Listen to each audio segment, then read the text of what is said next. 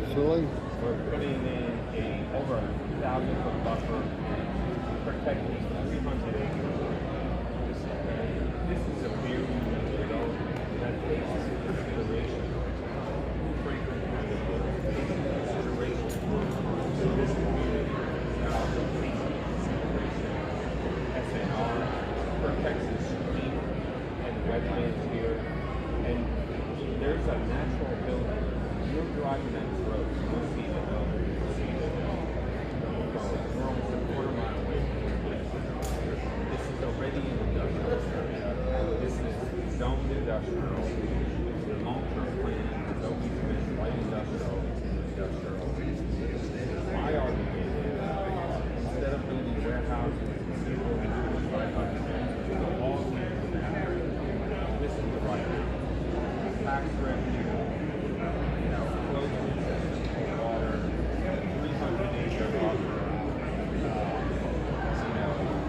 Power is right here. We will pay for all the upgrades. I mean, this is development. We could have taken these sites in January.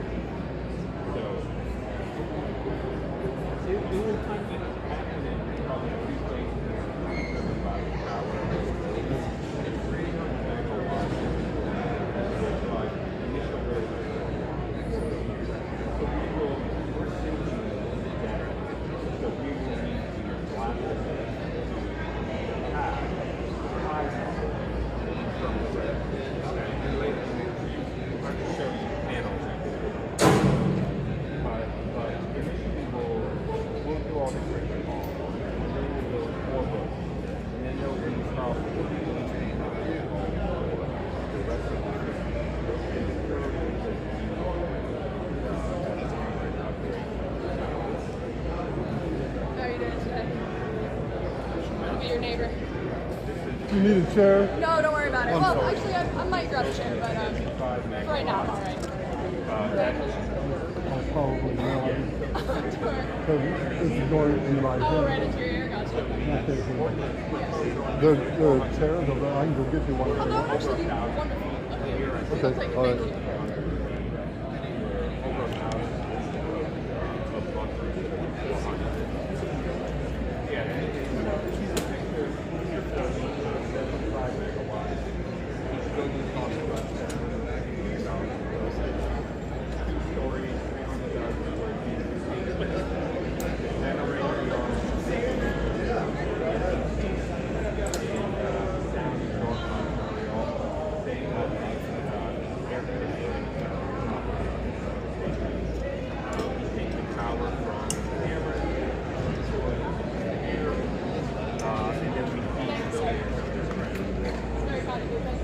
Here's an example of really beautiful.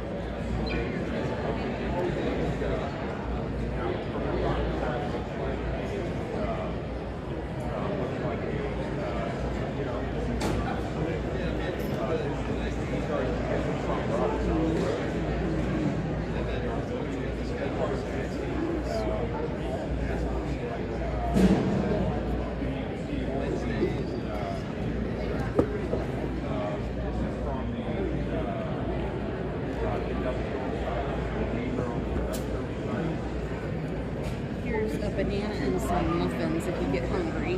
No, thank you. I'll bring you. Throw it down.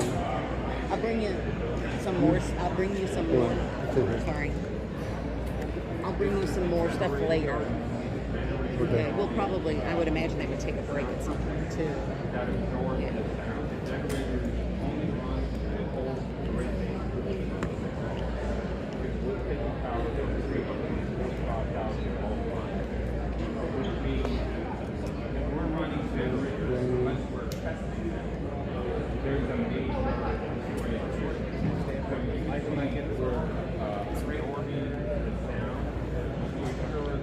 Hey, Trevor, Hey, good morning.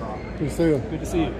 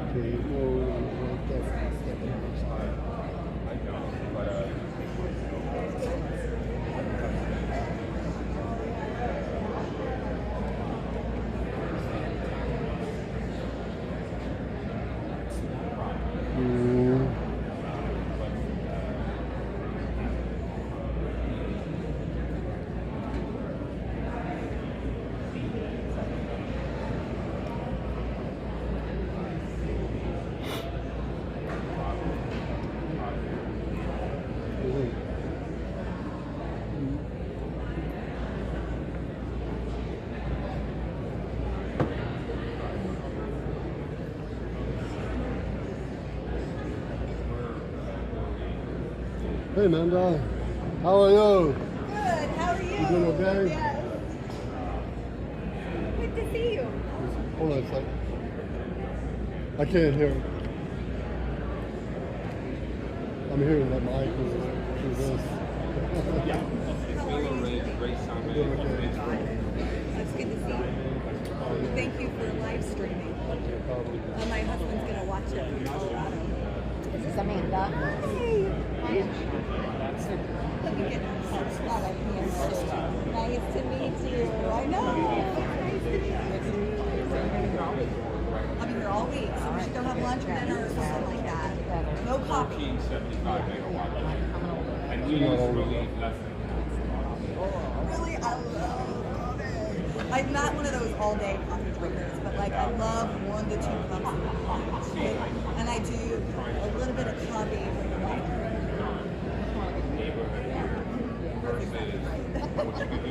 But I brought these out and passing them out to media. Here's my parents' house, and then this is where the gas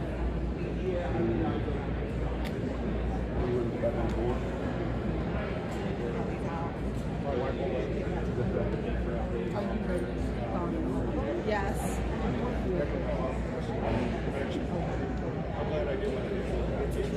Also, I had told your mom if we haven't done it yet, if you show video or anything. Oh yeah. Yeah.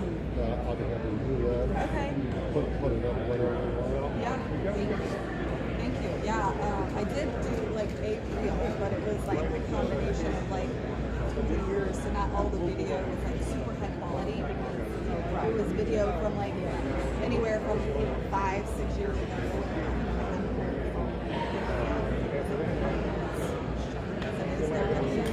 Yeah. But the whole family's coming in July, so we'll get some great videos. And I think my dad, my brother's coming from Australia. He lives there with his 2 sons, and so they were going to come out to Colorado. We decided this might be the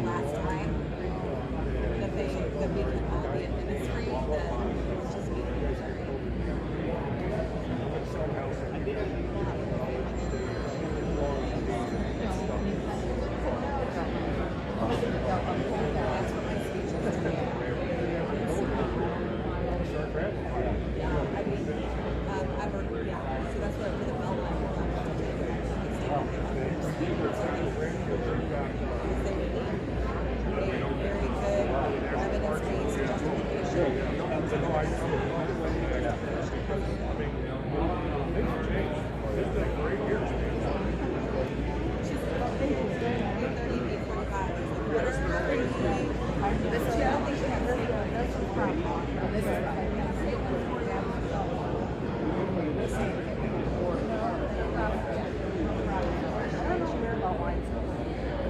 images I saw on the website.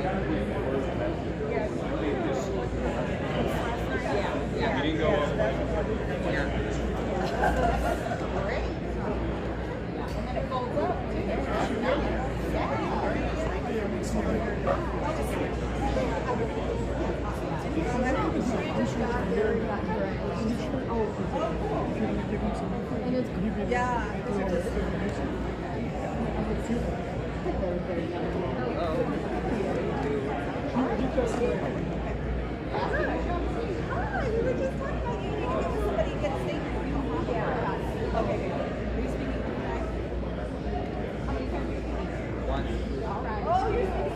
Better than last night. Last night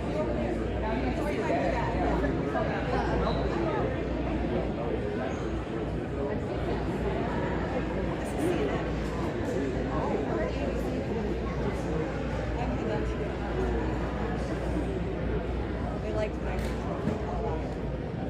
I'm really glad I had that emotion. I had a stage mouth thing and then I scrapped it and did it more like what? Sure. I was like, I got it.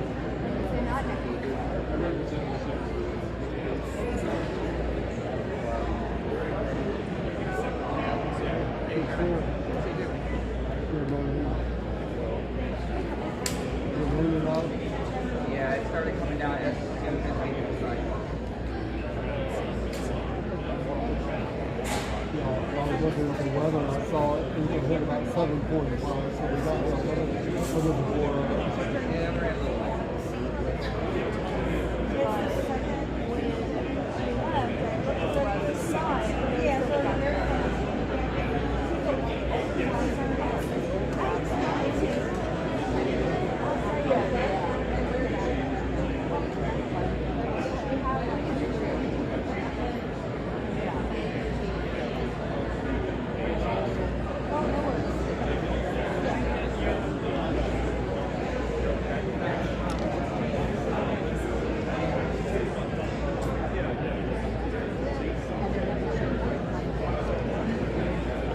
Oh yeah, they're prepared.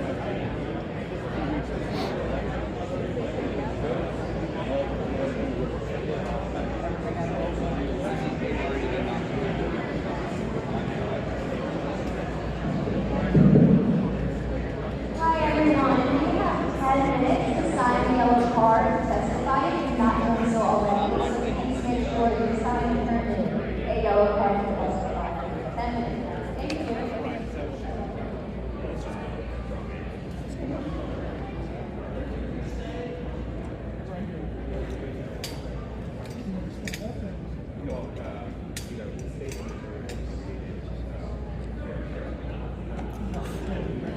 you.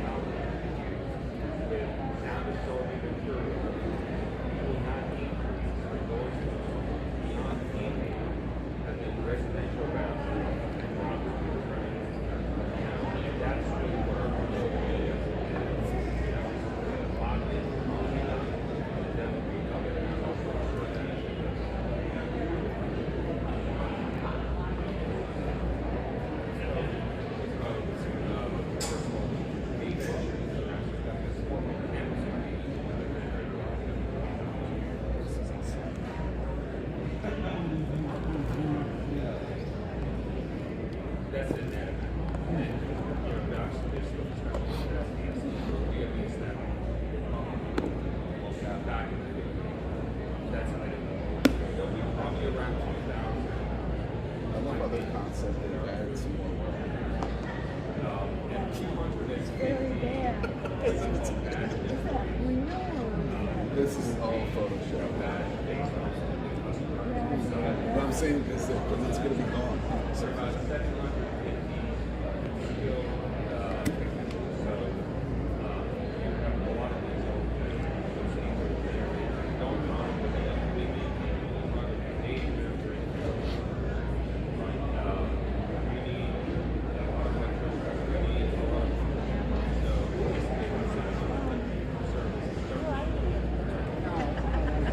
No, you don't.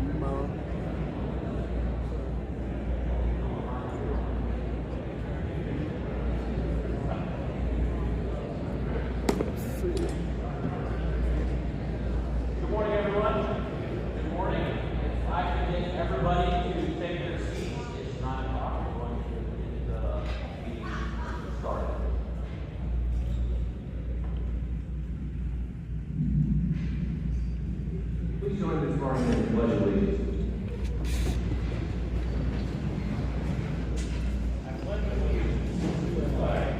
United States of America and to the republic for which it stands, one nation under God, indivisible, with liberty and justice for all.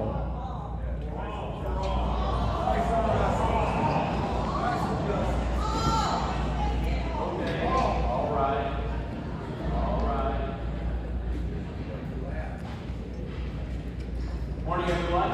My name is TJ, and I obviously work with the sheriff. I've introduced myself to several people here this morning and in meetings past. But before we begin, I want to briefly speak regarding the forum for the meeting. We are all aware that some of the previous hearings were high-spirited and at times contentious. And as you can see, the sheriff's office has a small presence here today in order to promote a peaceful meeting. Not to weigh in on the issue of the data center itself. We have no position on that issue. Our sole purpose is to ensure that every person in this room, whether they are for this project, against it, or simply here to learn, has the opportunity to be heard in a safe and orderly environment.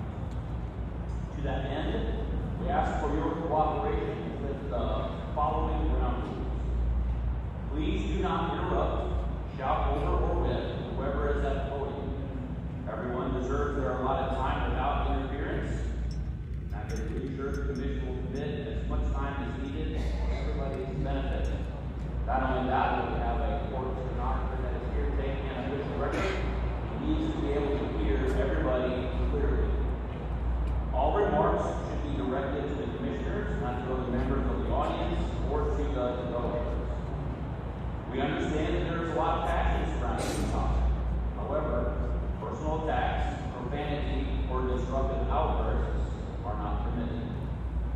We're here to ensure that everyone who signed up to speak gets their opportunity to be heard. That just sounds fair. To make sure the commission can accurately hear and court reporter can accurately report the comments, we ask that the room remain quiet while others are at the microphone. We appreciate your help in keeping this a discussion that reflects well on us as a community. We will enforce these ground rules as necessary to ensure that everyone has a chance to be heard. It is our hope and expectation that is not required. This is our community. It's also our process. Let's make sure it remains a productive meeting so that the commission can hear your concerns clearly. And I and the sheriff will be here for the morning. Should you have any questions, we will be available. Thank you so much. Do you know who's live streaming this? Do you know who's live streaming this? I'm late. Just make a few housekeeping announcements here before we begin the process of this hearing. Obviously, we have a number of chairs up here in the front row, and we will call the people that are on deck to speak, to have them come forward. They can sit in these chairs, so we will get that rotation of people so that they can be up here ready when their time is available to speak. They also, obviously, you see the clock here on the table. It's set in 3 minutes. We will be monitoring that clock, and obviously, you will have an opportunity to speak at that time.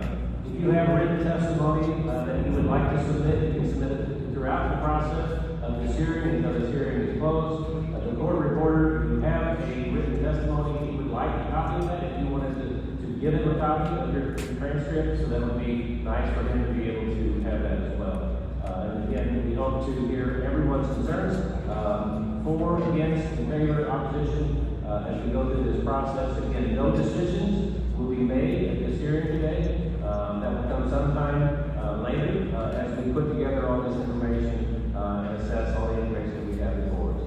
So at this time, I will turn it over to Nicole. Good morning. Due to the large amount of attendance anticipated for the public hearing, East Central College has graciously allowed the use of this space. The college does not endorse, promote, or align with any particular political party, candidate, or ideology, and remains neutral on all issues discussed today. At this time, I would like to place into the record these regulations as Exhibit A, the official zoning map as Exhibit B, official master plan as Exhibit C, and the case file for each case as Exhibit D for all of the cases to be heard in this hearing. As each case is opened, a staff report will first be read by the Planning and Zoning Department, followed by the Commissioner's questions for the staff. The applicant and any representatives for each case will be given 15 minutes to present the application and provide supporting testimony. Then if anyone in the audience would like to speak or comment during the public hearing for a given case, they must first come to the podium and then be sworn in. When providing testimony, presenters must address the Commission and only the Commission, not anyone in the audience with any questions or comments. The speaker's comments should be addressed to the full Commission. Requests to engage with individual Commission members or county staff in conversation will not be honored. Each presenter, whether in favor, in opposition, or providing neutral information, is limited to 3 minutes. If anyone has written testimony or evidence to provide during the public hearing, it will need to be marked as an exhibit by the court reporter. Persons in the audience will refrain from behavior which will disrupt the public meeting. This will include making loud noises, clapping, shouting, booing, hissing, or engaging in any other activity in a manner that disturbs, disrupts, or impedes the orderly conduct of the meeting. Speakers and any other members of the public will not physically approach the County Commission at any time without prior consent of the presiding commissioner. After all testimony has been heard regarding the case, the applicant will be permitted to present rebuttal comments not to exceed 5 minutes. If the Commission has questions for the applicant or presenter, answers will not count toward the time limit. Violations of these provisions or other conduct which disturbs, disrupts, or impedes the orderly conduct of the meeting may result in removal from the meeting. At the conclusion of all questions, comments, and discussion concerning each case, the public hearing for each case will conclude. The decision will generally be made by commission order at a later date during one of the County Commission's regular meetings. All right, and Commissioners, I'll go ahead and give you a staff report for file 260036, Franklin County Planning and Zoning. The applicant requests amendments to the Franklin County Unified Land Use Regulations, Articles 2, 7, and 10, specifically regarding data centers. Facts. The Planning and Zoning Commission held a public hearing on January 20th, 2026 regarding an initial draft of proposed amendments to the regulations as described above under file number 25064. With 7 members in attendance, the Planning and Zoning Commission voted to table the file for 6 months, with 6 in favor and 1 opposed. At the February 17, 2026 Planning and Zoning Commission meeting, it was announced that the county would be withdrawing file number 250264 and resubmitting the amendment request for review at the March 17, 2026 Planning and Zoning Commission meeting. File number 250264 was closed, and file 260036 was opened and placed on the March 17, 2026 Planning and Zoning Commission meeting agenda. On March 4, 2026, a new draft of proposed amendments was prepared for review by the Planning and Zoning Commission. A public hearing was held before the Planning and Zoning Commission on March 17, 2026 for file number 260036, and at the meeting it was established that all testimony submitted for file 250264 would be added to file 260036. Recommendations were made by the Planning Director for possible additions and changes to the March 4, 2026 draft, as well as a list of potential discussion items. On March 25, 2026, a new draft of the regulations was prepared for review by the Planning and Zoning Commission. At the April 21, 2026 meeting with 10 members in attendance, the Planning and Zoning Commission voted to recommend approval of the March 25, 2026 draft of the regulations, with 1 recused, 5 in favor, and 4 opposed. On May 8, 2026, a new draft of proposed amendments was prepared for review by the County Commission. Staff comments. The sound engineer that was contacted by the Planning and Zoning Department to provide sound guidance for the original draft of the regulations has provided some suggestions by email, which is attached. He has offered for County Commissioners to reach out with any questions that they may have as they navigate this topic. Planning and Zoning verified with representatives at DNR, Local Public Drinking Water Systems Department, and Missouri Geological Survey, and those private wells, that gallon use reports would be available for any future data center development. DNR explained the variety of well permits that could apply to a data center development, and while some of those permit types do not have reports that are readily available online, they gave assurance that they could provide the numbers directly to our office. The County Commission will need to determine the hours under Section 238B5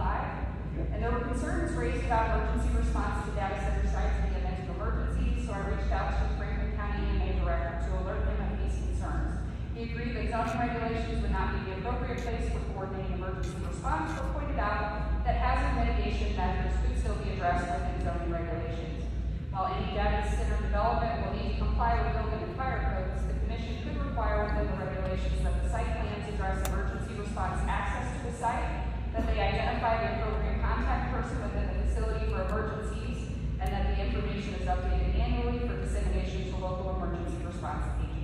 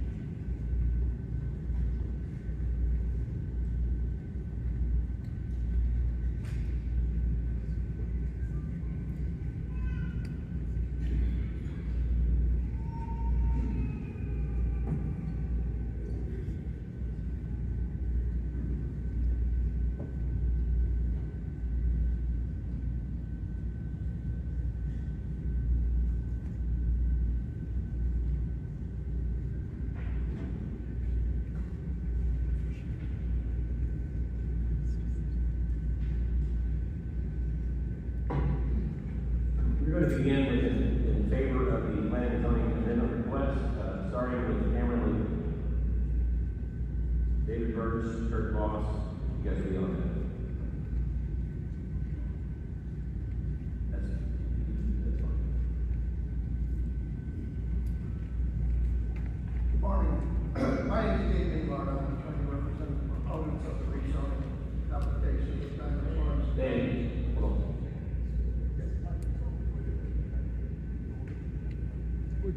Yes, sir. At this point in time, Franklin County has no ordinance regulating data centers. This is needed because data centers are vitally important and necessary in this 21st century. The ordinance that has been submitted, we have in fact looked at. We've had lots of input from our side. We've had input from other parties as well. And I want to offer as Exhibit 2 a copy of the ordinance that we are proposing be passed by Franklin County. We believe that this ordinance will allow the development. Mr. Baylor, I'm sorry to interrupt you. I need to mark into Exhibit 1, which is what you guys have just submitted as part of your testimony. That's good. You want an Exhibit 1? Is that what you're saying? You just entered an exhibit as part of your testimony. I'm marking it as Exhibit 1. That's fine.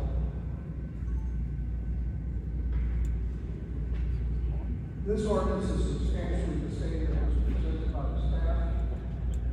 We believe that our ordinance will allow for the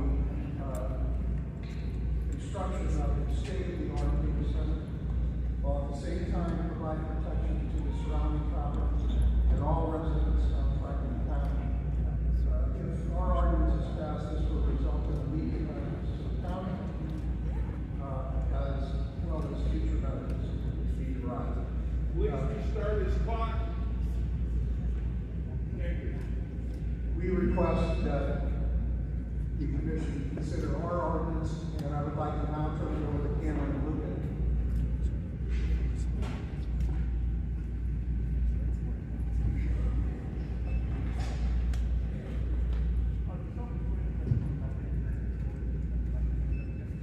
Yes.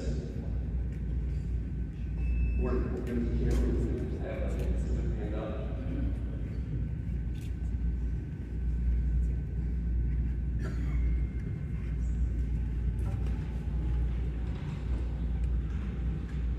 I'm marking this as Exhibit 2.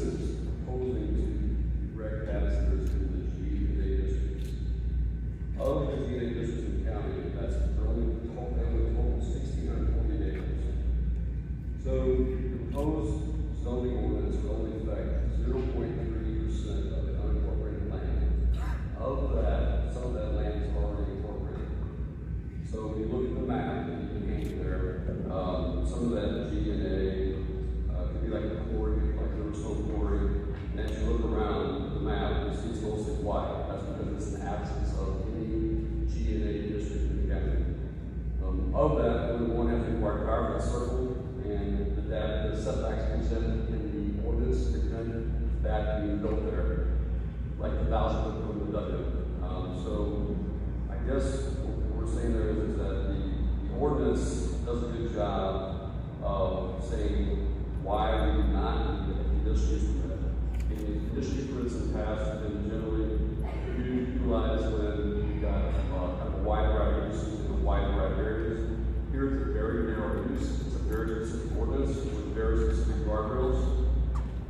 So basically what that is doing to the ordinance as written, as proposed, but it will be applied to the A and G districts. So that's the reason why it would not be a conditional use permit. Any proposed deficit would require rezoning. Any rezoning would have to require a master plan. So let me repeat that. Any proposed large data center would require rezoning. That's what we're here today for in the subsequent files after us. And any rezoning must comply with the county's master plan. Later on in our testimony, we'll hear how our proposed location complies with the master plan. Thank you.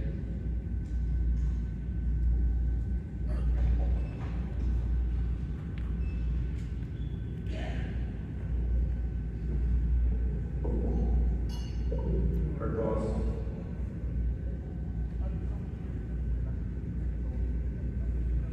I do. Kurt Boss, Washington, Missouri.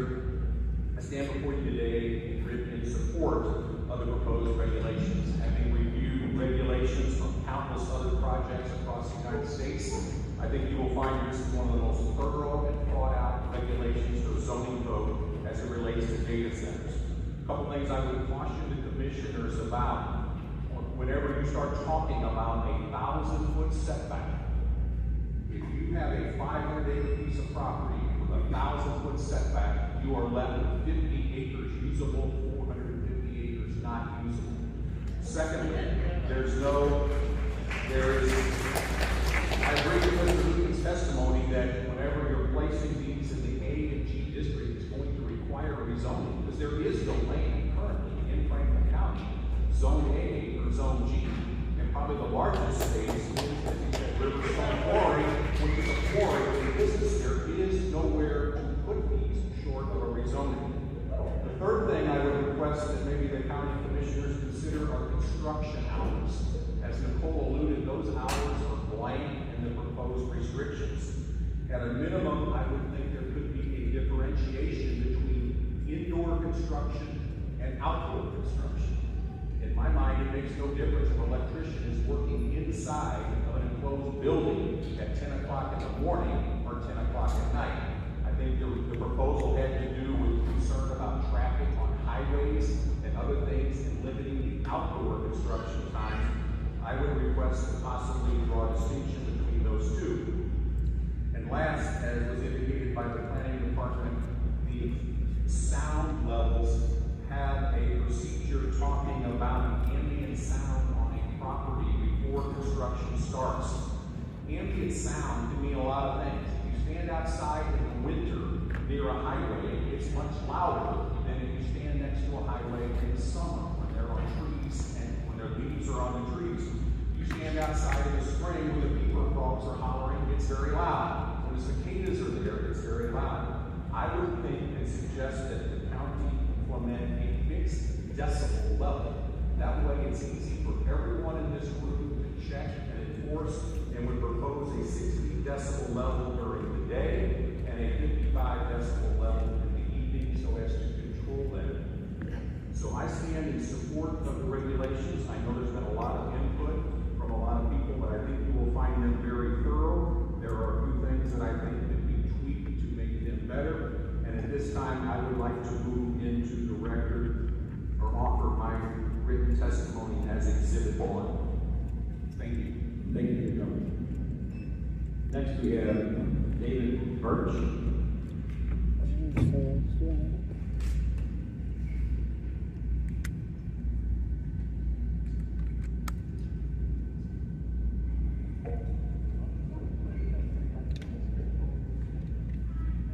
I do.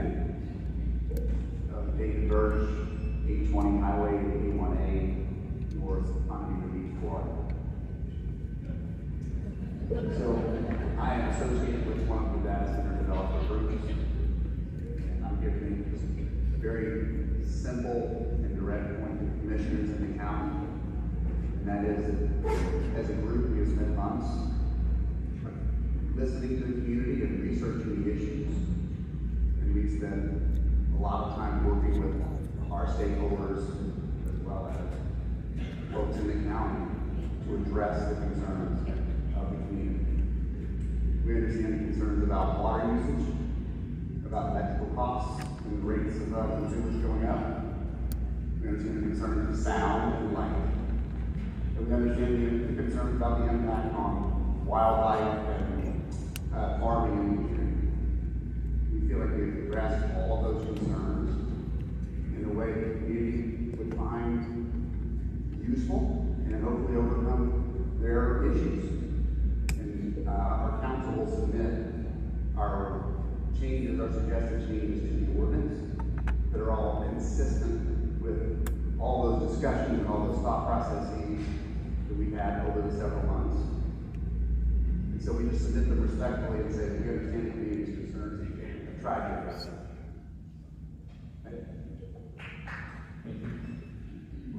Next we have Ryan Sanders.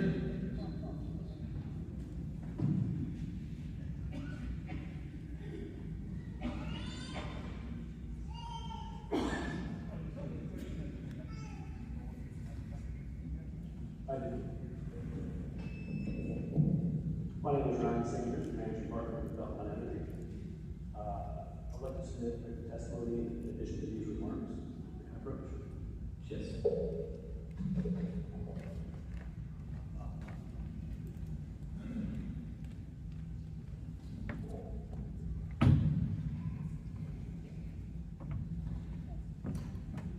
Audit right here. The remote keeps turning on and off. Thank you for allowing us to be here today. For the last 2 decades, we've done hundreds of these hearings. We've watched hundreds of communities such as yourselves adopt ordinances. This particular ordinance is thoughtful.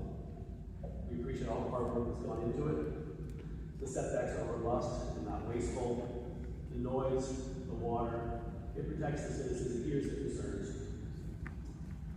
The only note that we add and offer at this moment is the decibel levels. They're currently unquantifiable or more difficult to quantify. We would suggest setting a set number, 55 during the day, 60 at night. Avoids headaches in the future. It's quantifiable and easy to review. Everybody can test it and we can maintain it. Thank you very much. Thank you, Carter.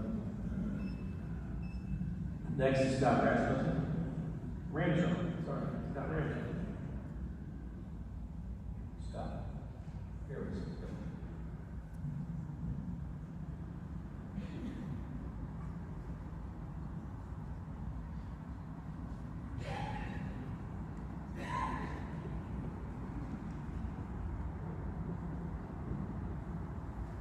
Good morning.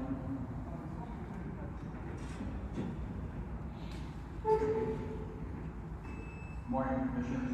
My name is Scott Ramshaw. I'm with the owners of Pipe Fitters of St. Louis. I live in St. Louis County.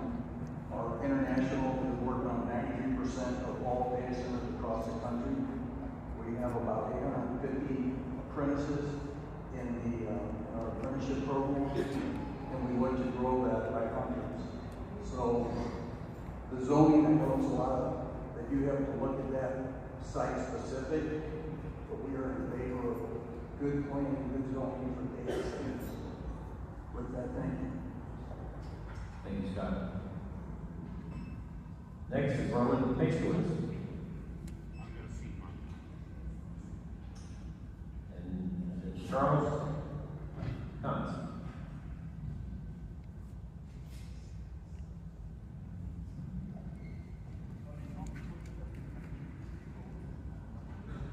I do.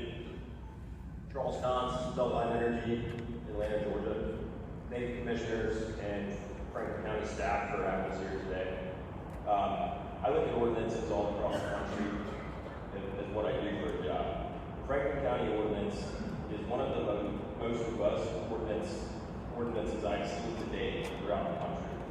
Substantially restrictive setbacks in school, focus on preservation of natural features, strict requirements on noise, although I do recommend a set level for future enforcement.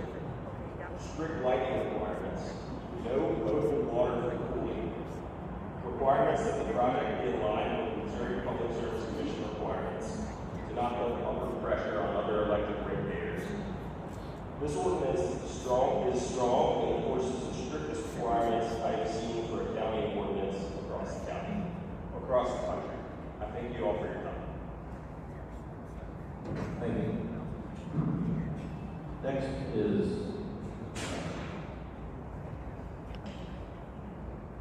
Jorge Gonzalez, Brody. I get those are. I'll see this number.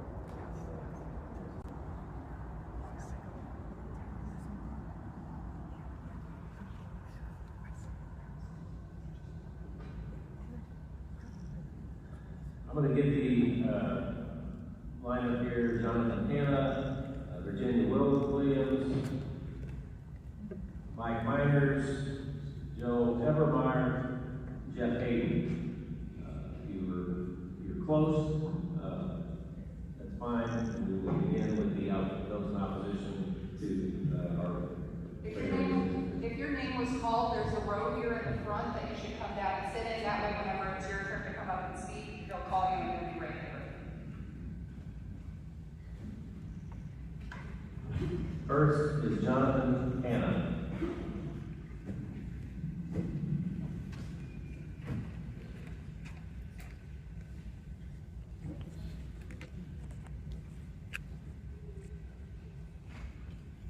I had two exhibits to submit.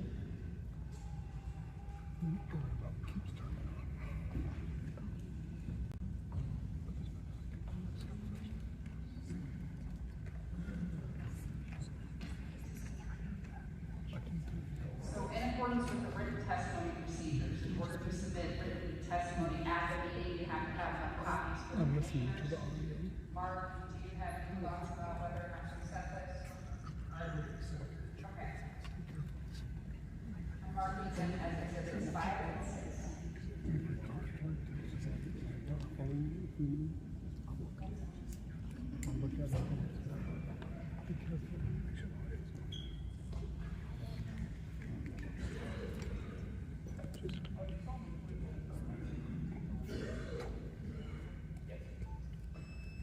The two exhibits that I just submitted, my name is Jonathan Hanna, sorry if I could include that, I'm from Washington, Missouri.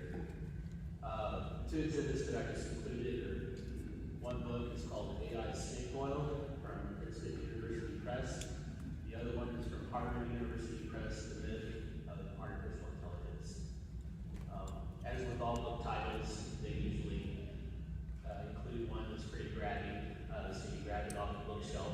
I encourage you all to look at the contents of those books.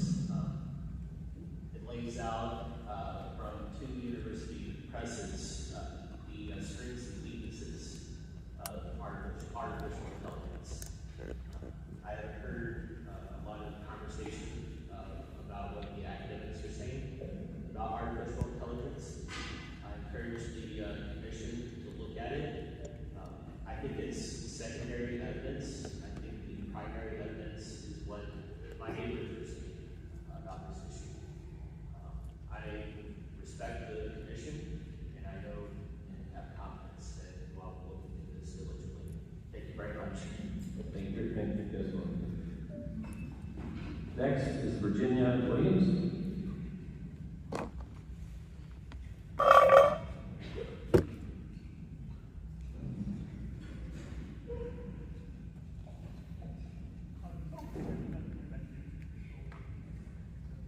I live, so help me God. I'm Virginia Williams, and I live in Washington, Missouri, and I just have a couple of questions for the commission. Have you concerned the usage of this data center? in the future? Have you considered Tesla phoresis? Do you understand what Tesla phoresis is? Do you know what the Neuralink brain is? Again, do you know what the Neuralink brain is?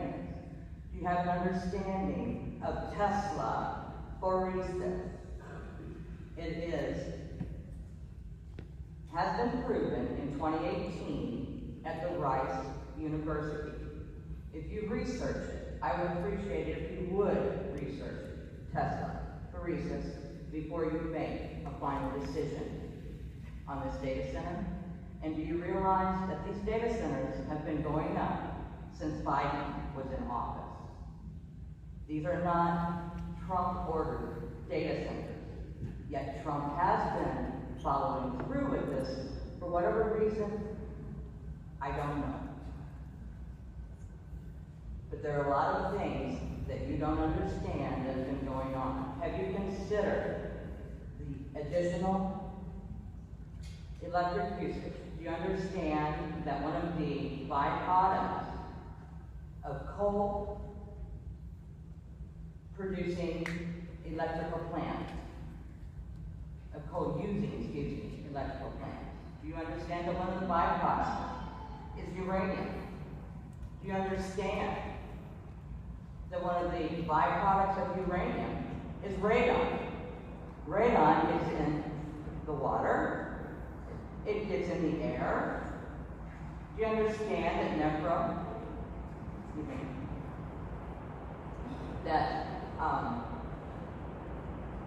proteinuria can be caused by excessive radon levels or uranium levels? And proteinuria is a sign of kidney damage. Have you considered all these things that can happen from this data center? The effects of our future, our children's future, and our grandchildren's future. And I thank you for your time, and obviously, I'm in opposition of this data center. Thank you. Thank you for coming. Next is Mike Myers.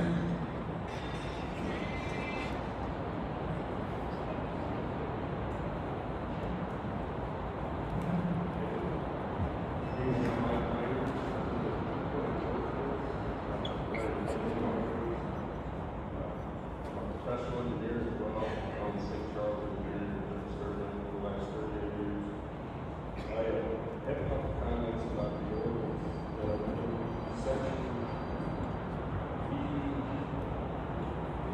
In section B2 of the ordinance, where we're discussing the setbacks, B2B is listed with the QRT and QT and Y districts. It's 1,000 foot setback. That's what we have for one. It's setback. However, we live in a pretty 5-acre lots. I got a 5-acre lot actually too.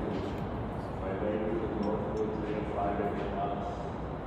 We're in the W district of the county, and I believe the ordinance sets the setback from the property line to the W district at 400 feet. And I believe that's a disparity. I think that, take a look at this ordinance, it's not to make the entire W district 1,000 foot setback. I think our 5-acre lots, and that's developing with 5-acre lots and 10-acre lots, or even people who've lived there for years in their homes, they want to continue to live there. I think that 1,000 foot setback is reasonable for all district property lines for the data centers. It's spelled out in Shaw Arboretum, 1,000 foot setback. I think that our area deserves it as well. Should data center go in that area. The other item that we already brought up earlier, but when you list the hours of blank, well, that's really, I'd really like to know the hours of operation for the construction of buildings to be, I think they're reasonable. Normally it's 7 to 7, something more instead of just blank. We talk about the decibel measurements, and later in the section under noise, says that within 90 days, each phase of full operation is to be a test. That's good, that's admirable. However, as I'm looking through the section, I don't see time limits on when a plan is going to be necessary to be delivered to the county to show how they're going to address the decibel levels, how quickly those decibel levels will be addressed once the plan is given to the county. So, yeah, if we've got a noise problem, let's address it quickly. Let's not just sit on it. Thank you. Thank you. Your time is come. Next is Joe Edelmeyer.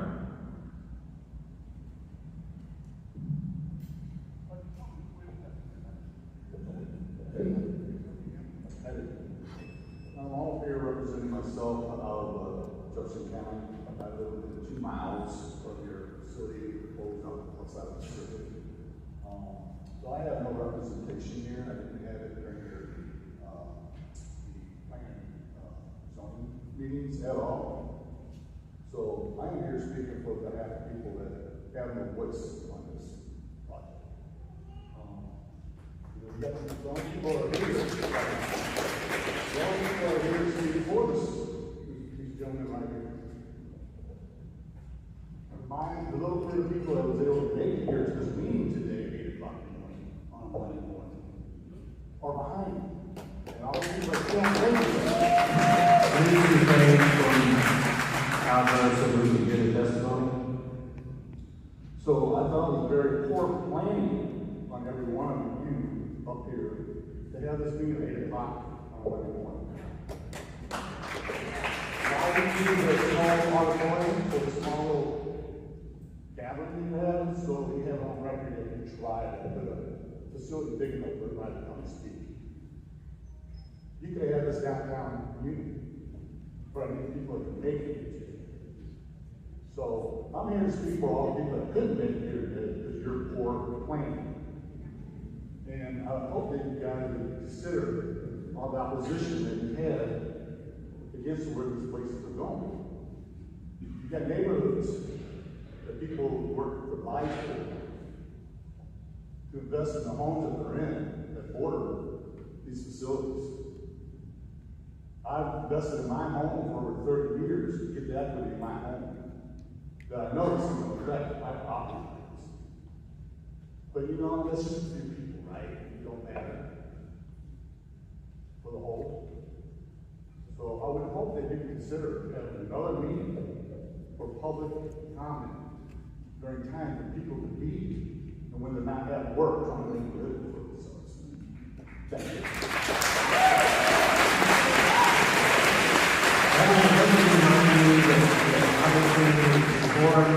Requested is refrain from this type of activity during testimony.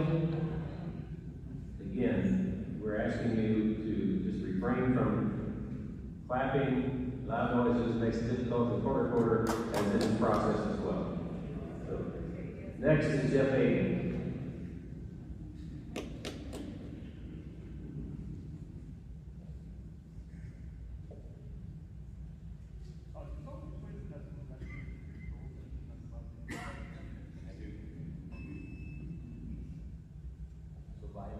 Seen the planning and zoning recommendations.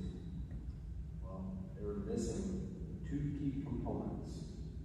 That is our representation from Calvi Township and Bowles Township. Me personally, I'm from Calvi Township. So it's got to be much easier for those other townships to say yes to these proposed data centers. It's not in their backyard, it's not in their neighborhood. So I'm here to represent Calvi Township and say no on the amendment request 260036. No on the Beltline request 260037. No on the Diamond Farm rezoning request 250269, 250269.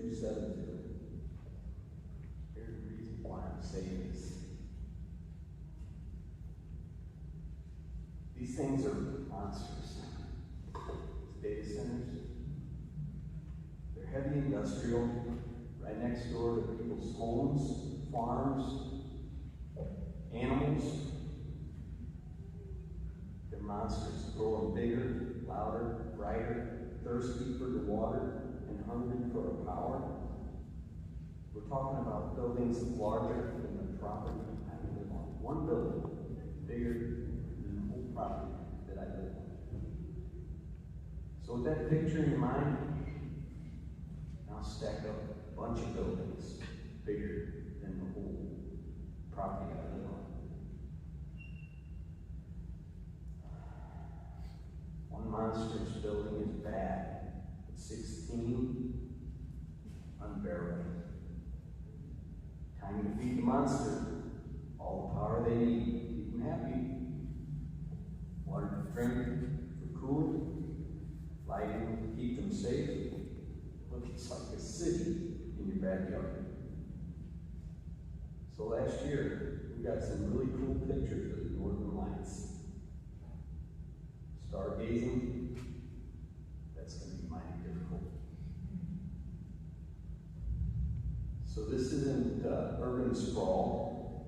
This is industrial takeover. Because AI, we have AI. We have the cloud, we've got Facebook, we've got streaming, Netflix, all these things we've got. Here's your NDA. What's this really for? Mr. Hayden, done. Thank you for comments. Next is Sean Gacy.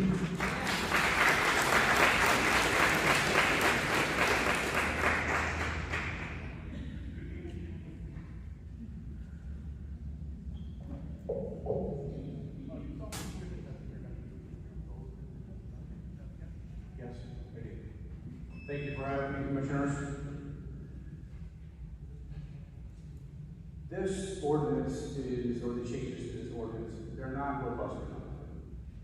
And it's clear that they're not. And I'm sure that some of these gentlemen here have been to Jefferson County, and they've seen Jefferson County. Jefferson County ordinances are way more robust than this. And I know that they are because I was at the EEOC meetings and I read them. So they're way more robust. And so these ordinances need to be relooked at. They cannot come from where Mark got them from, which is Data Center Alley in Virginia. This has to be reviewed, and this needs to be way more robust. Now, one of the things that they don't like about this, and I get these guys, they want the best for them, and so does everybody. And so, of course they're going to report this ordinance because it's weak and it's a paper package. They can stand up here all day long and say, oh, it's the most wonderful thing we've ever seen in the whole world. Okay, but it's not. It's not. And I know that it's not because right next door to Jefferson County, you got a better one. And they know that it's a better one there. So, one of the things that they don't like is the ambient noise thing. Oh, the highway. Well, if you know anything about noise and if you know anything about measuring noise, you can measure out, you can see it. You can measure out the highway, you can keep the highway out. Okay? Now, what Beltline doesn't like is that Crooked Creek is on a huge piece of farmland. And the frogs aren't going to cause it to go to 55 decibels. It's going to be 20 decibels on that farm. And the other thing is, they aren't going to want to measure their ambient noise coming off of those data centers. They're not going to want to measure them on an August day when it's 100 degrees out. And all those cooling towers are going like mad. They're not going to measure them then. They're going to measure them in the wintertime. And what are you guys going to do? You don't have that in the ordinance. It's the way they're going to measure the ambient noise coming off of these data centers. And they're not going to do it, like I said, they're not going to do it in the summertime. So this needs to be way more robust. It needs to be 75, 100 pages. And you need to get actual people in here that are not on their side to put stuff in this ordinance to guard these people.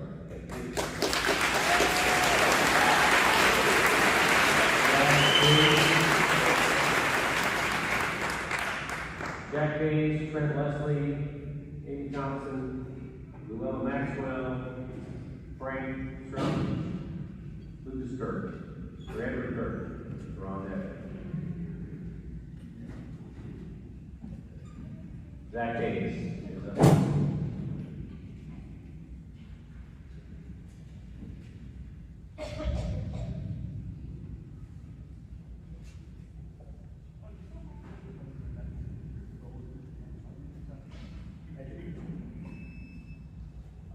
Commissioners, I have testimony to submit.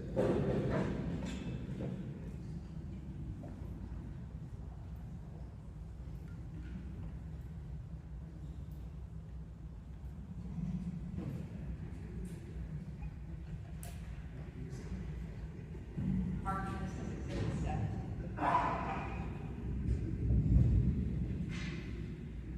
Hello Commissioners, good morning. My name is Zach Hayes. I live at 6023 Governor's Lane in the Wilshire Estates neighborhood off Robertsville Road. The proposed data center regulations dated as March 8, 2026 fall woefully short of providing the necessary, clear, and incontrovertible safeguards to protect this county.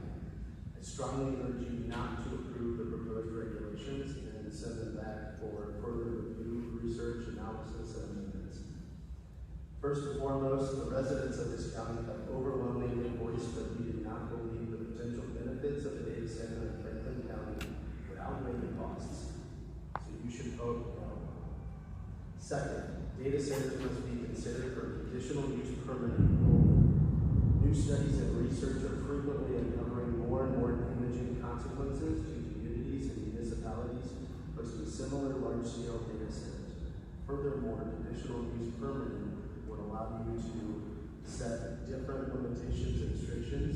For example, noise requirements in different specific locations relative to other sources of noise. For this reason, you should vote no. Finally, the proposed regulations are inadequate and must be revisited to close several loopholes and to address the aspects that pose a great danger to residents and the environment. The setbacks defined in Article 10, Section 238, Clause B2A, do not adequately protect neighboring residential water sources, nor does it more broadly protect the aquifer. Just look at the Ogallala Aquifer, the largest in the U.S., is severely overdrawn due to the number of data centers sourcing water from this across multiple states and municipalities that do not coordinate with each other. Noise regulations defined in Article 10, Section 238, Clause B9 do not address sound concerns and noise pollution during generator testing. The water consumption model used in Article 10, Section 238, Clauses B3A and Clause C of FLOD. Studies have shown that water consumption is tied to compute operation, not acreage. The regulations also do not appear to consider regional watershed or basin level water stress. There seem to be no regulations for localized air quality and emissions mitigation permitted in town. I've supplied you with additional overview of these topics, and I strongly urge you to review the research and studies cited regarding these regulation issues. Review the studies and research first before you make any decisions. Thank you. Thank you, Mr. Hayes.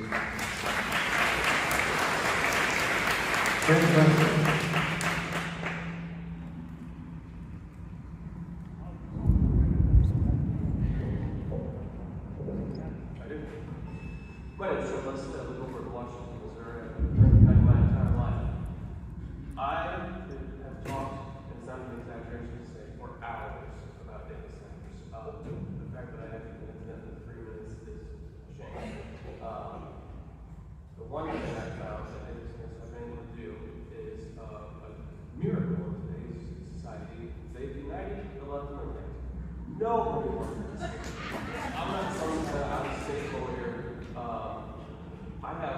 severe concern about what this is going to look like in the next 5 years, 10 years, whatever it is. If you start allowing these in our state and in our county, they say that, oh, we don't have an industrial land here. That's the point. That's why most of us live here.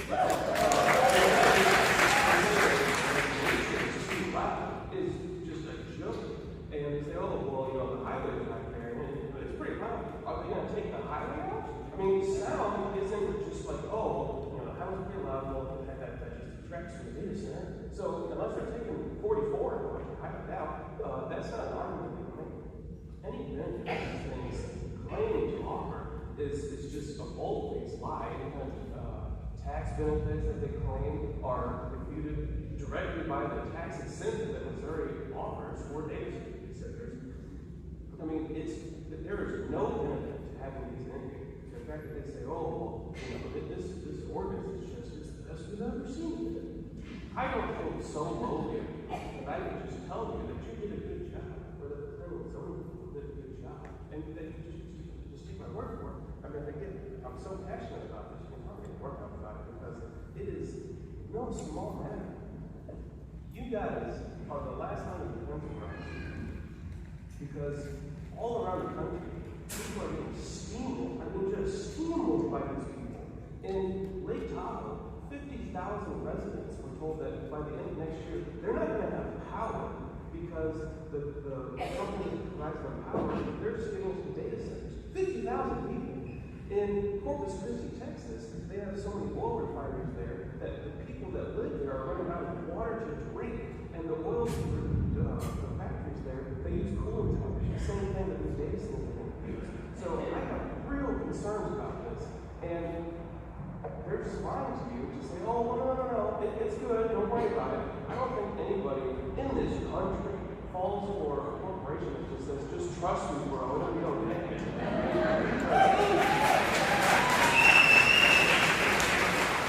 I use very valuable detail today. Time that I can use on the screen with my wife. Please, beg you, don't let this pass. Please, Thank you for your comment.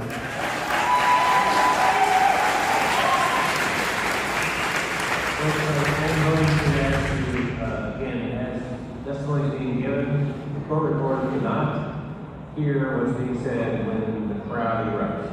So please refrain from your responses, your clapping and listening so that the court reporter can keep track of what's being testified to. So next is Amy Thompson. On deck, Llewellyn Maxwell and Frank Strunk.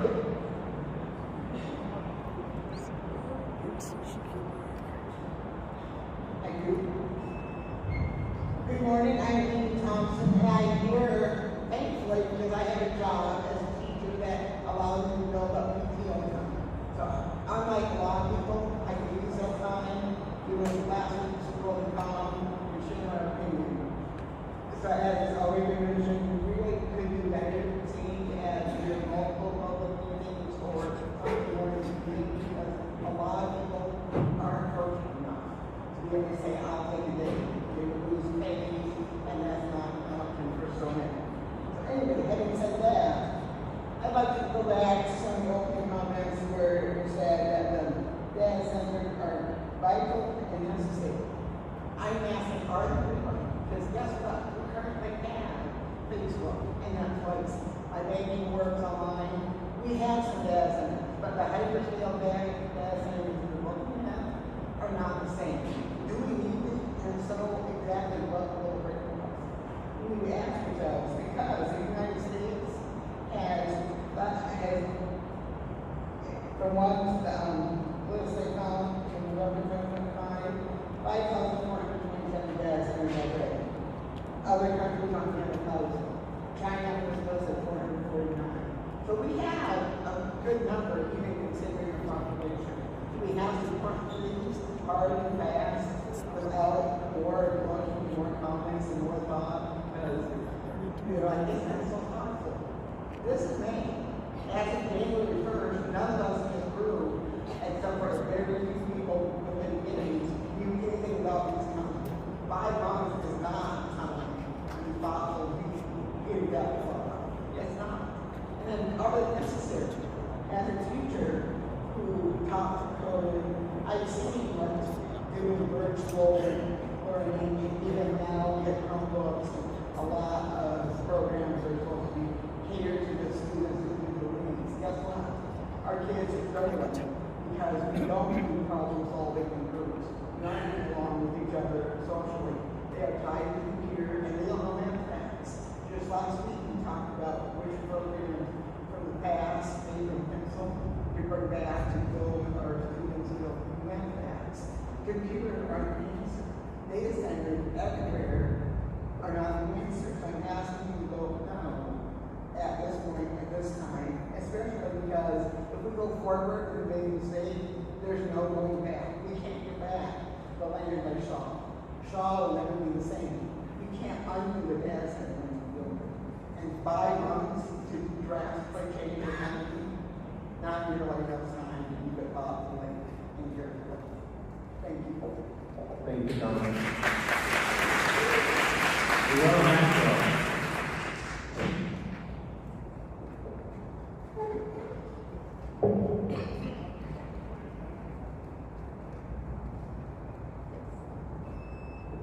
Hello, Commissioners. Thank you for having this meeting. I wish it, again, were at a more reasonable time for everyone. I'd like to start with what was known as Exhibit C, the master plan of Franklin County. I find the most egregious violation of the master plan, and this is under my paperwork, under number 1, let's see, Objective 3, promote conservation of energy, especially in facilities with lower overall energy needs. Strategy 2, encourage the reduction of energy consumption by residential, commercial, and industrial users whenever possible. I would like to know how they think that their propositions comply with that section of the master plan. There's also under the land use regulations, goal 3, ensure contiguous land uses are compatible. Ensuring developments minimize conflict with existing residential or agricultural uses. Encourage commercial and industrial developments to be attractive, site appropriate, and compatible with surrounding uses. These new proposals conflict with existing contiguous land uses. First, both locations are currently zoned agricultural. Second, there's a nature sanctuary, Shaw's, a endangered animal sanctuary, the Sears Lehman Junior Wildlife Reserve. There's a subdivision, the Deloach Estates, and multiple other farms and residents directly affected. These proposals are not site-specific and compatible with surrounding uses. And third, this would be under B, stormwater and water resources goals and objectives. These proposals greatly increase the risk of flooding in rivers, streams, wetlands, and floodplains. By taking hundreds of acres, rainwater will no longer be absorbed by the ground and sponge. Instead, rainwater will be pushed to new areas and further increase the flooding risk in both proposals. This is especially true in Beltline's proposal due to its location directly by the Merrimack River, notorious for flooding. Beltline's proposal is also in a floodplain involved in buyouts after a 2008 flood. That is also around the time that this part of the Merrimack River flood stage level started to be gauged and monitored by officials. There's more that I can go into on the violating the master plan and why we should uphold that, but I want to go now to the health effects of these data centers and these code changes. If there are not environmental studies, how do we know how we're going to be impacted? So under the Jefferson County Health Department, let's see, guidance concerning environmental public health impacts of data centers from February 25th of this year. Data centers offer a combination of economic opportunities and significant environmental health and infrastructure challenges. While they can generate tax revenue, create jobs, and technology investment, they may also pose risks related to air quality, water consumption, noise pollution, and power grid stability. Love your time. Thank you. Thank you for coming.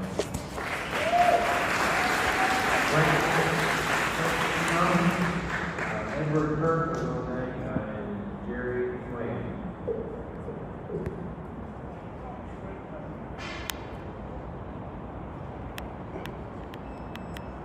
No, I believe that data center is not going to scale if the impact of the data centers on the Franklin County citizens is so minimal, then the regs need to be important and stringent to reflect such. I am glad to see the regs continue to be revised. I believe we're currently on Rev 18. Maybe I'm a little behind, don't know. But I think the regs are still not stringent enough and lacking in detailed requirements. I'm going to highlight some of my concerns. Before I start, just a general statement. I attended the planning and zoning committee till whatever it was, 4 o'clock in the morning. I'm at this meeting, but in others. I have yet to hear one planning and zoning committee member or board of commissioners member ask any clarifying questions of the 2 proposals. You have an opportunity to provide some information to your citizens. Even if you already know the answer, give them the answer publicly, some of the questions that people want to know. But I better hurry, I've got a minute and a half. All right. So the regs talk about accessory data centers to be up to 25% of the data center, but they're not subject to regulations. But as far as I can tell, an accessory data center is the same as a data center. Why is that? What are the regs for the accessory data center? Are they more stringent, less stringent? Are there any regs? Another one is I'm really concerned about the noise levels. The current proposed limit of not more than ambient noise would allow for a steady hum or buzz in the data center noise equivalent to normal ambient noise, or what I'm going to call people places. Okay? I really don't want a noise level for someone that's equivalent to their nature noise. It would be out. I think it should be at minimum 10 decibels less, half as loud. 10 dB increase in noise is the human ear is twice as loud. Also, the non-people places along Highway 44, it's hard to fathom that you can stand by Highway 44, but yet the data center would be allowed to have a noise level that would be twice as loud as the highway noise at that point, and therefore drown out the traffic.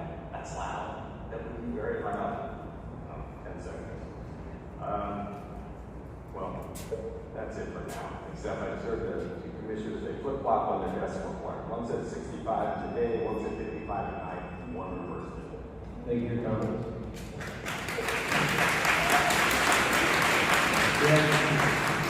Andrew Kirk, Jerry Twain, James Boyle, Melissa Humphreys, and Amelia Humphreys is on there.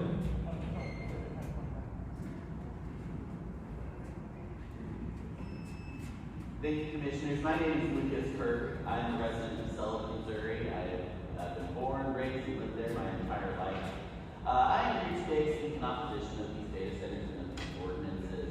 These data centers just open the door and roll out the red carpet for these data centers, not just in these 2 areas, but for across the county. And as a resident of Franklin County, I cannot approve of that. And I want to be clear that these fights aren't just here in this room.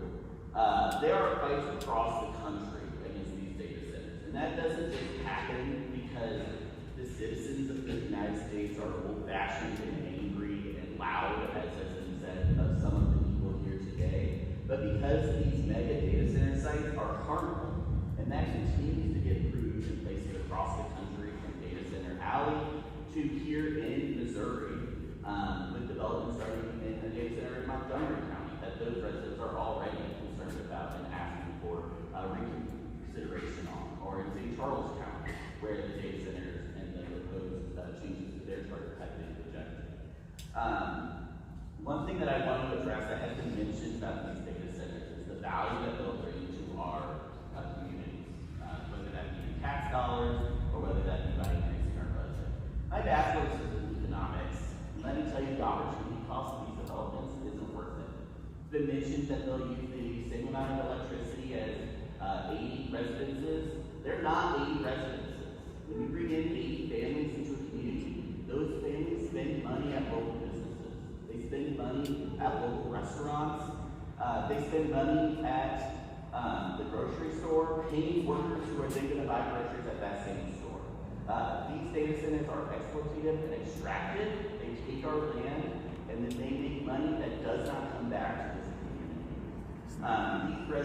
These areas can be local businesses, residences, farms, or developments that live into our community's values. Most importantly, these data centers, I feel, standing is the character of this county and who we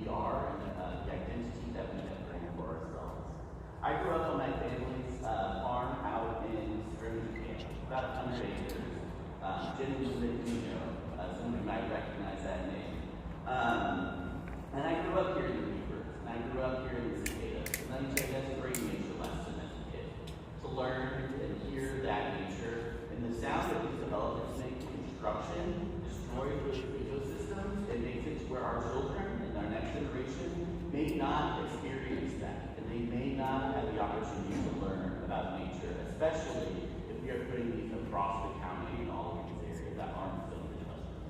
Thank you for your time. Thank you, Doug. Jerry,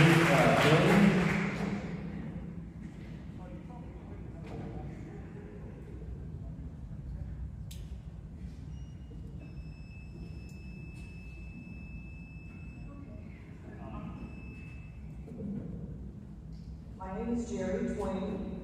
I live 1.8 miles away from the state center. We are very concerned about the noise level and everything else that everyone is talking about today. You guys think you have addressed all our concerns. It seems obvious to us that you don't, because we keep hearing the same things.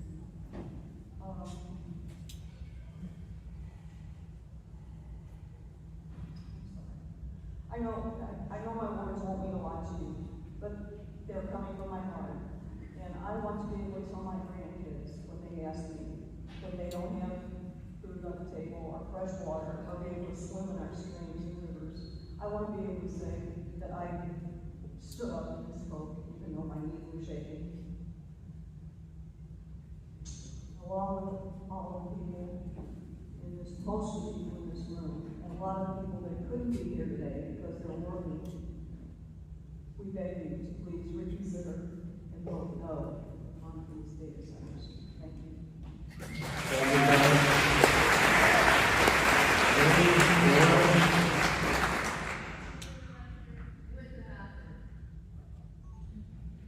Melissa Humphries.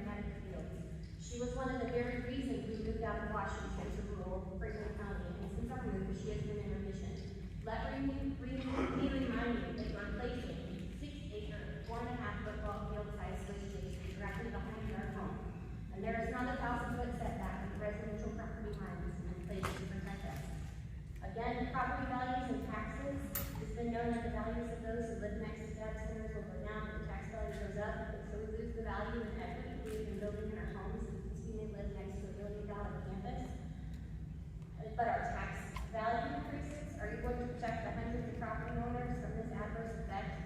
We chose to live in a rural-friendly county for numerous reasons. We're not choosing to live next to a digital campus. The risks outweigh the rewards. Gentlemen, look at the people in this room standing behind me who are being affected. None of you are standing. It is not in your backyard. If you want these large digital campuses, put them in your backyard, not mine and not theirs.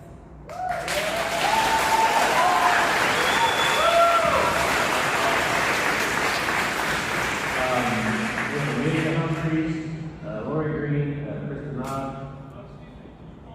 Oh, I did. Did not get to you. I'll come back to you.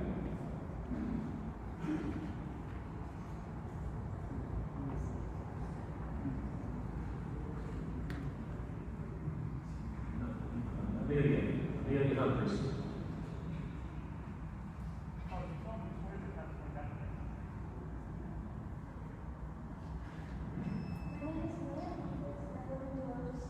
Amanda, I'm going to interrupt you. So she submitted a written testimony on marked it as Exhibit 9.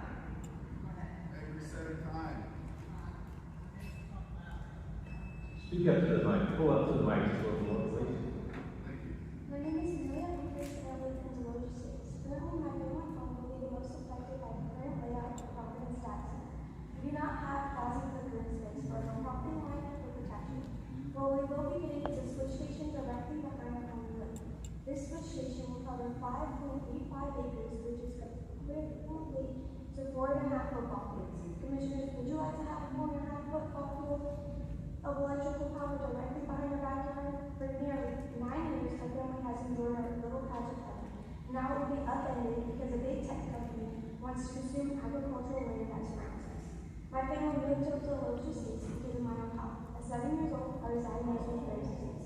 I only weighed 45 pounds because I could not gain weight, regulate my body temperature, had difficulty sleeping and concentrating.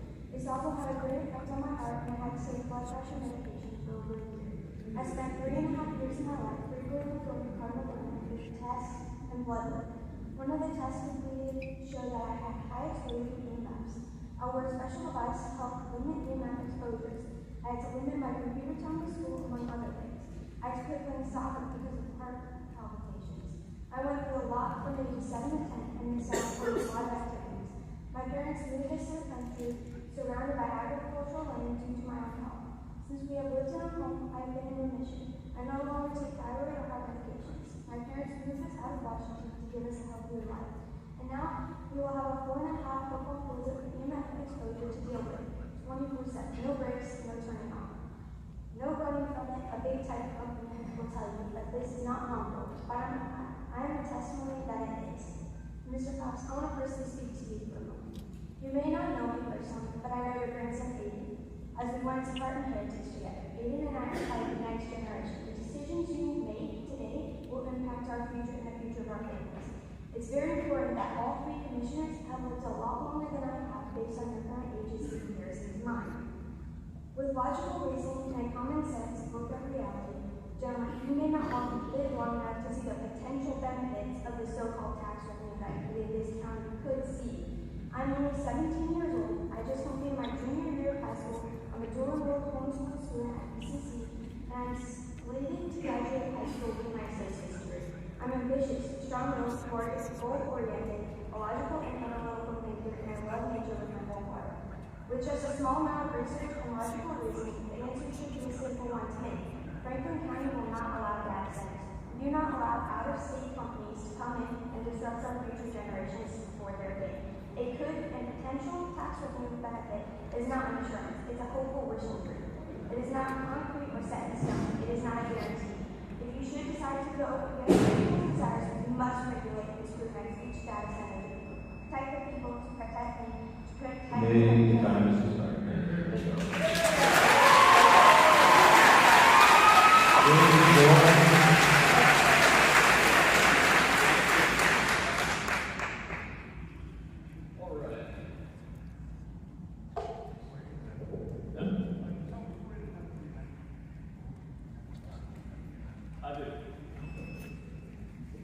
This issue brings Republicans and Democrats together, liberals and conservatives. I rode bikers for Trump. I voted for Trump 3 times. I remember which companies spent the last decade or longer censoring Americans, spying on Americans, selling our data. I don't like these companies. I don't think they can be trusted. I think if you even try to find them, they're just going to pay the fines. I think they're going to be used for, those block cameras. I don't think these are a patriotic industry. Keep them out. Then this is also spot zoning, and one of the things about spot zoning is if only the landowners are the ones that are going to benefit from this, that's spot zoning. And one of my concerns is that our definition of what the county is different. I want to make sure that the definition of what the county is consistent here. Because to me, the county is the people in the county. For the commissioners, maybe the county is the roads, the bridges, that kind of thing. So then who is representing us, the people? That's a big concern of mine, is that there isn't proper representation. I'd also be curious if any of the commissioners own stocks in big tech companies. I view that as potential conflict of interest. Infrasound has not been mentioned a single time. They keep talking about sound, and they're talking about audible sound. They're not talking about infrasound. Yeah, that's something that needs to be regulated. There needs to be specific regulations on infrasound. It needs to be enforceable. I don't want to see fines for breaking any of these parameters that get set. I don't think fines are going to work, and permitted use isn't going to work either. I've never seen a government willingly give up power. Why are we doing permitted use? That seems foolish. Permitted use is a bad idea. Do not do that. Let's see, what else do we have here? Yeah, fines, not a big fan of that. We saw what happened in Festus, Missouri. They kicked out half of their commissioners, and then they're recalling the other half and the mayor. Pacific, Missouri now has a new government because they did the same thing. They voted everybody out that was in favor of the data center. They did it legally, and I've got here a copy of the Declaration of Independence. When a long train of abuses and usurpations pursuing invariably the same object evinces a design to reduce them under absolute despotism, it is their right, it is their duty to throw off such a government and to provide new guards for the future security.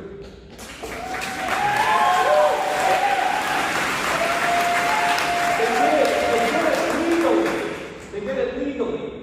All right? And there's going to be an election this year. Maybe this decision should be made after the election.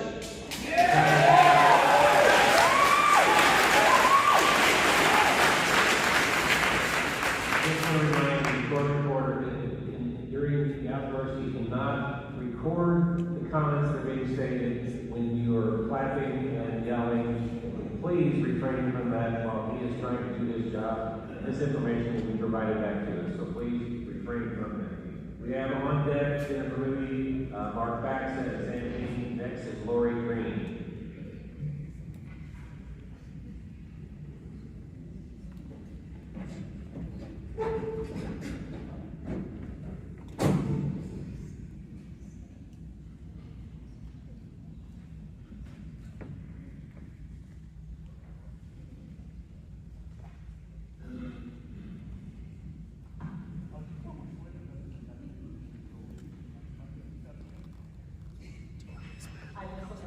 Testimony. Good morning. My name is Lori Green, and I live in Villa Ridge, 3 miles from the Diamond Farm proposed data center. I want the record to show that I am opposed to the data centers being proposed in Franklin County due to environmental, health, and financial concerns. On March 17th, I attended the Franklin County Planning and Zoning meeting at Union High School. There were almost 1,000 people there, the vast majority speaking in opposition to the data centers. I stayed until it ended at 4:38 a.m. I was there for over 12 hours. I did not speak. I stayed because I believed the last person speaking in opposition was as important as the first. I have never been so proud of my community.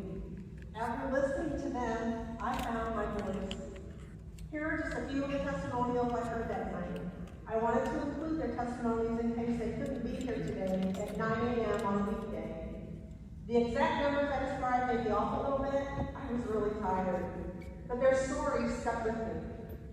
Number one, the young couple who closed on their new house in Deloge Estates in December and got word of the proposed Diamond Farms data center in January. Number two, the woman who just said, please think about the future. I have 42 children and grandchildren. Number three, the woman who delayed surgery to be there and testify in opposition of the data center. Number four, the couple who own 130 acres backed up to one data center site. They have 4 family members who have homes on their property. They had a beautiful picture of their lake. The data center would appear in future pictures. Number 5, the woman who said her son wanted to build a home on their family's property, but it would be 250 feet from the property line abutting one of the data center sites. Number 6, the realtor who sold a couple a 10-acre plot that closed in December. It backed up to a proposed data center site. She did not know. These are my neighbors. We are your neighbors. We don't want to listen to machines running 24/7. We don't want to see bright lights. We don't want to feel the earth vibrate from these hyperscale data centers. We don't want to see or smell soot from the generators they need. We don't want this land zoned for heavy industrial use. My family moved out here from the city 31 years ago to have peace and quiet. You will ruin the very best part of Franklin County if you allow data centers to be built on this land. I hope you're listening. Thank you for your comments.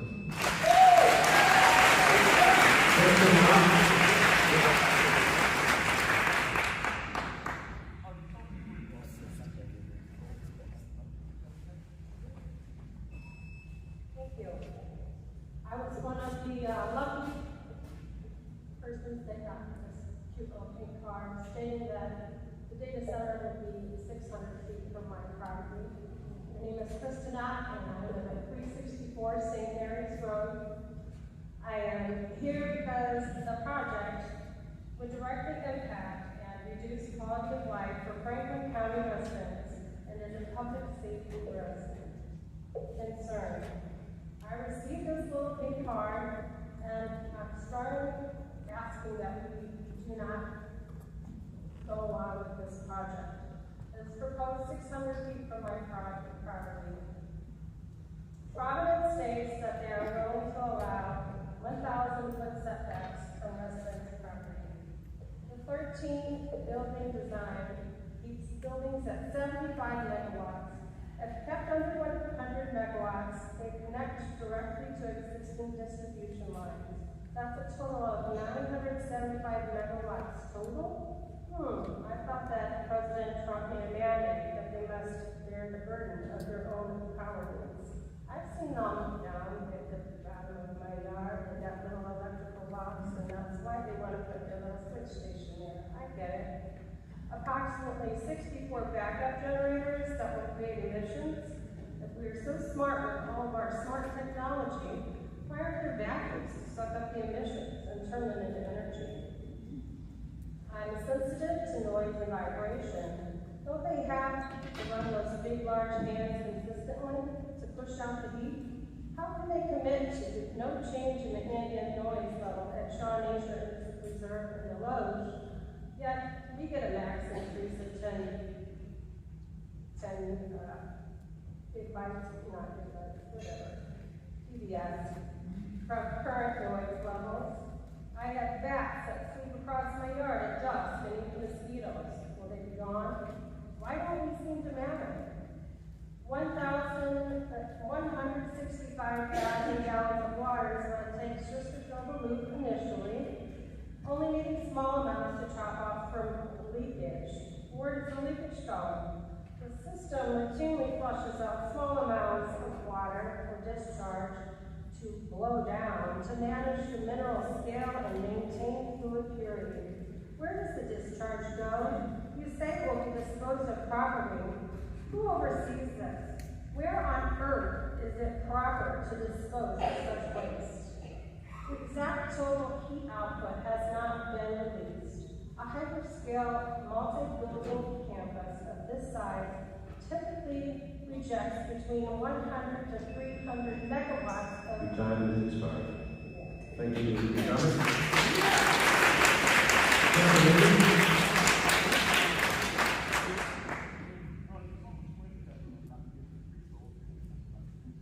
I do. Thank you, Commissioners. The citizens of Franklin County have serious, real concerns about these proposed zoning regulations of data centers, and I am one of them. I am opposed to the proposed regulations. There's been so much opposition, as you know, that we stayed held here at 5 o'clock in the morning on March 17th to testify to the Planning and Zoning Commission. The people sitting behind me recognize the great importance of the data center issue, and as such, we have been working for the last 4 months tirelessly to research, to organize, to write, and to reach out to you for discussions and answers. And yet you have refused us those meetings and discussions with the public, giving a very weak reason of we don't want to be biased, and yet your actions seem to have bias in them. Good leadership comes from being informed, by reaching out to experts, independent of the data center developers, to get information on topics of pollution, water use, health impacts, impact on the wildlife, etc.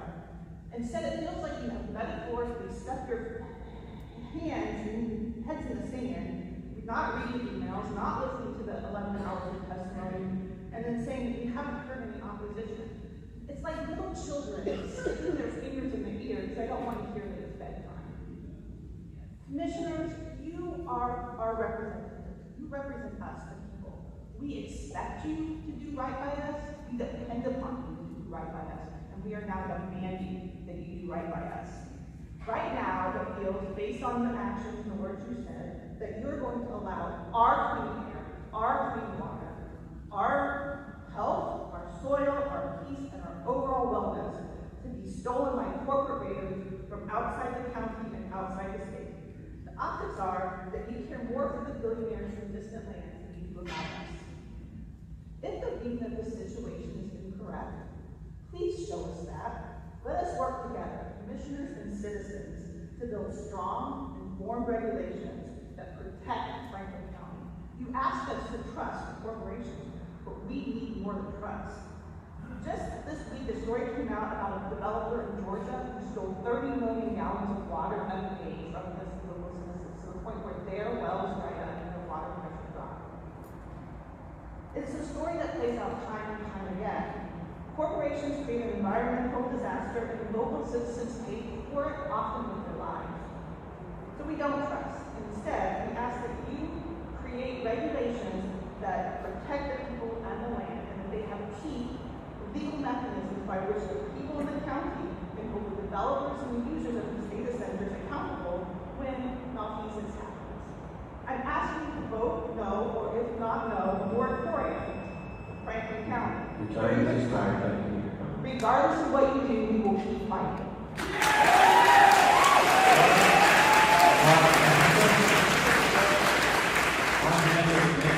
Amanda Lane, Dana Briggs, Janine Kreider, and Tricia Chuba. If anyone is speaking and they have written testimony to provide, please stand up to the podium and announce that, and then get permission to come up here to get it marked as an exhibit before you start your testimony.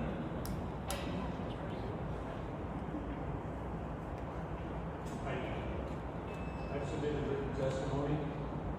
Commissioners, my name is Mark Baxa. I stand before you today not as a resident only of Deloge Estates, but as someone who has spent an entire professional lifetime working within local infrastructure, logistics, industrial expansion, economic development, and coordinated large amounts of testimony before the U.S. agencies in Washington, D.C. I understand growth and I understand investments clearly, and I understand the difference between responsible investment and mistakes. So let me be very clear about something before I go further. I am not anti-technology, I'm not anti-AI. I'm not opposed to America building its infrastructure necessary to support artificial intelligence, quantum computing, advanced cloud systems, and the next generation of digital capability. From a national security perspective, much of this infrastructure likely needs to be built right here in the United States. We are on the heels of transforming the way everyday business is conducted. But recognizing the importance of technology does not excuse reckless deployment of that technology. What concerns people in this room and many citizens of Franklin County and frankly around the United States is not merely the existence of hyperscale infrastructure, it's the cavalier manner in which some developers are attempting to impose industrial scale projects onto rural American communities that lack staffing, the technical experience, the engineering resources, and the long-term planning necessary to properly evaluate them. Because once these projects are approved, local communities, not the developers, must live with the long-term consequences. What's being proposed here, these regulations, is not ordinary development. This is industrial scale, hyperscale infrastructure being inserted into the heart of rural Franklin County. It's next to homes, it's next to families, farms, wildlife, and of course, Missouri's treasured natural corridor surrounding the Shaw Nature Reserve, and the people of this county know it. That is why, meeting after meeting, hour after hour, your citizens continue showing up, not because they're anti-business, not because they fear progress, but because they understand something very profound. Once this land is transformed, it never comes back. Now, recently I've spoken with 3 different Delosia Estates property owners who shared something deeply troubling with me. And this is really regarding the fact that under 3 separate scenarios, the landowners were informed that their homes at current present times are not saleable. Think about that, and think about what that means. Families who invested their life savings into their homes, who believed they were purchasing stability and long-term security, now are threatened. Time has expired. Thank you for your comments.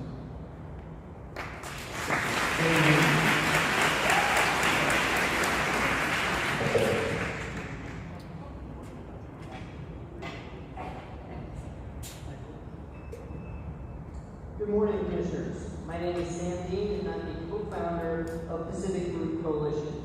I'm standing here today because Franklin County is home. Not just land on a map, not just acreage, not just a place for someone else's project. It's home. This is where generations of families have built their lives, where grandparents have raised children, where those children are now raising their children of their own, and where future generations deserve the chance to inherit something we were careful enough to protect. And when something threatens to permanently change the place you call home, you do not look away. You ask questions. You demand answers. You slow the process down long enough for facts to catch up with fear, promises, and pressure. Over the past several weeks, we've seen something powerful happen in this community. People have shown up, and I want to be clear. The people in this room are not the only people who care. Franklin County Rural Coalition created a sign-up form for people who wanted to speak today but cannot attend because this meeting was being held at 9 a.m. on a Monday morning. As of 7:15 this morning, over 150 people had signed that form to let us know that nearly 350 people were unable to attend this morning. Working people, parents, farmers, small business owners, neighbors, people who care deeply about this county could not be here today. Their absence should not be mistaken for silence. People from every walk of life have come together, different politics, different faiths, and different experiences. People may not agree on everything, but we agree on this. Our land, natural resources, and our peace matter. Protecting the place we call home should not be controversial. This is what Pacific Root Coalition is about.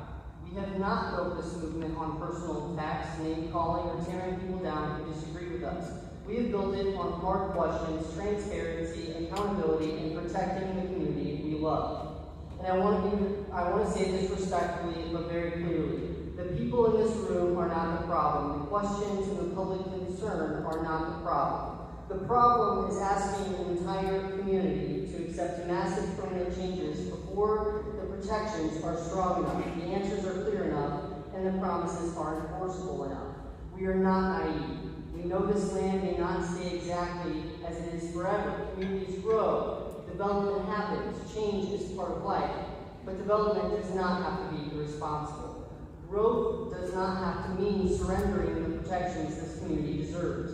And change does not have to mean handing over generations of land, water, and quality of life without extensive safeguards in place. Technology changes fast. Land use decisions last for generations. That is why this should not be rushed.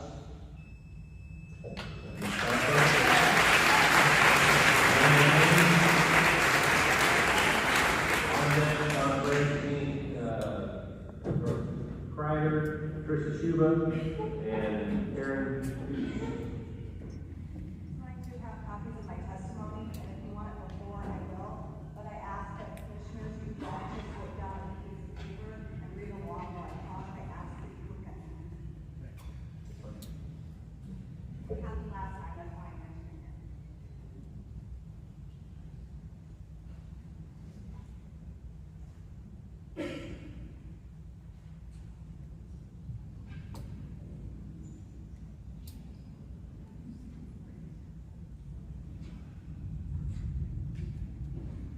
I'll have mark this as Exhibit 12.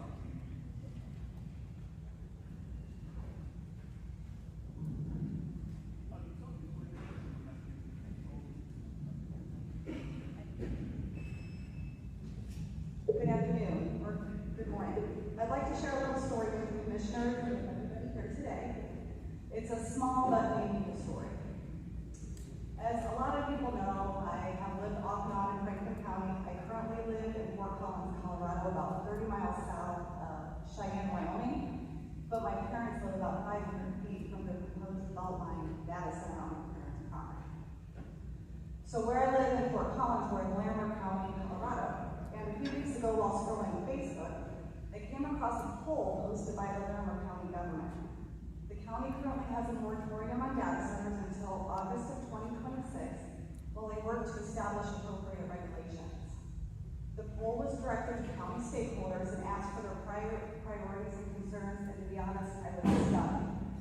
It took only about a minute to complete, but what happened afterwards was far more significant, because I felt relief, knowing that our local government recognized the very real impacts of data centers.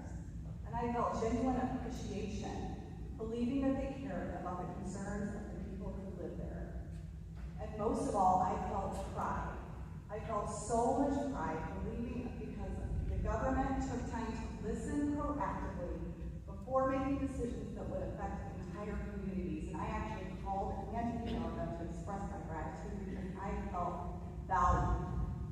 So now fast forward a few weeks and 13, 14 hours east, here we are in Franklin County facing the adoption of data center regulations that by all accounts included no input from the people who live here. As the county attorney explained, the regulations were drawn from other jurisdictions. Jurisdictions that very likely developed their rules with significant input from the tech companies themselves. And it's difficult to believe that the draft before us was created without influence from governmental outline, especially since the county attorney avoided answering that question when asked directly during the planning and zoning meeting. But to give everybody who wrote these the benefit of the doubt, perhaps it simply didn't occur to them to seek feedback from Franklin County residents through town halls, meet and greets, whatever. But over the last several months, it has become unmistakably clear that data centers are the most important and most contentious issues facing the people of this county. And I don't think there's a single resident that would disagree. For that reason, I respectfully ask that you do not approve the regulations as presented today. Instead, I urge you to return to the drawing board and craft regulations that truly make sense for Franklin County, regulations written by our local government and with meaningful collaboration from all the stakeholders, especially the citizens who call this community home. Thank you.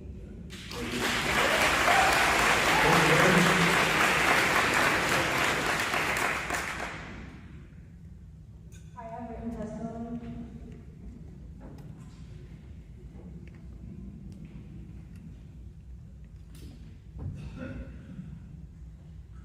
I'll mark this as Exhibit 13.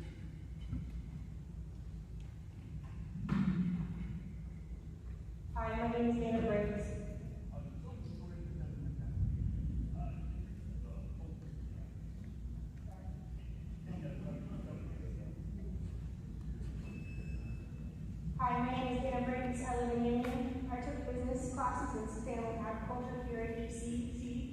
plans of buying raw land to build a farm. May 15th, 2025, I walked across the very stage that you're sitting on to accept my degree. I'm here for a very different reason today, and I'm terrified of the possible outcome. My heart's racing. We were told that in January with the Planning and Zoning Commission that this issue would be tabled for 6 months. I had heart surgery in February, and I'm here today just to prove how much this situation means to me. I wish my husband could be here for support, but he could not get off work. And I'd like to state for the record that I don't think this meeting was held at an appropriate time for most people to attend. While decisions made in this room might soon overshadow some of the happiest memories that I have, I know it pales in comparison to the others here today whose livelihoods and homes are being threatened. There are already regulations in place to protect the residents of Franklin County, such as zoning restrictions. And it's my opinion that Franklin County should stand by what that zoning says right now. People who don't live in this county should not dictate our regulation, and outside money should not be allowed to bulldoze public opinion. The framing for this proposal assumes something that has not been proven. Where is the evidence that data centers will be profitable? In my business classes, I learned about customer resistance, which is the reluctance or opposition consumers may show towards adopting a new product, service, or pricing strategy. You can't force data centers to be profitable, and I hope you acknowledge the resistance to these data centers being built in our county is real, and it is not limited to our area. For example, voters in Festus, Missouri, they turned out in droves to remove all 4 incumbent council members running for re-election after the city's council approval of a $6 billion data center. Franklin County residents have real reason to be concerned about data centers being built here. A close friend of mine, she lives in Salt Lake City, and she currently has to ration for water usage. She told me that she can't water her garden. And even though the Great Salt Lake is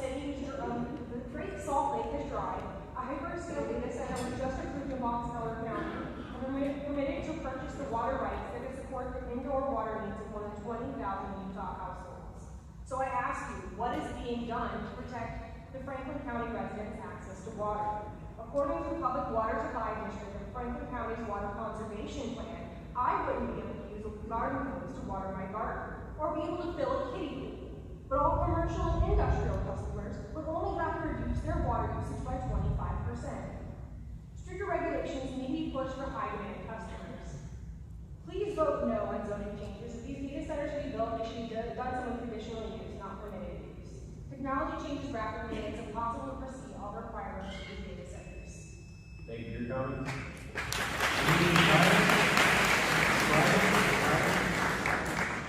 Kreider.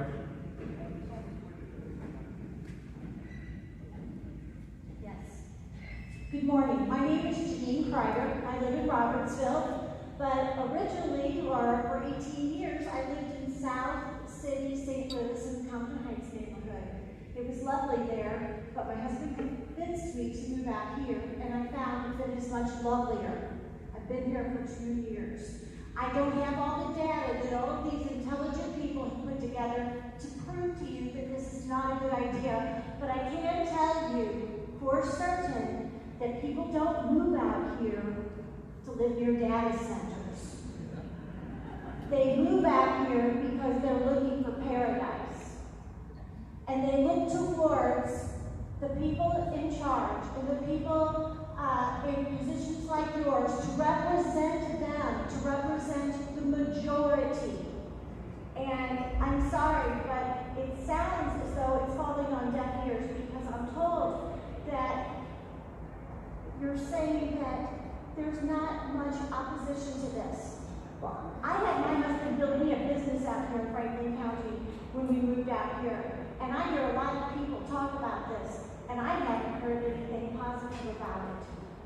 Now, I commend the commission for managing crowd control today by having this meeting at 9 o'clock. But that says something, because I heard about the last meeting. I did not attend. I was letting other people do the hard work. But I'm here to tell you, please do your job and represent the majority of this community, because they don't live in rural areas to be having it paved over and turned into an industrial park. Thank you very much.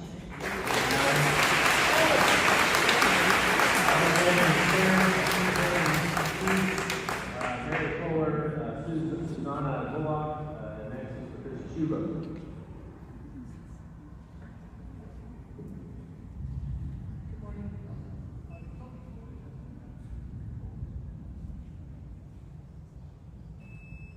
Good morning, Commissioners. My name is Patricia Schuba. I'm from the eastern part of this county. Fifth generation of my family, family farms.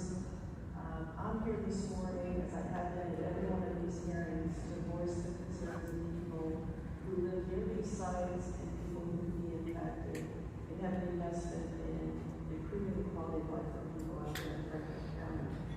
I took some time looking over the zoning districts that are in the county that would be impacted by the addition of data centers. It was a little shocking to me. I'm not certain if everybody in the room is aware of that. But when we talk about setback distances of 150 feet and at most 1,000 feet, we have to think about who that's going to be close to. We heard from some of the residents this morning that will be close to these locations, but it also includes all types of planned developments,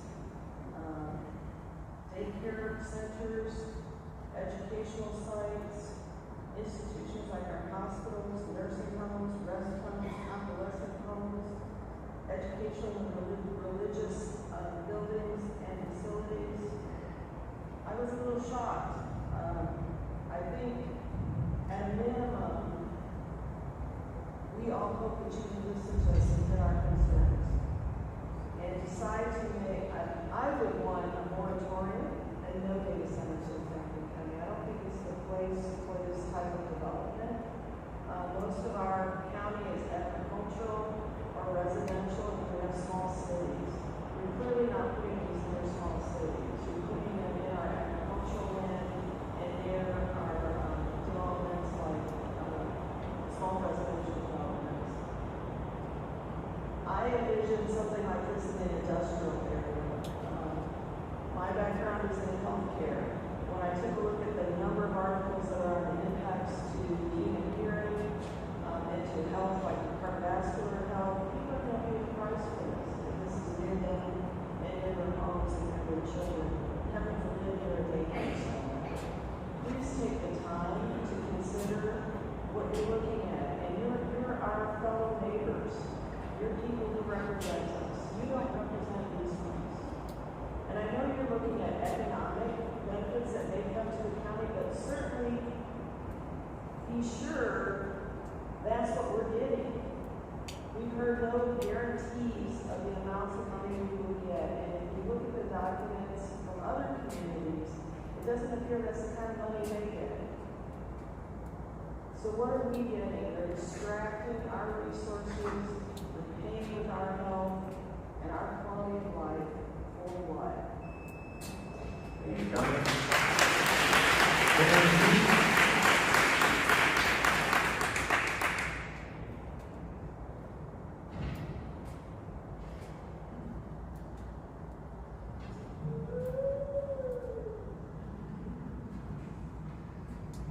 Karen?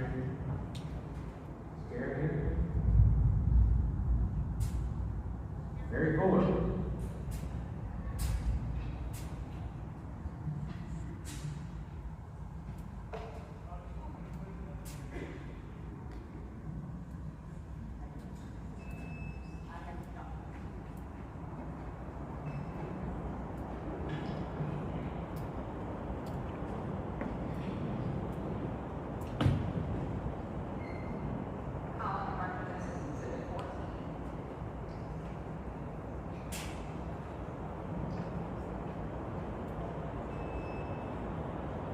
My name is Mary Fuller.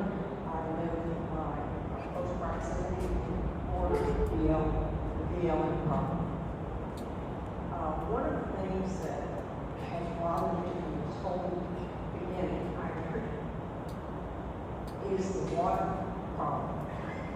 Where are our wells going to come from when they use our water? Now, it's everyone Virginia, okay, we need some way to monitor. We need to put wells that are on any of the existing product, I'm sorry, any of the existing properties that contain the data center locations. They need to prove to us they're not going to take our water.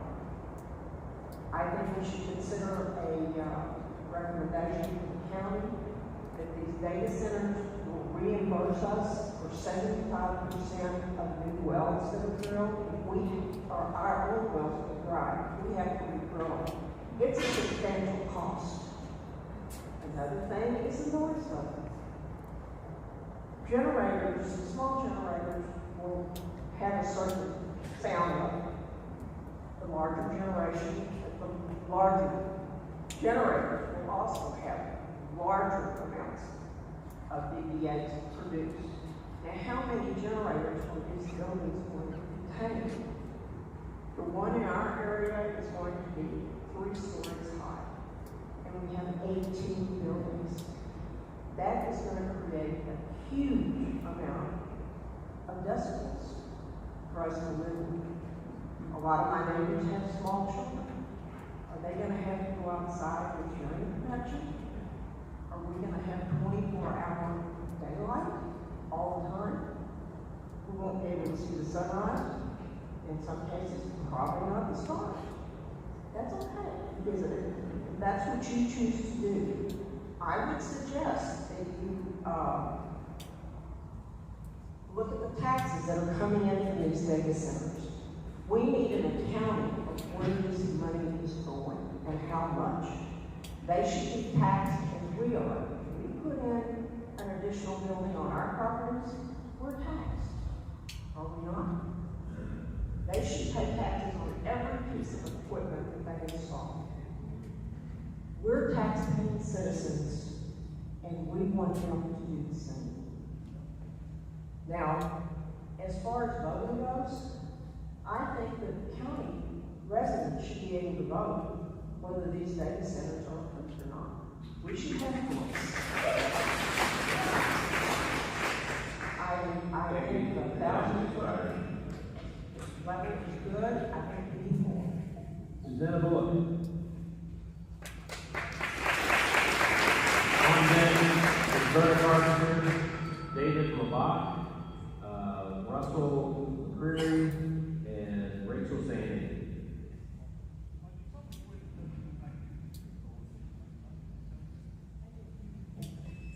My name is Susanna Bullock. I live in Villa Ridge. On family land that was farmed since 1833. I worry, like others, about the water table. And I wonder deeply what you are thinking as you look out on this sea of expertise, of passion, of honest love of the land. I do not understand how you could not say no. And I don't know what to say to persuade you to slow this down. Just slow it down, get more information. If you read all that stuff over there, I would be so impressed. If you read a quarter of it, I think you would know more than you know this day. And I want to ask you some questions. What would you vote if this data center was next to you? On land adjacent or even surrounding you? I will ask you, are you going to protect us from something we don't need? Thank you.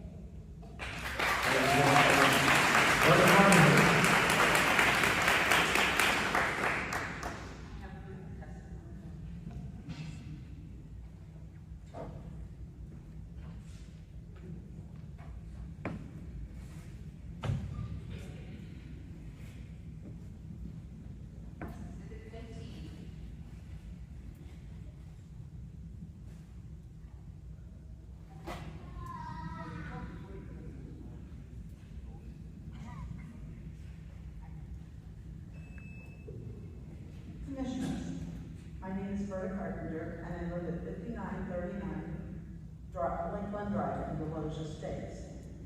Today I'm speaking not on behalf but as a part of a group of 300 to 400 families like mine that live within a half mile of one of the data centers proposed. That number is probably conservative because I'm not sure if you know how hard it is to count the number of trailers in a mobile home park on the Franklin County, Missouri GIS map. That was my best guess. I've not spoken to all these families personally, but I'm very confident that more than 95% of them share my feelings on this, and that 99% don't want to live that close to a data center. I ask you that you not only listen to those speaking today, but truly hear them, and consider what this decision would mean if you were in their place. Hyperscale data centers carry risk, and the challenge is that many of those risks may not fully surface until after construction when operation begins. What we do know is that there will be hundreds of large diesel generators across the two proposed sites. These generators are tested monthly, producing diesel exhaust. Because diesel emission is regulated by EPA, we already have a lot of proposed health risks. I've submitted some with my package. Operational impacts are not the only concern. Construction itself presents serious risk. My home is approximately 1,000 feet from where 10 data center buildings are planned. Provident has stated they intend to dig down so the buildings are not visible from the neighborhood. Good, but to me what I hear is blasting. What happens if there is damage to my foundation, my well shaft, my septic system? Can you guarantee that won't happen? And if it does, who's responsible? I understand the appeal of additional county revenue. An extra $50 million sounds significant. But is that figure before tax abatements or special deals? When would the county actually see that revenue? During construction, upon completion, or many years later, like has happened in many other data centers? Provident has said they would do 1,000-foot setbacks for properties with homes. However, the regulations from March 25th only stated 400-foot setback for properties like mine, Zone W. So what happens if these are approved? Do they follow through with their 1,000, or they say, oops, now it's 400 feet? I ask you to vote no on file 26. Thank you for your comments. Until meaningful protections are in place. David LeBlanc.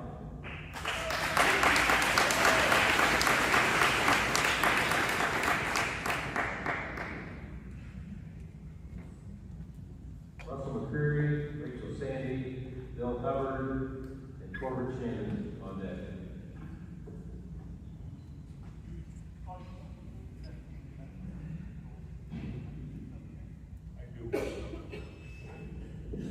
Good morning, sirs and ladies. I appreciate you having this meeting an open meeting so early in the morning. You've left out a lot of the people that work in this fine county out because you held it so early, but you did better than business. I think you did that good. And I have to compliment all the eloquent speakers before me, even the applicants, even though they didn't convince me that they were doing what is right for our community. I just got a couple extra points to bring out because a lot of the people ahead of me covered most of what I was going to say. First of all, Goldman Sachs did a study saying that by 2027, 40% of these data centers will be out of electricity. If they're out of electricity, what happens to the surrounding areas without electricity? There's a town down in Louisiana where a data center pulled out 320 million gallons of water, unfiltered, and the water pressure dropped, and the people started noticing it. The problem is, when the people start noticing it, the firefighters don't have enough water to put out fires.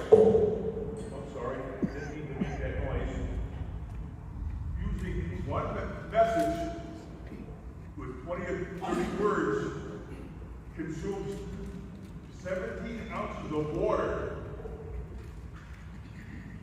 And that's just a small business. They did a study, they figured out that the entire United States, if they started using data messages, we would use more than all the bottled water in the world. I'm really getting tongue-tied now. I won't take any more of your time. Thank you for listening to me. I appreciate it. Have a nice day. Thank you for coming.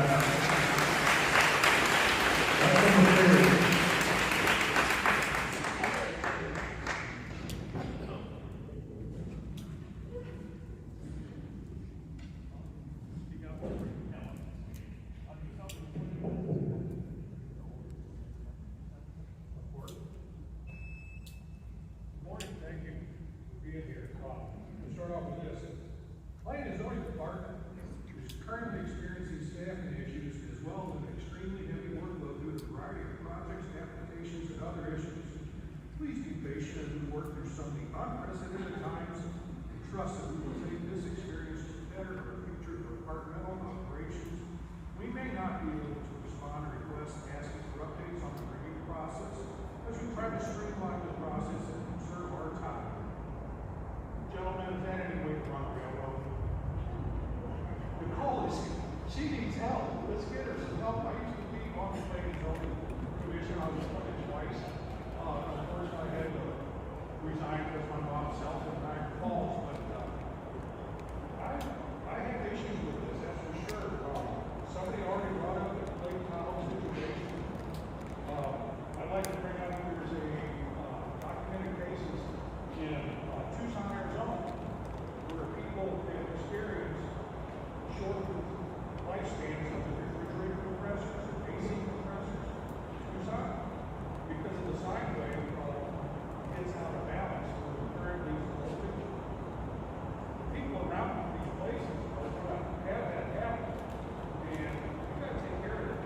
I had to check the box of opposition for the board.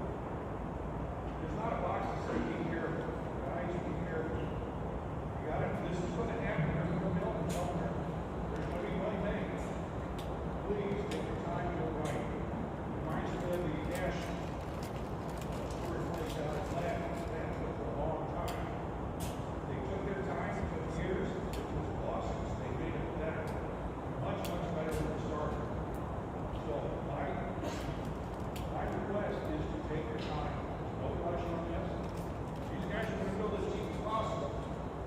It's your responsibility to take care of every resident of Franklin County. Some are going to get wet, takers and losers. We can't have it. With the extra money we're going to take in taxes, 20 years ago, it was brought up we should become a self-chartered county, like St. Charles County. I fought against it then, I actually knocked doors against it. 20 years later, maybe this time, we take another look at that, where we have more representation in the different parts of the fourth largest county in the state of Missouri.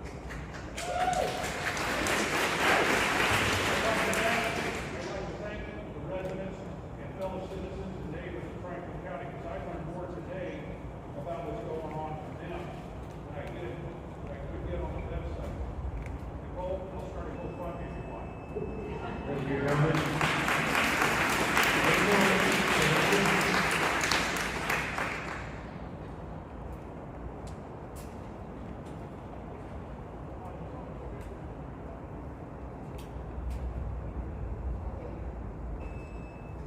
Good morning. My name is Rachel Sandy, and I am a resident of Pacific, Missouri, who cares deeply about the long-term health, character, and future of Franklin County. Franklin County is known for its rolling hills, farmland, rivers, parks, and small-town communities. People choose to live here because of the peace, open land, and rural character that have defined this county for generations. That character is now being threatened by industrial-scale data center development. A data center is not rural development, and it is not agriculture. It is a high-intensity industrial facility that brings massive energy demand, increased infrastructure demands, heavy traffic,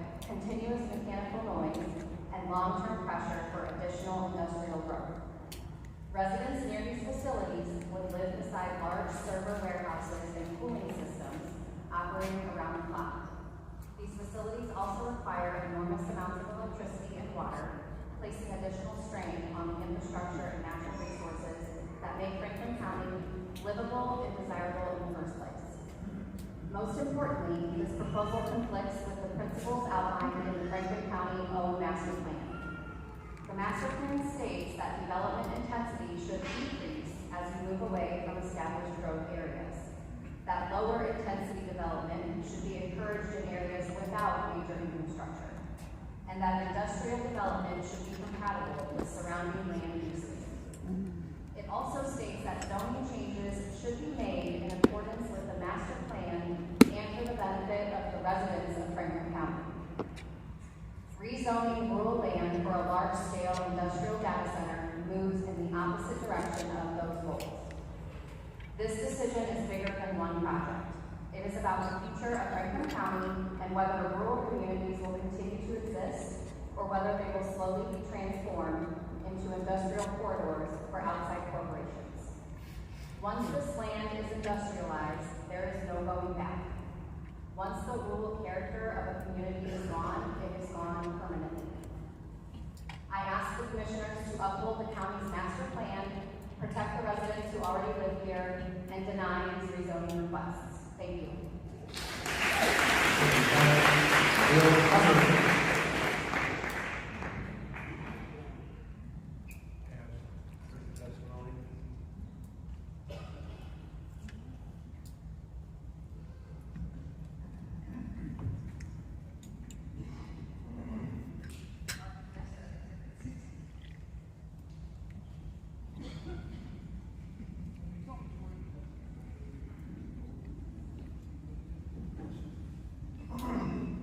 In February, we heard about this and contacted the future college. We confirmed that there would be a definite heat island in the surrounding area. We've all seen the weather person. It's 72 Atlanta, several degrees cooler in the surrounding area. This won't be absorbed heat like the Walmart parking lot. Senator Holly related that hyper data complexes use up to 700 megawatts of power. That equals 2.38 billion BTUs. That's a lot of heat. When you run your air conditioner to keep your home cool, does the outside condenser produce ambient temperature? No, it's much warmer. March 21st, 2026 paper, Cambridge University Computer Science Technology Department. Quantifying the impact of AI data centers.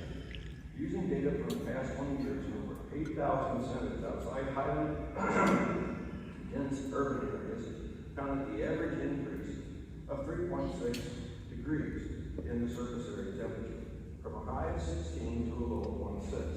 This effect is evident up to 6 miles away, though the increase does seem to decrease at about 4.2. Draw a circle with a radius of 6 miles. That encompasses 72,000 acres.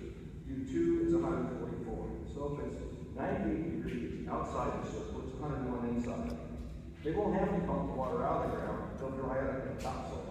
As for rain, how many times have you seen the rains dry up as they hit the St. Louis metropolitan area? Now we get the same. The MAHA report, September 2025, Technology and Systemic Impact, page 53 and 54. High usage and mental health index. Dose response relationship, 13% increase in depression symptoms.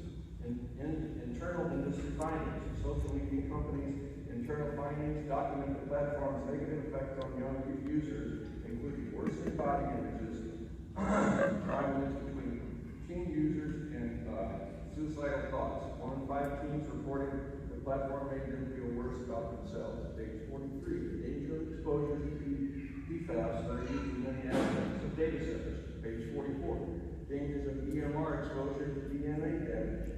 Page 52, screen time disrupts sleep and creates chronic stress, which is identified in the most recent cases against AI in New Mexico and California. More data centers, more screen time, more games, more ChatGPT, more addictive and destructive behavior. Brought to you by your friendly neighborhood data center. Short-term gain for long-term pain. Just because you can do something doesn't mean you should. Let's not drink these guys' Kool-Aid.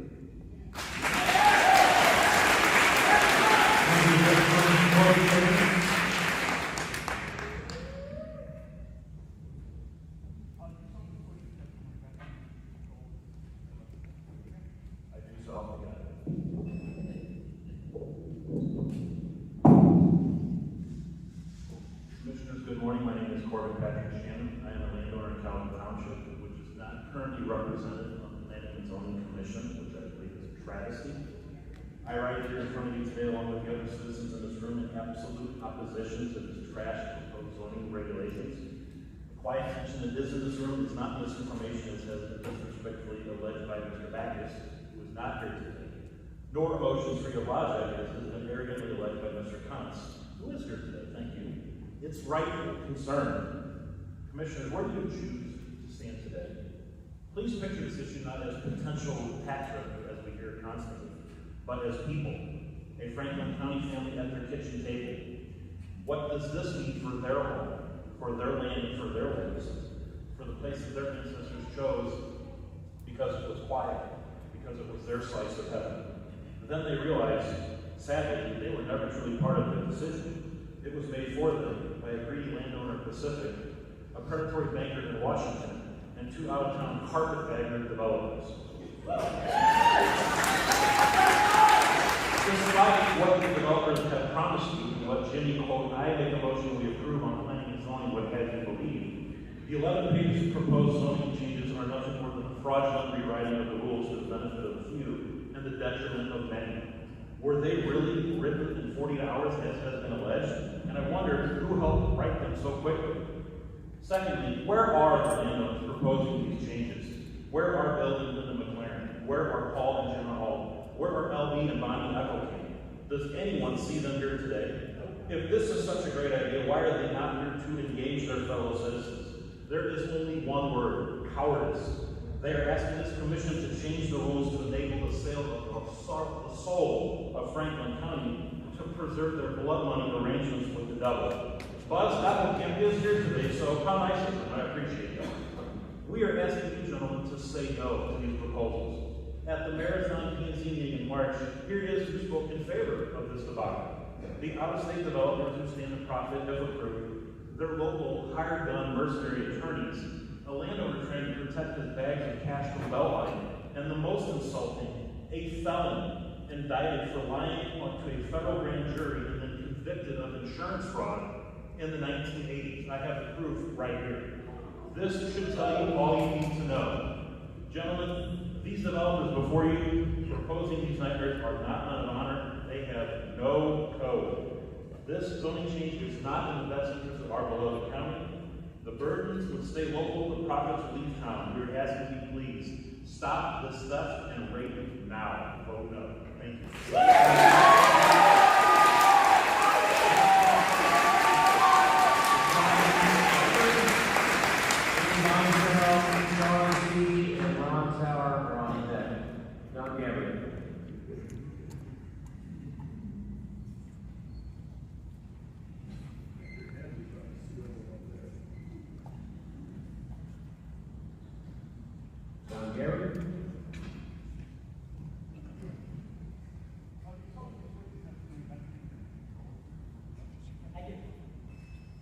Hello, I am retired, and I guess the thing about me is I put it in the paper before I retired, and I could afford to retire. Since then, everything's gone up exponentially.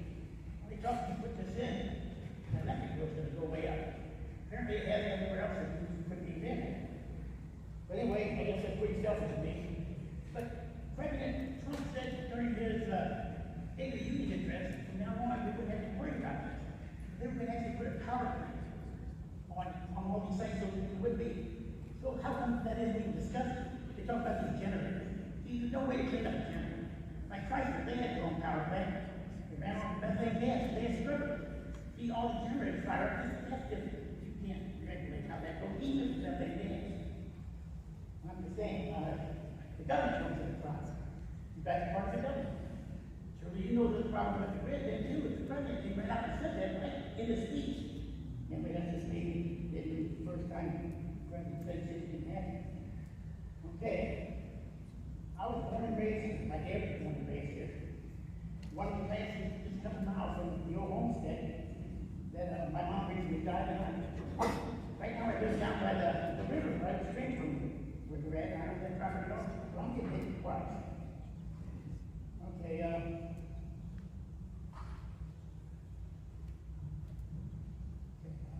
I've been on most of these properties,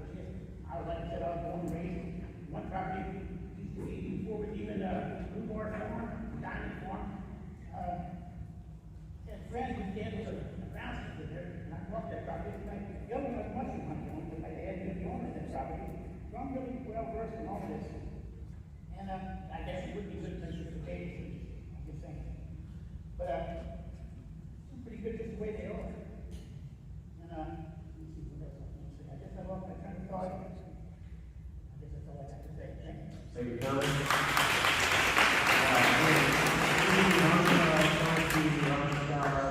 Susan Sauer on deck. He's on some. Good morning. I am, sorry. I do. Amy Bonzo, Lackey, Coles Township. I urge the commission to slow down and listen to those you represent. Address citizen concerns publicly and clearly. What I know from experience here in Franklin County is that but for citizen input a dozen or so years ago, Ameren would have had a green light to put a massive coal ash landfill in the flood zone in Labadee Bottoms virtually unmonitored. Because of citizen input, the landfill profile is a whole lot less than what Ameren had asked for. There aren't trucks bringing in toxic waste from all over the state down Highway T to dump there. Citizens were loud because the issues were important to our air and water. The same applies here. Citizens are loud because we have heard a $50 million benefit is coming to the county, but that has not been explained in a coherent way. Nor have the possible impacts on the electric grid, on groundwater, on Shaw Nature Reserve, to name some valid concerns. It is a long list.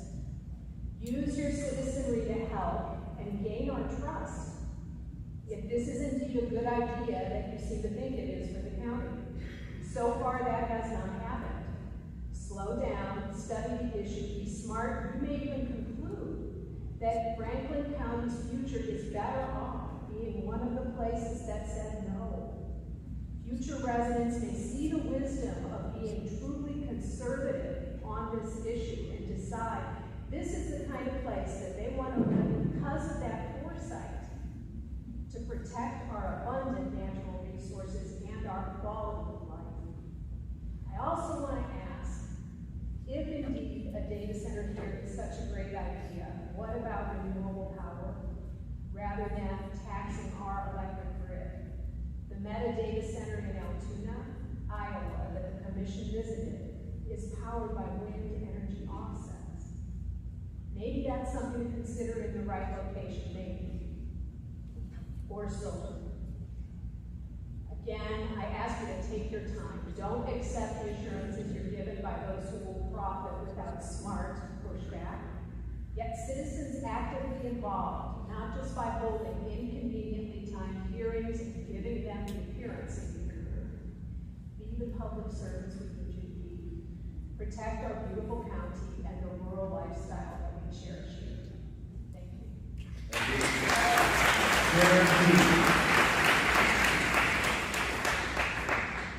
Sharon T.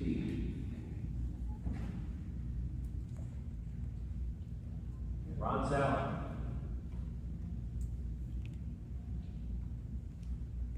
Susan Sauer. On deck, Eugene Bale, Mark McCluskey, Donna Ashworth, Darlene Hogue. Eugene?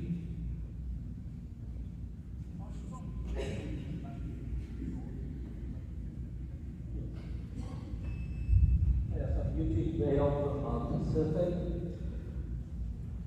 Acton Hayes Repentant Leisure. Seems to me there are some really good reasons to reject these amendments and treat the situation of data centers as a conditional use permit. One of them is what's going on right now. My understanding is that by passing the regulations, no longer a data center could go in without public hearings or actions by elected officials. It becomes a permit issued by a bureaucrat at the county courthouse. Now, people have said that, okay, it would require a zoning change anyway, but there's a process known as bait and switch. A piece of property can be rezoned for a completely different reason, and then either intentionally or inadvertently later be requested as a data center, and no more hearing.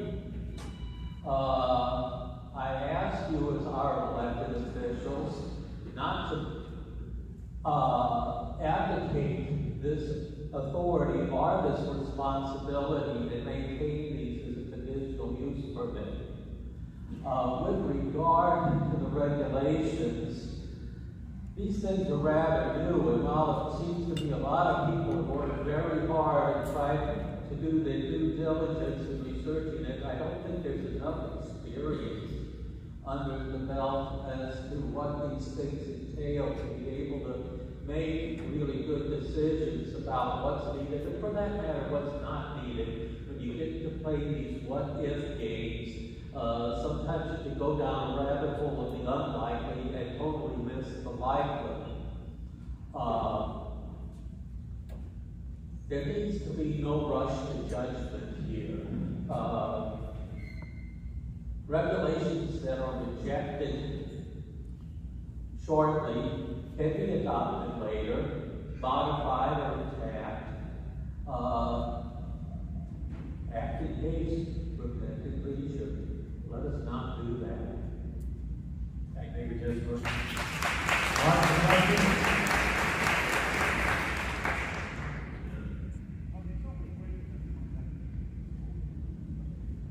I do. I'm Mark Kowalski from Robertsville. All the talk about things like thermal pollution and depletion of the aquifer and all those things are very important. But from my perspective, it's like trying to decide what color to paint the gangplank on the Titanic. Why do data centers exist? Data centers exist to fund AI. What is AI? In the words of Elon Musk from 3 years ago this month, it is the extinction of the human race, okay? The extinction of the human race. On March the 30th of 2023, Elon Musk and 1,800 other scientists signed a letter calling for a pause in AI development because, as they said in that letter, it's going to create a race, big, that outnumber us, outsmart us, and will obsolete us. Elon Musk said it will cause the extinction of the human race. He revised that a couple weeks ago and said now he believes that AI only has a 20% chance of exterminating the human race. Okay? 20% chance to kill all of us. And we're talking about thermal pollution. Okay? What do the proponents of AI promise us? They promised us last week, 2 weeks ago, that it will cause the elimination of 50% of all white-collar jobs within the next 2 to 3 years. Okay? 50% of all of us, all these nice people in suits here, out of work in 2 to 3 years. Who's going to pay their mortgages? Who's going to pay their taxes? Where's the tax base going to come from? If we're talking about something which is potentially the extermination of us, shouldn't somebody tell us what the upside is? Even the people that want to promote AI. I saw Kevin O'Leary on Tucker Carlson's show the other night, who's going to build this 40,000 acre data center in Utah, could not come up with a single job or benefit. He says, well, it's a developing business. It's a developing technology. We'll have to wait and see what happens. You're risking the lives of all of us. I will say this. As of 2027, every car made in this country is going to have a computer that watches you drive, and your car will decide whether or not it thinks you are capable enough, whether you're sober enough or awake enough to drive your car. Your car is going to tell you when it thinks you can drive it, right? How long is it going to be until the government decides whether or not you're safe to do anything? This is it. What's the real purpose of AI? Universal surveillance, universal control, and eventual slavery to the very machine that we're developing but have no idea how to control. Elon Musk said the final stage is when the machines start to disobey. And ladies and gentlemen, that's already happening. For the sake of humanity, think beyond thermal pollution. Think about what this will ultimately lead to, and don't be hasty in putting a gun to our own heads and having a 1 in 5 chance of for being exterminated. Thank you, Mark.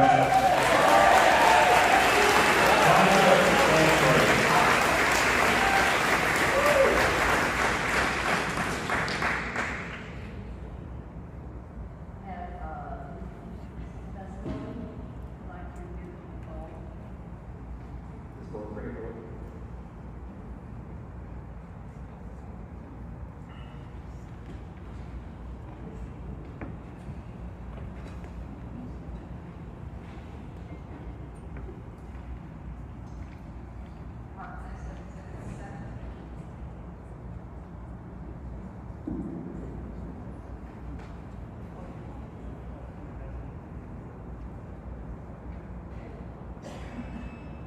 I am opposed to the new proposed land use regulations. New regulations were written too quickly and should not be adopted until further considerations and input from community constituents are obtained.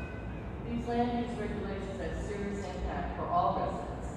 A citizen committee group should be organized to provide input and discussion of proposed regulations before being adopted by Franklin County. There are several issues to consider. Permitted use versus conditional use. All planned developments for industrial and hyperscale data centers need to be conditional use, not permitted use. Data centers are not like industrial with the tremendous water and electrical usage, particulates emitted to the air, noise and light pollution, and infrasound waves they create. Residents should always have the right to know about commercial and industrial developments being proposed and constructed next to them, and the right to speak out for or against all developments next door. The conditional use process and public hearings should exist, not be eliminated. Setbacks. Setback regulations will be consistent and the same for all property owners, not 150 feet, 400 feet, or 1,000 feet to different residents. A minimum of 1,000 feet should be the regulation for all residents to protect property values, provide a better peace of mind, and provide privacy from such monstrous structures as hyperscale data centers and any industrial entity. Decibel levels. I spoke with an audiologist regarding Well-Nine's proposed 60-level decibels during the day in Vietnam.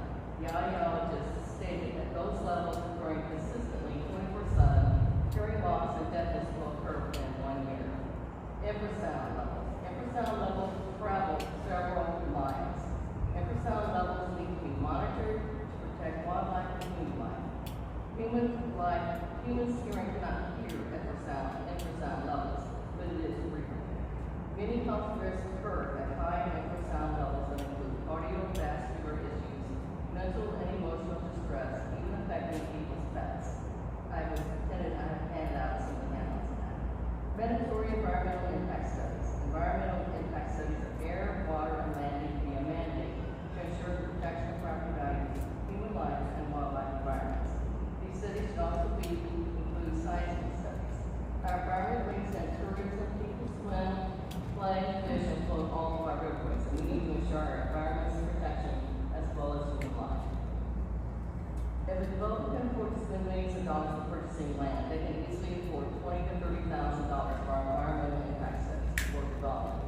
If these hyperscale facilities are truly safe as they say, then why are these developers so obstinate toward doing the necessary studies that will prove their safety and zero impact to our air, water, land, wildlife, and human life?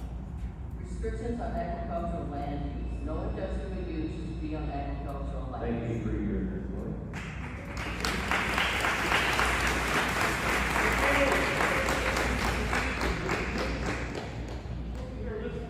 Next up is Darlene Hogue.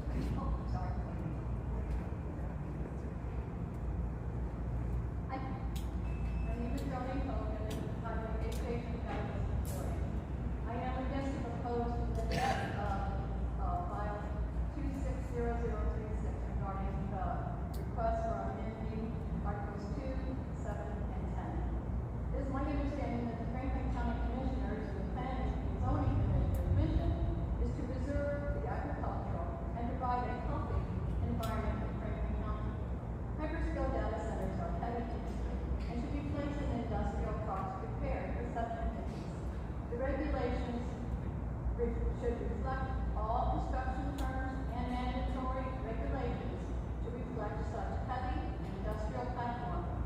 Heavy industry has no place on agricultural and residential land.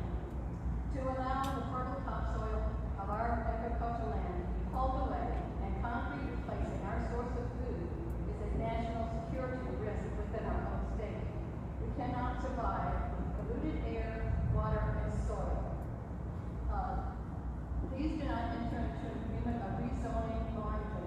Every resident in Franklin County is depending upon you to make the right choice beyond the money factor, because our lives and yours are all at risk. Decimal levels. I've been taking notes from several people, including they are suggesting that 55 decibels during the day and 60 at night is okay for them. And yet when my sister just testified that from an audiologist, 45 decibels will make you go deaf. That's just a decibel set here. What about the kids in sound? And what about all these decibels too? Is that per building or is that at the entire campus? We have a lot of questions as concerned residents of our county, and so many have not been answered. If we all just submitted our questions alone, you would be overwhelmed with paperwork that all the questions would be written on. And yet all we hear is silence, or that we are misinformed. We are not misinformed. There are many states, and counties and other states, are they misinformed? Because they're fighting viciously to keep these data centers out. So, and if data centers is such a great idea, and such a good profit making for states and counties, how come they're not going to them and beg them to come and give them such a great deal? I can guarantee you with tips and other things that they are going to include in their final contracts, we will not see any money, because we have been there, we have done that with Pacific and Walmart when they signed chips, and when their contract expired, they were gone. So will they. What about these data centers? I've heard news that they become obsolete by the time these are built, and then maybe into some form, they will be obsolete. We will see nothing. Thank you, Darlene.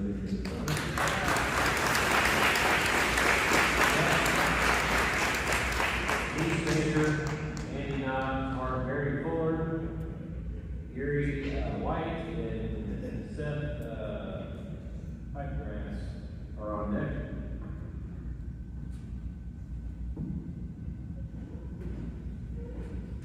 Denise? Can you hear me? Yeah, that's what you want to submit. I submitted something for the packet beforehand. Is that okay?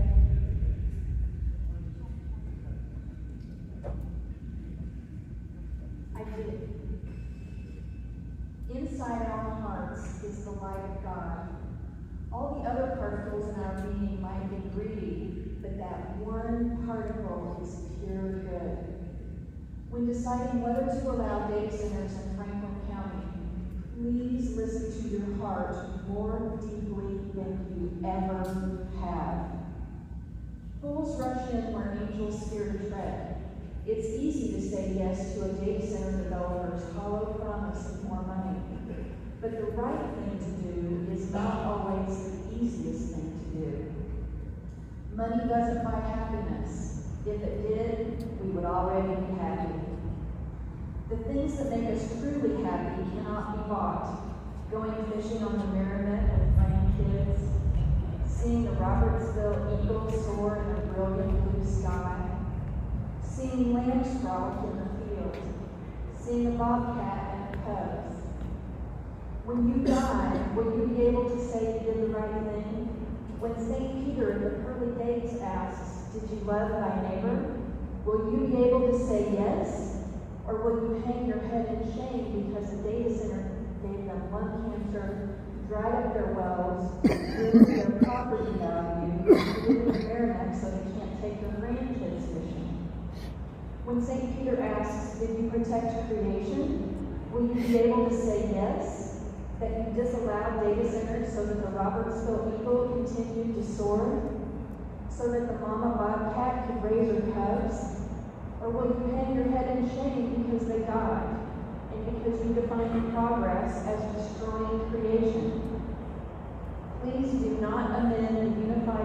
use regulations of Franklin County to allow data centers. Leave the countryside as is, so your grandkids will inherit something that provides infinitely more happiness than money.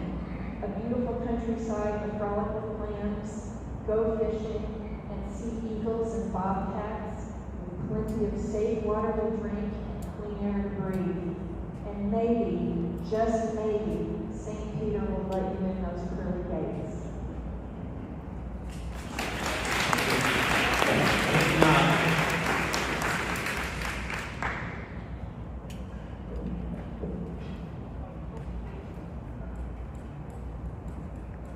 I do. Thank you, Nancy and I, and Robertsville.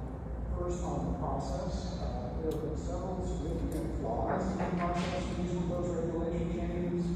First, on January 20th, the Planning and Zoning Commission voted unanimously to table those proposed regulations for 6 months to allow for more information to be collected by themselves and by the public.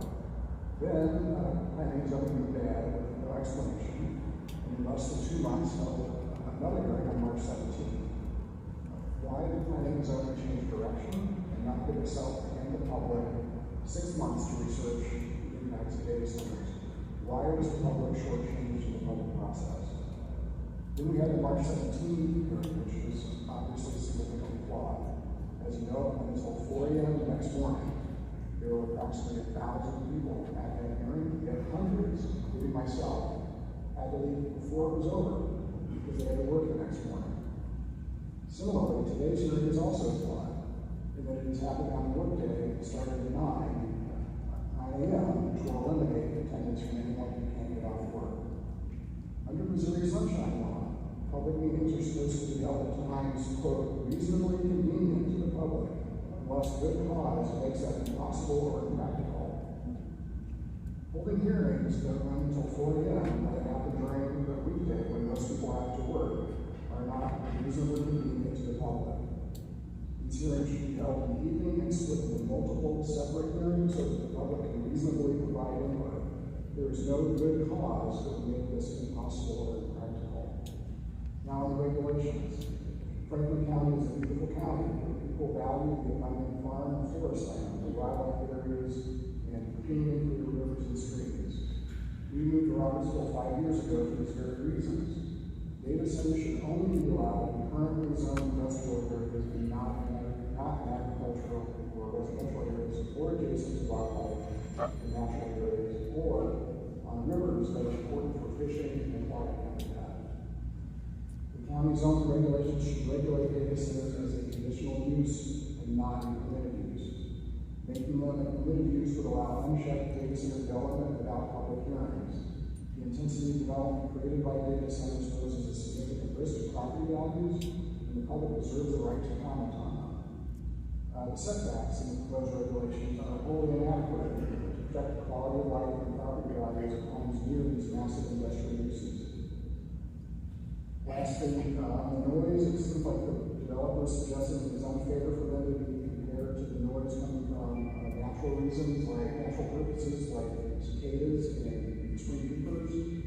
Data centers should not be allowed to be louder than these natural sounds, and the ordinance should not allow that to happen. Thank you. Thank you,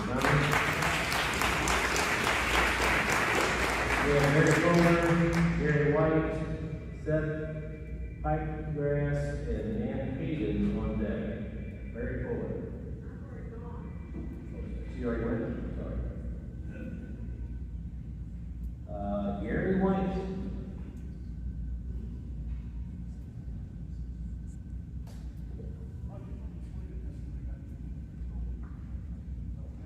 Yes. Commissioners, thank you for this opportunity. Franklin County is a rural agricultural county. Look at the county seal. What's in the middle of it? A shock of grain. Okay? The commission needs to get the dollar signs out of their eyes and take the long view. Okay? I didn't get much hope when I heard Mr. Oberschmidt on the radio a couple of weeks ago. His big concern was that the Merrimack Valley School District And the Pacific Fire and Ambulance District, we're gonna get all the money, and that has to change. Okay, well, let's get beyond the money right now, okay? Available agricultural land is shrinking in the face of increasing population nationwide and in our county. The loss of agricultural land in Franklin County is astounding. I've been here 44 years. It's amazing all the agricultural land has been paved over, built on, and such. It's really been, if you really think about it, it's rather shocking. Ag land will only increase in value as time goes on. Population is increasing, agricultural land is going down. Those two lines are going to collide someday, and when they do, it'll practically be too late. It's time to really take the long run and think about, not my generation, I'm 76 years old, but our kids and our grandkids and their children in the future. People have to eat, okay? Agricultural land will only increase in value.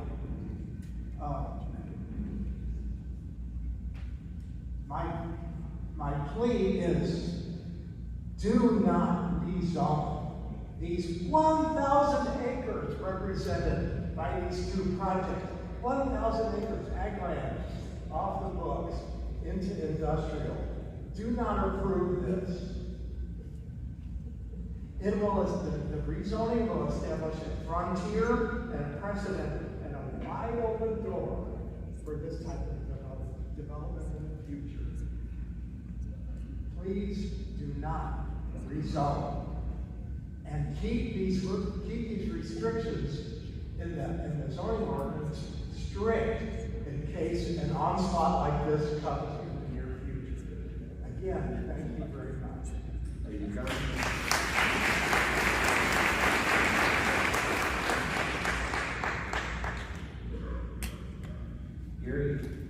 Gary White? Is that Gary? That was Gary. Seth, Peatgrass?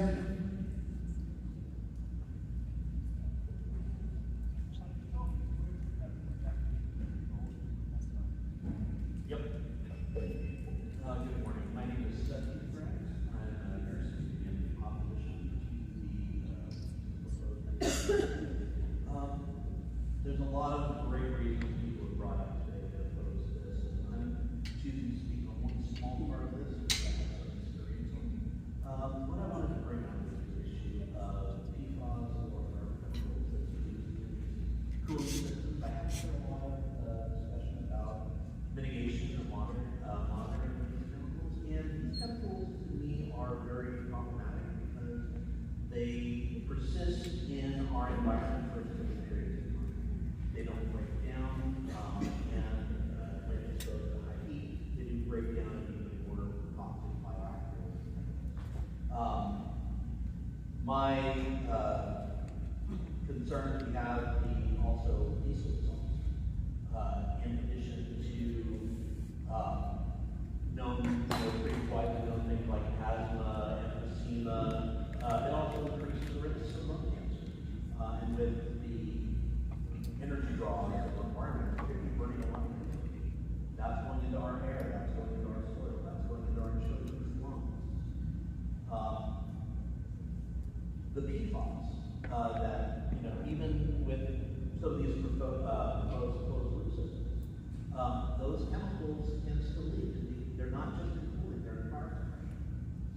They're in many of the gases and liquids that are used in these cooling systems, and they have to be dealt with. Even in the best system, there's failure. Even in the best designed system, things break. But when they break, they release these things that can't be cleaned up. I have some personal experience. My wife was exposed to these chemicals. Her father was in the fire suppression unit at Scott Air Force Base. She was exposed to PFAS several hundred times the limit. She now can't work. She has metabolic problems that are very common. People have high levels of this exposure. And so I'm begging you, please, for my family, for the families of everybody here, we're dealing with people's lives here. Yes, we want our community to prosper, but we want it to prosper in a way that's healthy. I'm not going to speak on things I don't have experience on, but I'm a hospice nurse. I hold people's hands as they take their last breath. I have that honor. And nothing to me is more, sorry. Please. Thank you. Thank you, gentlemen. We're going to take a 15-minute break. This time it's 11:50. We'll resume at noon.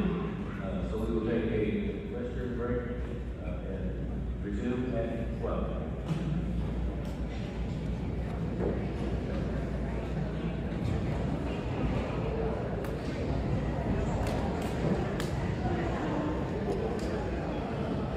I got a question. Yeah. Oh, sorry. No, you're good. Can't hear myself. What kind of camera do you use? I use a Canon C70. C70. C70. Yeah. 70. 70. Yeah, C70.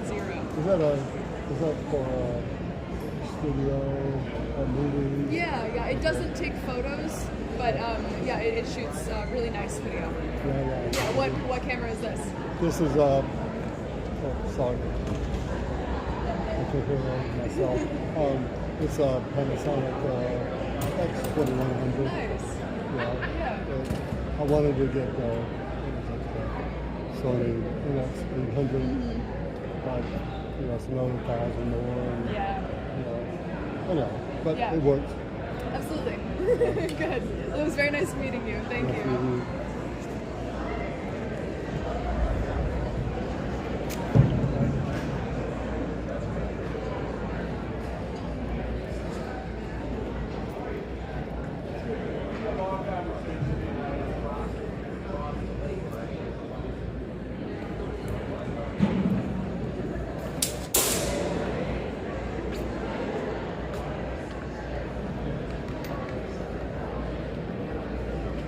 We'll get it.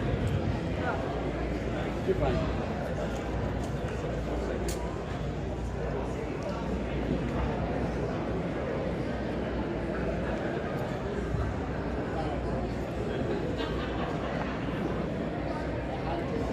Guess we can take all.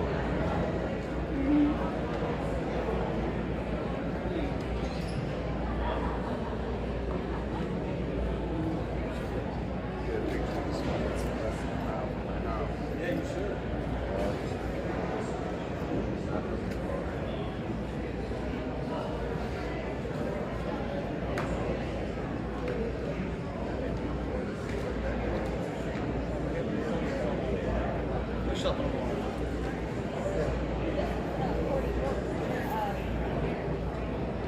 Yeah, that's one of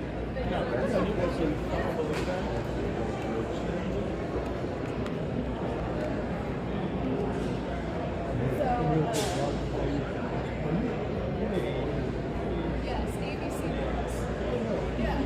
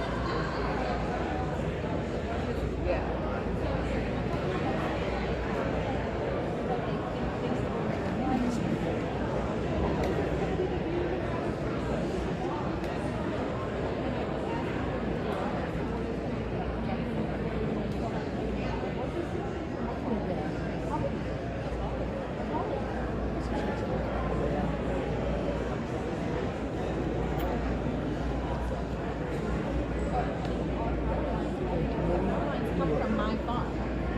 This is the power line right here. Very state line, that's power line.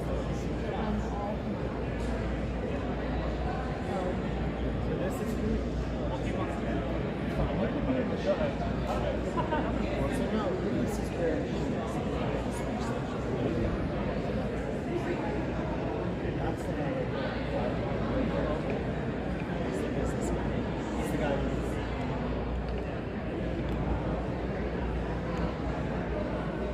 what's the power?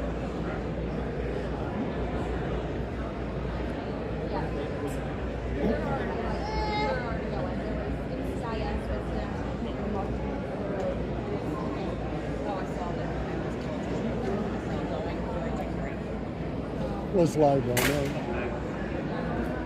Some reports, it's just very quiet. Just sharing that. What's It's that? very quiet. They're having a hard time hearing. I know. I've just, Not much I can do I about said, it. somebody said it to me, I said, I'll pass it on. But I am recording on this one, so I think I'm getting a little better sound, and the batteries went out on the remote. I accidentally took it off. So I had it. It's like, I can hear it. So I don't, Yeah. like I said, I just said, as far as the house. I'd rather have a whole subdivision and maybe.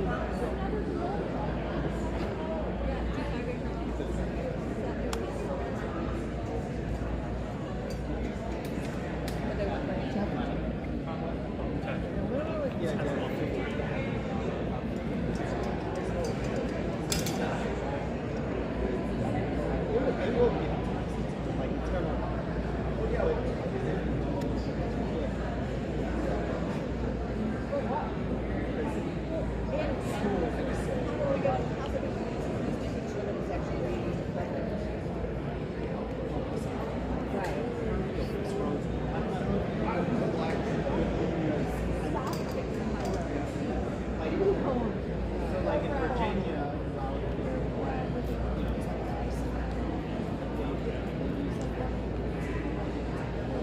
it's like public safety.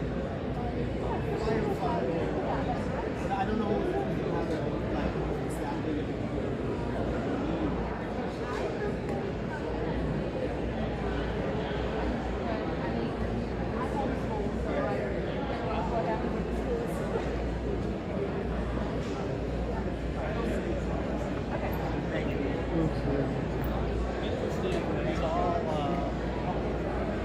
It's all just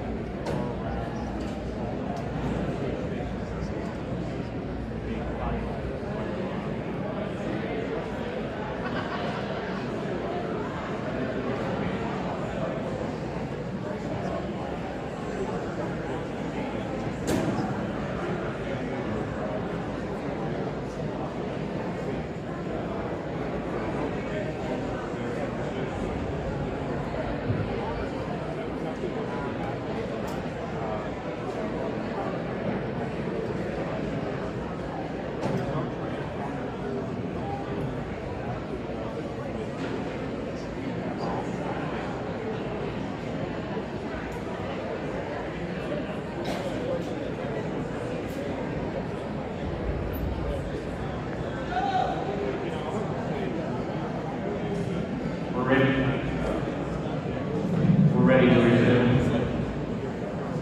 We have Ann Keegan, Jessica McDermott, Jerry Watson, Nancy Watson, and Jennifer Timmerman on deck. We will begin with Ann Keegan.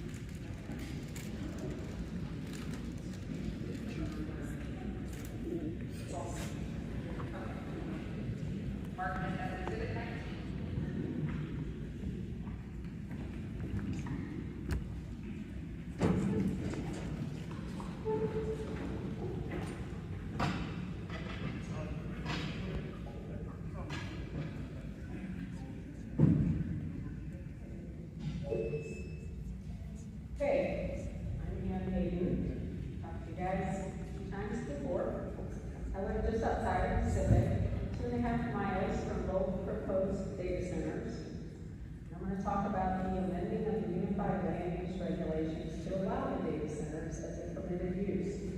And the answer is no, not a permitted use. Our zoning districts are in place to ensure properties are compatible with surrounding uses.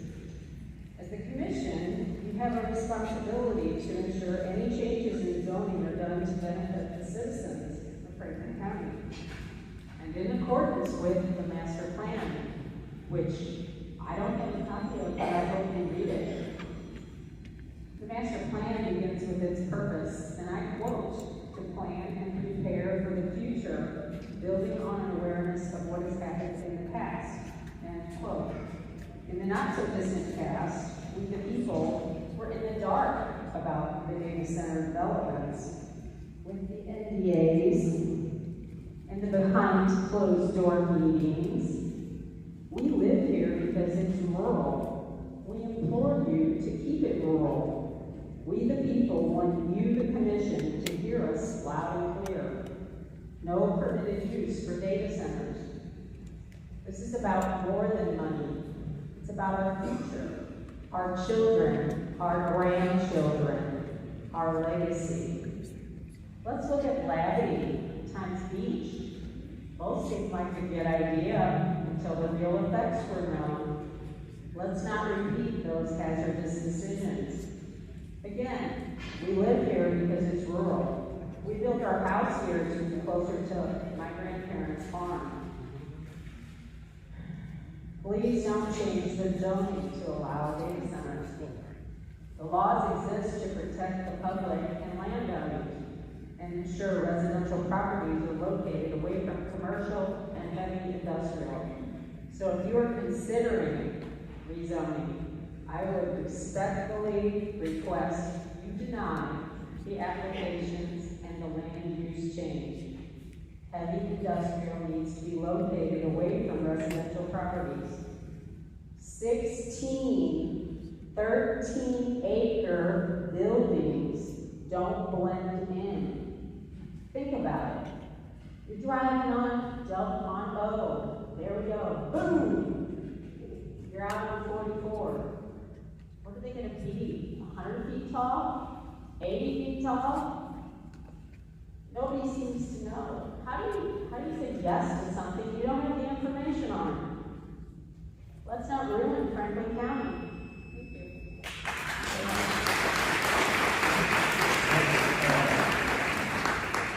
Jessica Nicodemo.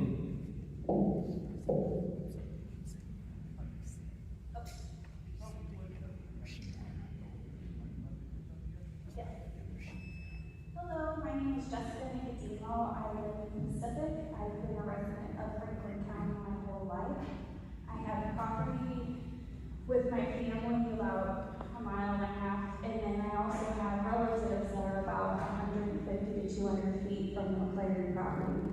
I know my family a lot since I asked you all to go check it out, see what it's all about, and what's about to get wrecked. I want to thank you for having us all here today and being able to speak in front of you of how we have such great concerns about this property in both Gray Summit and Catawissa. And I do also want to thank you for the emergency management planning to come into effect with this. I was pushing it big time when it comes to 2 school districts within 1.5 miles of each proposed site, along with the fire district and school districts to get on board of what's going to happen if something were devastating to happen. I have a problem with this not being a conditional permit. I wish it would be a conditional permit so that each time somebody does apply for this, that it can be considered a non-industrial zoning area. I think by the blessing of God, I was able to get here in time because I am at work. This is my work break, and I literally had 45 minutes to get here and talk to you. I also would like the 1,000-foot setback to be taken seriously and also, if not, pushed further out. We all have been screaming at the top of our lungs, we do not want this, so them squeal at them not wanting, or them actually wanting a difference. If we are all so upset, they should be so upset. And ripping a mic out of somebody's hands 2 weeks ago from Ryan Sanders, it is ridiculous. He pulled somebody's mic out of their hands when they were asking for a concern. Do we want a developer that doesn't want the public to have a word on this or ask questions? No, that's dirty oil salesman. We don't want that. We want somebody that's going to be prestigious, that's going to uphold integrity, and have precision and accuracy on what's about to happen in Franklin County. And obviously, they got it. And like Corbin said, they filled it out with a crayon, it just about looks like, because they didn't put much forth and effort into what we were about to have here. And like we have talked about multiple times in commissioners' meetings, we need to have town halls, and we need to have a say-so on what questions we have from these people. Also, people just like me that had to be at work, and I got lucky enough to come here within that amount of time because I had to work right down the street. What about all those people that didn't get to come today?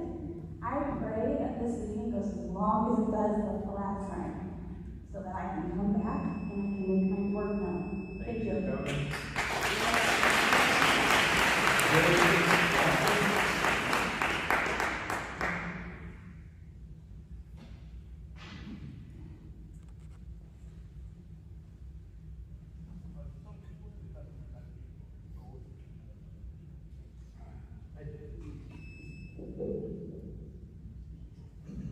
Commissioner, my name is Jerry Watson. I live at 743 Middle Street Drive, Pacific, Missouri. I am opposed to both data centers and the amendments. My wife Nancy and I live on the western boundary of the proposed BLE data center. I have an MBA in finance with 30 years of business experience as an executive in one of the largest corporations in the United States. The commissioners say they want the facts. Here are a few facts. Fact 1. The commissioners are elected to represent the will and best interests of the people in Franklin County. However, only 2 property owners have demonstrated an interest in allowing data centers. The vast majority of nearby landowners are opposed.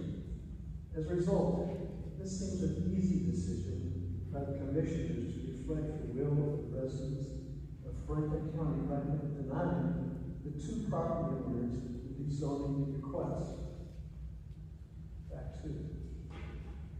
The proposals for rezoning Diamond Farm are so unpopular that Providence requested a police escort when they left the planning and zoning meeting in April. The city graciously provided this service. Even the proponents of the data center recognize the lack of public support for their proposal. Fact 3. Money offered by the developers somehow do not end up helping the residents. The developers end up using it for their infrastructure, using tax increment financing. Yes. In addition, the developer transfers the title to the county under Chapter 100. As a result, the developers don't pay property taxes because they don't own the land and buildings. In exchange, the county gets a payment in lieu of taxes. However, if the developer offers $50 million with a standard 90% tax abatement, they pay only $5 million. In addition, the developers don't pay sales tax on the millions of dollars of computer equipment and construction material because they are deemed exempt through the Missouri Data Center Sales Tax Exemption Program. Fact 4. In a business plan, there is a cost and a benefit.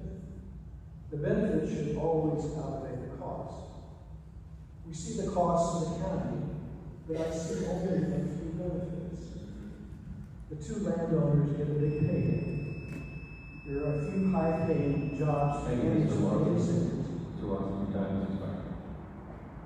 Thank you. Next is Nancy Watson.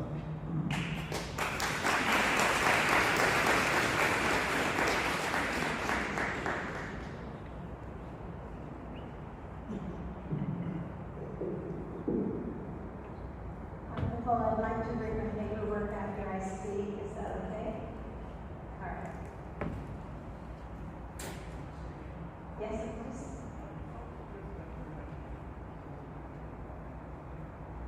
I do. I marked Mr. Watson's testimony as Exhibit 20. I'll mark hers as Exhibit 21. I'm Nancy K. Watson. I live at 743 Innisfree Drive in rural Pacific.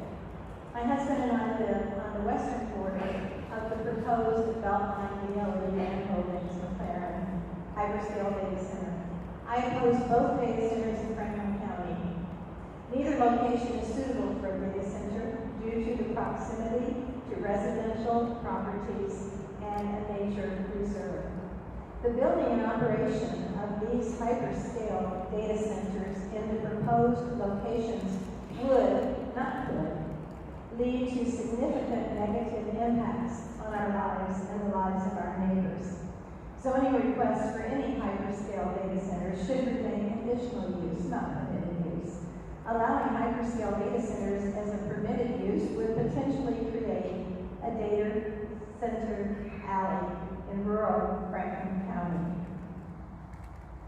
Article 10, Section 238B4 states, data center development sites shall not exceed a maximum of 800 acres.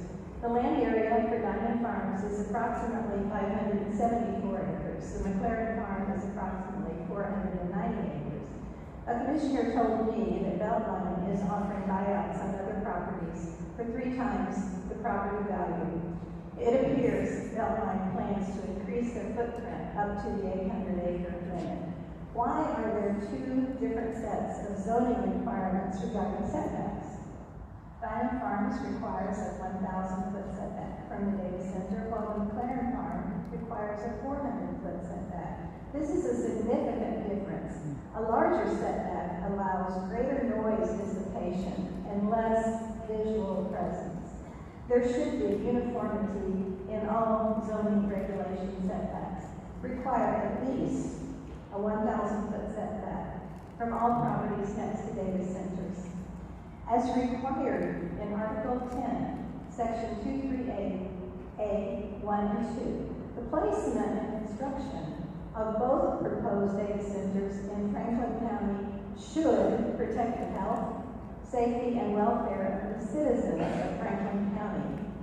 The location of both data centers does not protect the health, safety, and welfare of the citizens of Franklin County. We are counting on you, commissioners, to protect the health, safety, and welfare of the citizens of Franklin County. The people have spoken. Listen to the people and represent the rest of us, not the property owners and out-of-state developers. I urge you, please vote no on hearing number 1. If you cannot vote no, table this hearing for expert, unbiased studies. Thank you, Jim.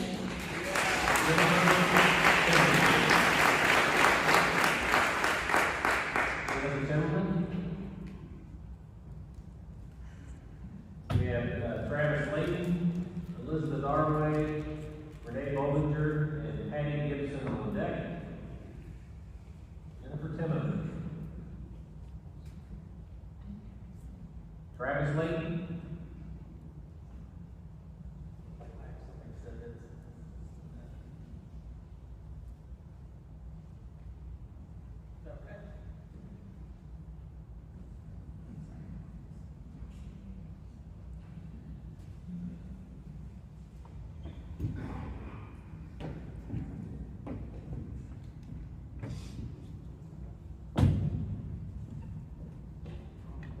I can't do that. It's my sincerely held religious beliefs. Matthew chapter 5, verse 32. But I say unto you, swear not at all, either by heaven, for it is God's throne. So I don't swear to man. Is that okay? All right, thanks.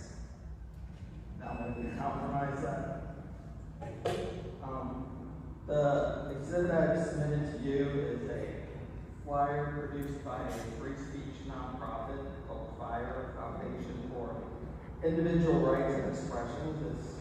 The subject is Know Your Rights on Public Comment Periods. The opening remarks from the sheriff was completely unconstitutional. Okay? Public hearings like this, they are a limited public forum. Okay, you get that. There are some legal restrictions on speech, like I can't stand here for 5 minutes and 3 minutes and talk about your dog. It's not permitted. We get that. It has to be on your city's business, okay? But you can't just say, you can't criticize anybody, because criticism is protected by the First Amendment. There's actually a court case from, I think it was 2016, the ACLU took up this case where a guy criticized the mayor of University City, and she kicked him out and banned him from speaking. And the ACLU took his case, and he won, got his legal fees reimbursed, and he was allowed back in to participate. And the mayor had to give him a public apology.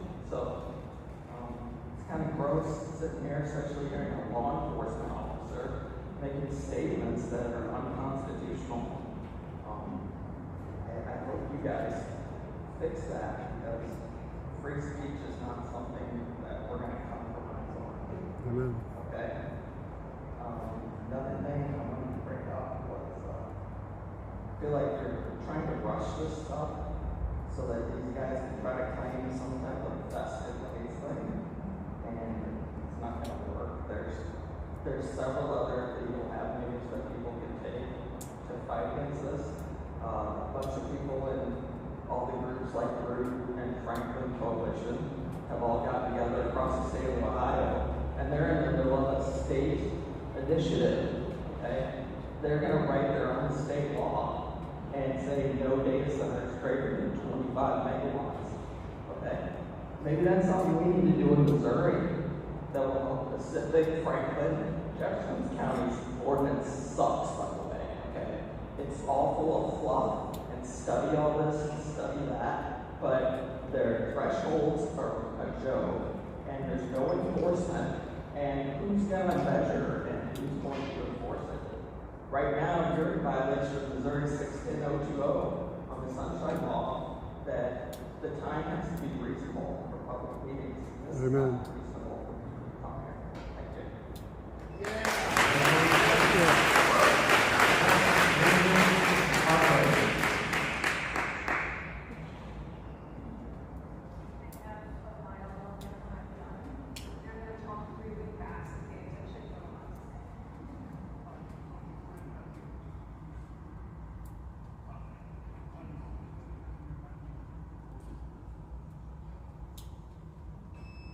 Hello, my name is Elizabeth Barry, resident of Franklin County. My field of expertise is in marketing and communications. I have over 18 years of experience with over 8 years working with public entities and taxing districts, helping them connect to their community. A few notable projects I've helped lead include the communications for the St. Louis Community College Proud Bar, an annual $24 million tax levy that passed in 2021, and recently and locally the Merrimack Ambulance District Prop A that passed in 2025.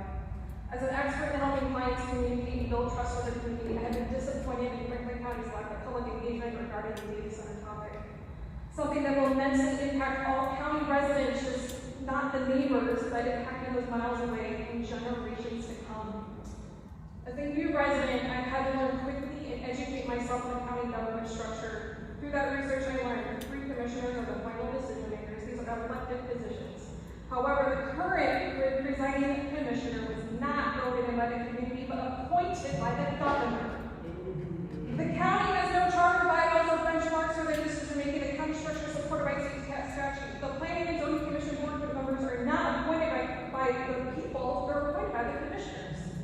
The community gets to share their feedback on public policies and public statements and written submitted testimony in favor or against an action item. And a ballot proposal cannot be submitted for zoning changes. When I learned this about the structure of this government, it has raised so many questions for me. What are the commissioners using as their benchmark for all decision making? What role does the state government have in the commissioner's decision, especially when you're appointed by the governor? What guides the planning and zoning board's decision making? The commissioners, their personal views, or the committee they are here to represent? When an overwhelming number of community members raise valid concerns regarding the data centers, how are those concerns addressed and communicated back to us? Are they just filed and ignored? Specifically, the presiding commissioner has said the water issues have been resolved. But how? They have not told us.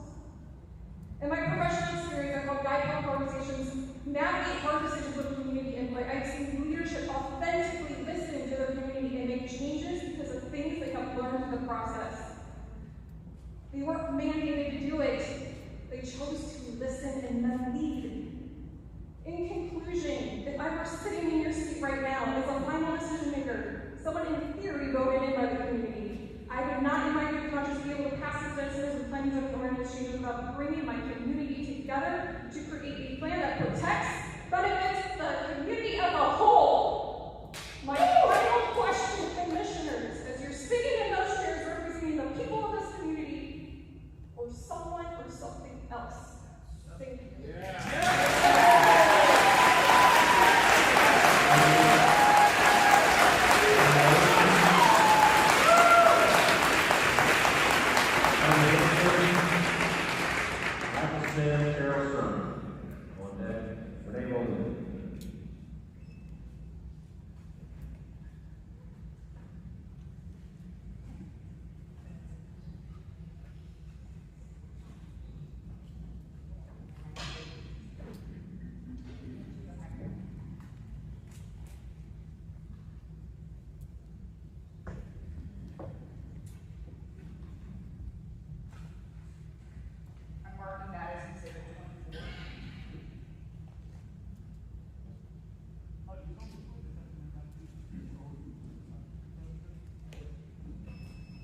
Good afternoon, Commissioners, and thank you for the opportunity to speak.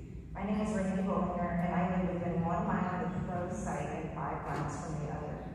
I urge you to reject rezoning any new sites that would allow data centers to be within zoning districts that are not currently allocated. If these facilities are considered at all, they should be limited to land already zoned for heavy industrial and commercial use. Franklin County is valued for its wildlife and farmland. Broadly permitting data centers would erode the character and place undue burdens on residents and property owners. At a minimum, any such project should be combined in industrial and commercial zones, required to provide its own power, prohibited from drawing on the aquifer, and subject to a conditional permit use. Residents also deserve full transparency about the end user. This proposal should not advance until independent research shows that it will not harm the environment, wildlife, property rights, or public health.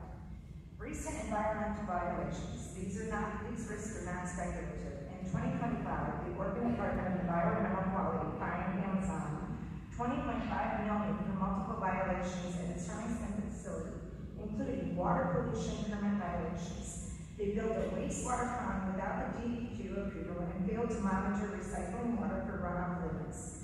Air quality violations. Amazon operated an emergency external power generator for more than 55 hours in a non-emergency situation, violating its air contaminating discharge permit. Missing compliance data. Amazon failed to provide environmental monitoring data. According to the DEQ, these violations harmed aquatic ecosystems near Hermiston and degraded the air quality for the county residents. Although the violation occurred in 2023, the fine was not issued until 2025, underscoring how limited staffing and funding can delay enforcement. The question before this commission is straightforward. Should Franklin County accept these risks? Data centers are promoting as economic engines, but residents often bear the cost through prolonged construction, constant noise, and the risk of drying and contaminating our wells. If approved, data centers may also bring pipelines, transmission infrastructure, and utility towers that disrupt private property. These projects are designed to advance the expansion and profits of major technology companies and not strengthen local communities. Their local employment benefits are often limited, while the environment costs remain significant. According to environmental energy studies, about 56% of the electricity used by data centers still comes from fossil fuels, and their operations generate roughly 1.1 million tons of greenhouse gases emissions every year. These projects may also rely on around-the-clock construction, out-of-state crews, and continuous lights that disrupt bird migration and alters rural landscape. Thank you, Mayor. Your time has expired. Thank you for your comments.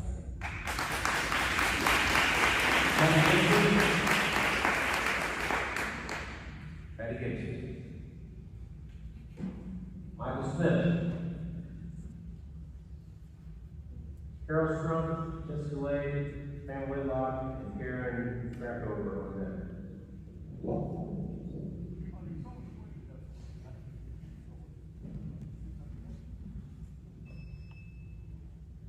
Not news to anybody here that we're living in very divided times, politically divided times.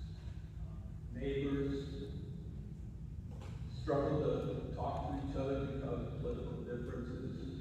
Once very close families have been torn apart because of political differences.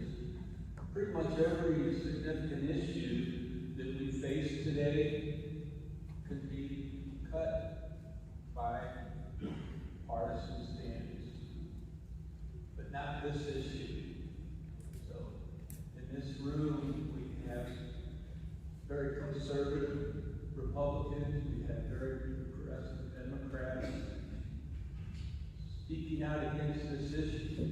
In this room, and I've been to all these meetings to this point, and to see all the people coming here, not as Republicans, not as Democrats, but as Franklin County residents who elected you to represent us, speaking out against this. And when I've come into these rooms, to all these meetings, the only people that I see here, and it's telling that the people who are here in favor of this issue are one small group, people who stand to benefit financially from the approval of these data centers, and everybody else asking you to say no to these data centers. There's so much more to our quality of life than any revenue that you may or may not be getting from this. So we've all grown up hearing that old saying that necessity is the mother of invention, but I'm here to tell you that's not true. Marketing is the mother of invention, and you are being marketed to by these guys, and one of the employees are using it as a tax revenue. And I trust, because I know some of you, that you can see beyond that marketing and understand the quality of life that's at risk here. Missouri Botanical Gardens that Shaw Nature Reserve is an integral part of is rated as one of the top 5 botanical gardens in the world because of the research that's taking place in Nature Reserve today, home to the largest breeding population of federally endangered Indiana bat species. This is the kind of thing that needs to be taken into consideration. Thank you. Thank you.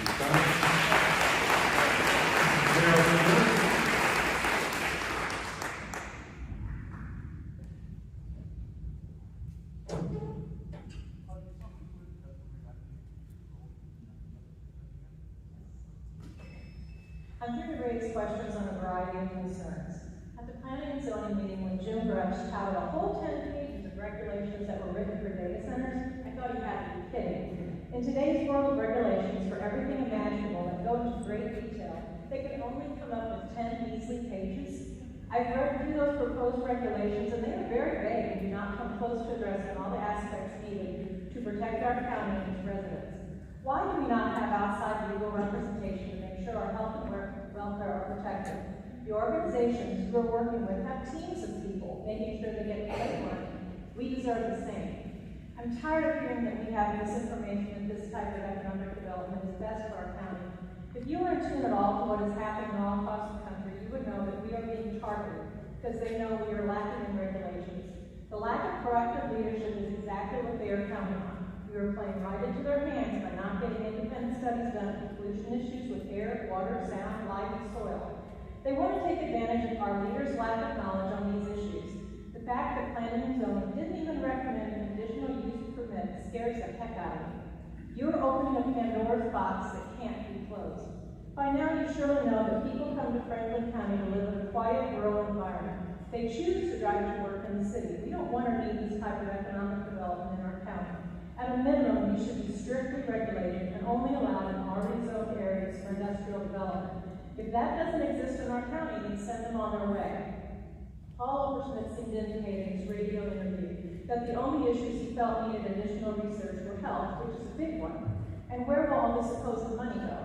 I sent you research on health issues, on PFAS, forever chemicals, and how the federal government is considering relaxing standards because data centers need them to use them.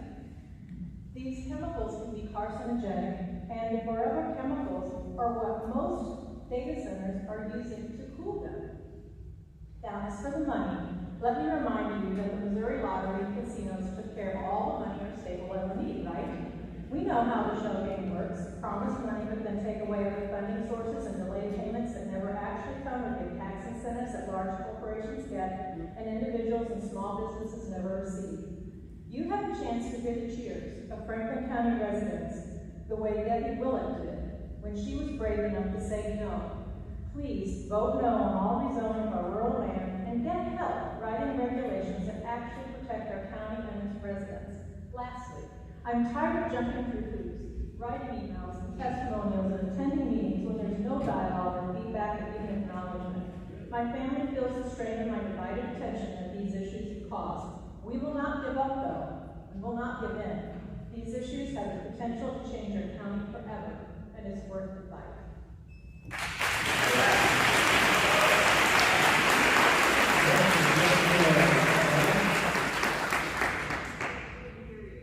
Just a minute. Lee, sorry.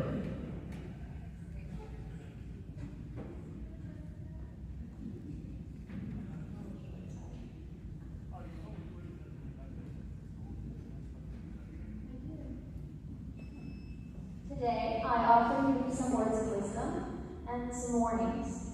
As an attorney specializing in contract law and regulatory compliance, my experience has led me to a very simple conclusion. These regulations, as written, should not be adopted by Franklin County.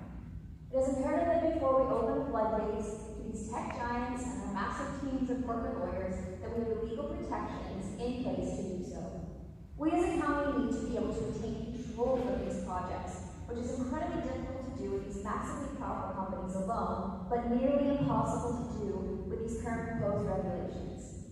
As each version of these rules were released, I ran an editing and enforcement gambit with them, finding them full of errors, contradictions, loopholes, and even worse, a severe lack of enforceability. I have provided to the P&Z office multiple recommendations, draft regulations, and memos of concern regarding the county's legal liabilities, which I hope your council has reviewed, but based on the current draft is unlikely. Not only do current rules for a vote fail to control the projects potentially being built, the entire process of development and voting that we have had as a county thus far places the county, and frankly you gentlemen, in an incredibly vulnerable position. I truly hope your legal counsel has briefed you on the investigations and lawsuits that could arise from this rule change, and frankly are already looming. I also hope they have briefed you on the potential lawsuits and investigations that would be placed upon you individually, and not only in your capacity as government officials. The people in this community have made it very clear they are in opposition to data centers, and clearer that they are willing to take the legal actions to prevent them. I can understand the lure of potential millions in tax revenue that could come in a decade when a project potentially finishes construction. But again, I hope your council has analyzed the tax code and loopholes that are obvious and readily established, but the county will not be receiving this windfall. Not in 10 years and not ever. I've read several risk analysis, and based on those projections, these rules should not be passed. It is my opinion that this decision will lead to lawsuits both in professional and personal capacity, ethics investigations, a stalled project that may or may not be completed in a decade, and only a boom for a non-Missouri tech company that targeted a rural community and left us with pieces. The only proponents of those, as you've seen, are those who seek to profit from it. These tech giants are making false promises around the county and around the country to communities they do not believe have the capacity nor skill to see through. Do not fall trap to that scheme. Do not take the fall for them. Protect yourselves and protect Franklin County.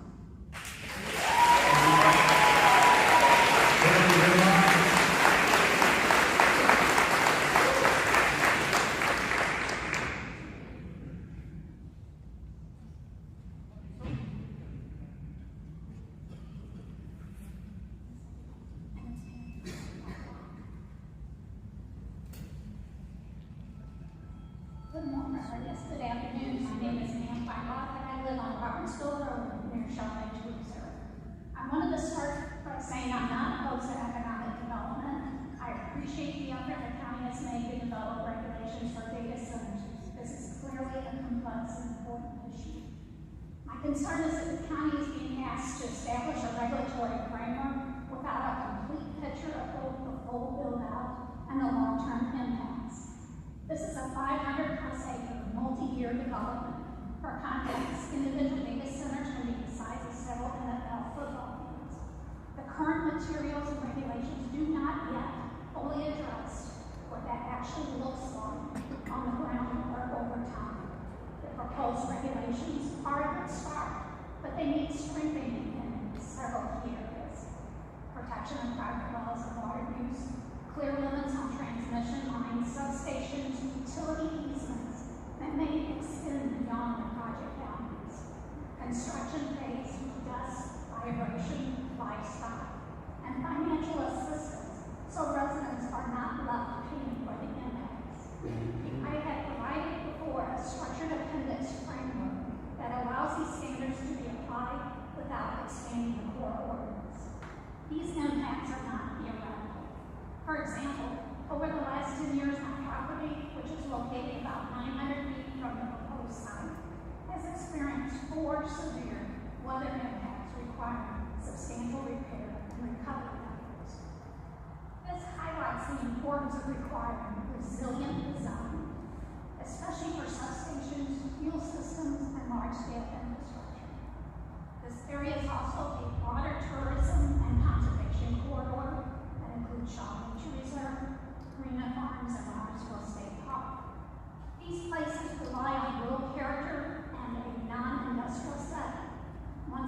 infrastructure and industrial precedents begins changing the character of the area, it is difficult to reverse. And finally, data centers should be evaluated over the full life cycle, including changing technology, infrastructure demands, incentives, and potential future obsolescence. A permanent land use change should not be based on the benefits that may not be permanent. And finally, I would respectfully ask that the county and the public be provided with a complete representation of the full build-out site and associated infrastructure, including substations, transformers, transmission lines, utility easements, switching stations, and lighting, rather than renderings that are shown at portion. That level of transparency is important for the important public. Thank you for your time. Thank you, Dan. Next is Karen Campagnini. It's Karen, K-A-R-I-N, Krakover, K-R-A-K. Oh, Krakover. Krakover with a V, yes. It looks like an A. Sorry.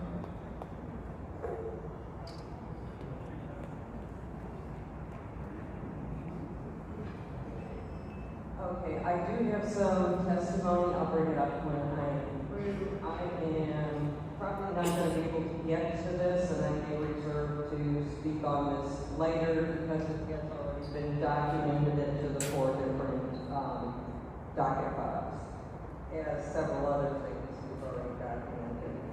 Okay. I want to speak for my part first, and later I will talk on this. It took us 5 years to find the place of our dreams. We've been living here not quite 2 years. We moved here for the peace and tranquility, away from the problems of St. Louis County.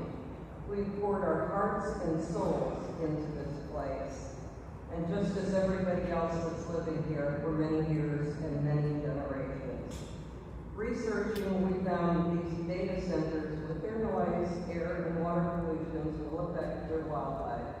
With noise, it will drive off most of the animals. First, the bees will leave. Without that, where's pollination? Where's the crops? Wild animals cannot tolerate the noise. They will leave. Most people won't sleep well. Well, we're not sleeping well now anyway. People and wildlife that are stuck here will be agitated, stressed, and not perform to capacity. Plants and wildlife are dependent upon each other as we are them. If one goes, the whole system falls. Can you, or these builders, guarantee that any of this may not happen? Can you guarantee that the people and the wildlife will not have health issues or die prematurely from exposure from water and air pollutants? Can you guarantee that these won't affect this food supply? Can you guarantee we won't have lack of water in our aquifer system? My point is, many people are worried. If you can't give answers to these and many other questions, building data centers may need to be paused. As for research, it needs to be done by a neutral party, not by any of the builders. People want to stay here and they can move, but they can't afford to.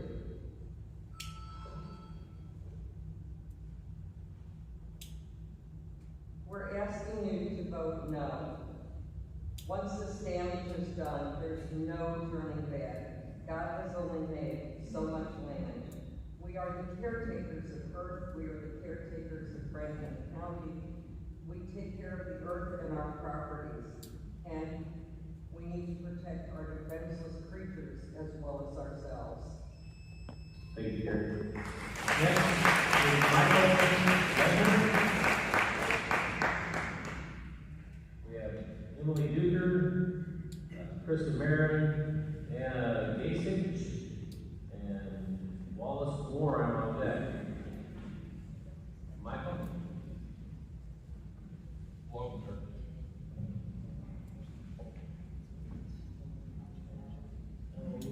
Lothar?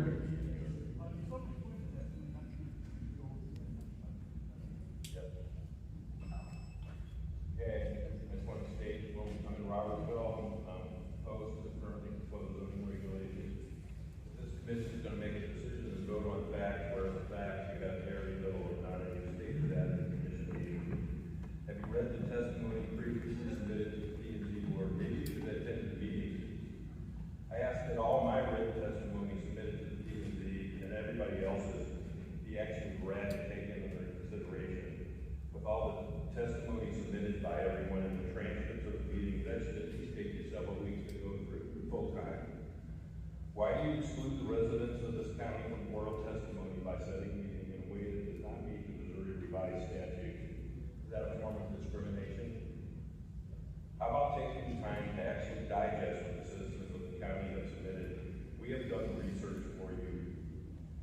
personally have had no representation due to living in the county township. How is that equal representation? Where was my township of the rules? That sounds like a lawsuit. You have made proposed changes to the zoning regulations since P&Z voted to approve them. What is the process? Yeah, they're better, but do you just make the rules up based on some town, county, developer zoning rules? How can you have a hearing like this when you don't even have the zoning rules complete? Why in the world would you make anything permitted use when it appears that you don't even have the facts? How about having a hearing after you guys get done with this document? The current proposed revision should be conditional. Section 238, Section B, Item 1. Setback, Section 238, Section B, number 2. Why is there nothing in this section? Protecting area W. You have 400 feet of special rules for certain areas. It sounds like discrimination for setbacks. Section D to have a different rule for the nature reserve than Section W. Does a park get a special treatment over landowners? My property is my park. I want the same treatment. How about 25-foot setback? Item 3, mechanical equipment. Do you guys really understand what a closed loop system is? And how much water we use? Item 5, height of 100 feet. How about maybe 20 feet? Does a 10-story building fit in the land regulations and the surrounding zone? Noise. People talk about noise. There's no qualitative note of frequency testing, including subaudible below 20 hertz measurements. The measurements should be measured in individual frequencies and aggregate, and at multiple height levels. We measure ground level on a 100-foot building, it's not going to be the same. Generator testing. I might want to run my generator like 5 hours a week. There's so many loopholes in your document. Thank you, sir.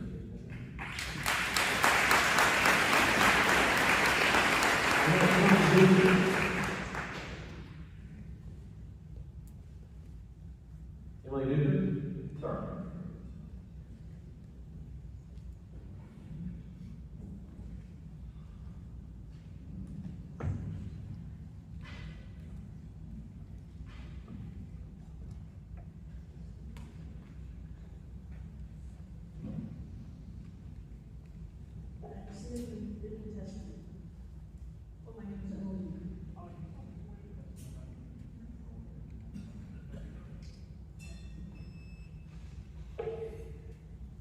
We need to slow down making these data centers and reduce their size because there are too many dangers affiliated with them.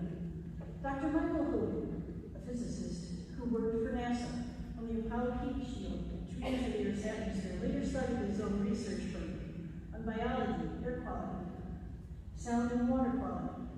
Dr. Hogan said, these hyperdata centers are huge experiments and we should slow down making them and greatly reduce their size because we don't know their effects on long-term health of the community and long-term effect on farmland and the ecosystem. What will the effects of toxins from fire, explosion, leaks, and other disasters? If our wells dry up, who will pay all of us to drill down 1,000 more feet to a deeper aquifer? Do we have to pay $20,000 or $30,000 for a problem caused by the data center? AI will change our lives. There will be tremendous job losses. AI will become smarter than humans. It will change warfare. What kind of a life are we going to be leaving our children and grandchildren? Many creators and workers in AI have quit their jobs to warn the world on podcasts and in other media. The godfather of AI, Nobel Prize winner for AI, Geoffrey Hinton, said there is a good chance that humans can lose control of AI. Daniel Cocotello, former OpenAI researcher, predicts that in 2 years, AI will think 50 times greater than humans and can trigger nuclear war with China.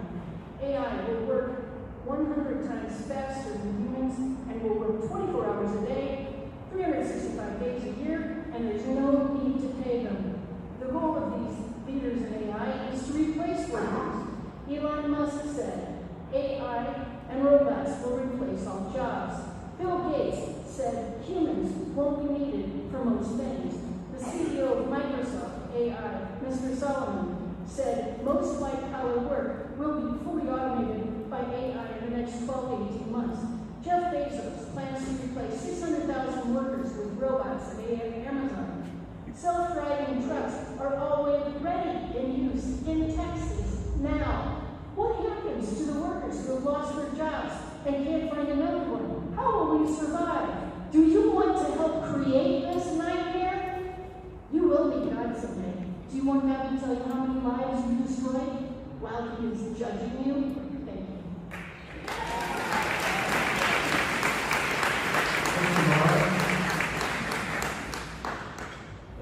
Anna Casey, Walter Warren, Jane Hughes, and Carrie Scollin on deck.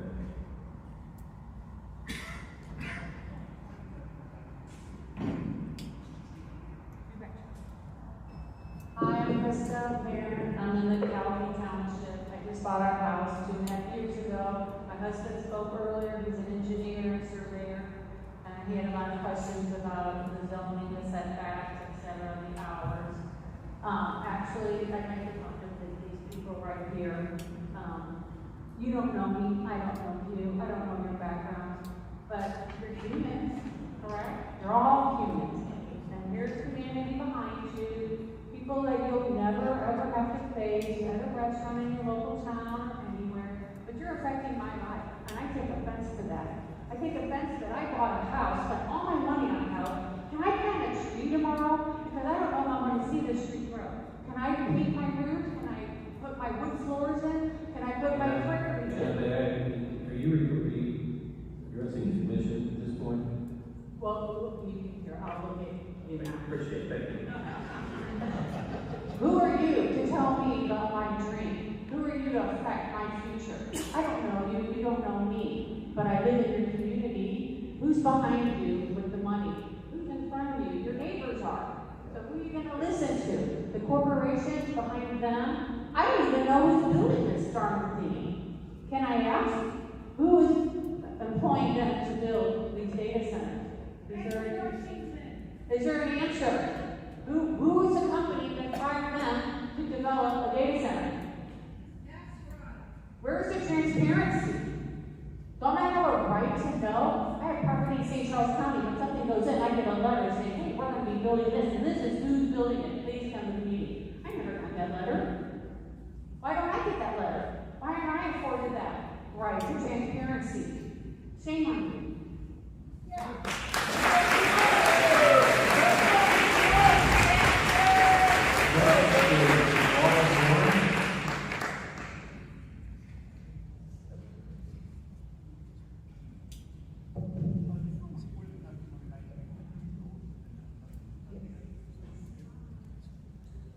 Good afternoon, commissioners. One of the advantages of being one of the last speakers is that you can hear my comments down a little bit because so much has already been stated. I'm going to go off script a little bit. I think I would like to submit for consideration, submit for the record, that the weather today, the severe weather, is making a public statement for those hundreds of people that did not make it to voice their opposition to this data center developments. I understand that it is your responsibility to implement the master plan adopted by Franklin County.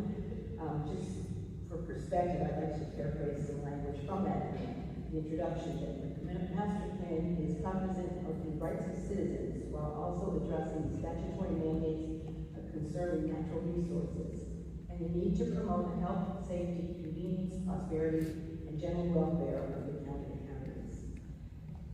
It says the master plan takes a common sense approach to addressing the multitude of issues which affect Franklin County. So that being said, I would like to state that I am unequivocally opposed to data centers. However, there appears to be some momentum in these data centers being developed here in Franklin County. So I'm going to, not to negate my position against data centers, I do want to address the use of general use permits versus conditional use. While far from an expert, I understand to some degree the challenge in writing permits and regulations served on the Clean Water Commission for the state of Missouri for 6 years. And prior to my confirmation, I have participated in DNR stakeholders groups, establishing regulations as well as classifying Missouri's waters to comply with the Clean Water Act. It is not easy. It took months, years in some instances, to wordsmith the documents due to the complexity of the issues. I see a similar challenge with data centers. They present a plethora of details, challenges, and unforeseen issues that may be virtually impossible to address in a general use permit, especially with the unknown technology that will be in use now and in the future. Many examples have been given as to concerns with water availability, quality, certainly one of my primary concerns, electricity, not just rates, but capacity and availability. Every data center is going to have its own specific needs, and again, the technology being used is changing rapidly. Each site has individual characteristics and presents its own challenges. How could a general permit be written to address this?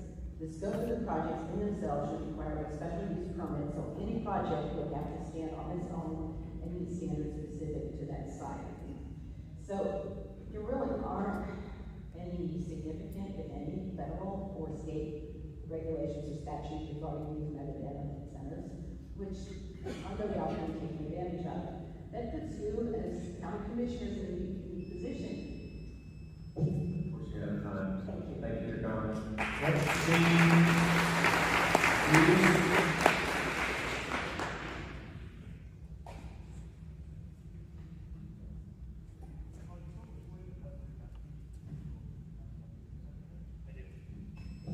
I'm Shane Hughes. I live in Catalyst, just south of the Crooked Creek site on the HH Highway. My family and I enjoy hiking, hunting, fishing, canoeing, stargazing, and bird watching. I'm a Missouri master naturalist, and I'm a father to 2 young boys, both at 90 elementary. In other words, I live in rural Franklin County for the same reason that many of us do. I value the tranquility and natural beauty of these Ozark foothills, and I think this is a wonderful setting for my children to grow up. I'm also a software developer and a farmer, and AI is threatening my field and my fields. I have seen firsthand the way it's making us lazier, less intelligent, and less empathetic. And yet, we're told that our nation needs more data centers to support our needs, even though the hope and the capacity is used to surveil us, make money from us, take our jobs, and give us inferior products. The entire AI industry is built on hype and lies.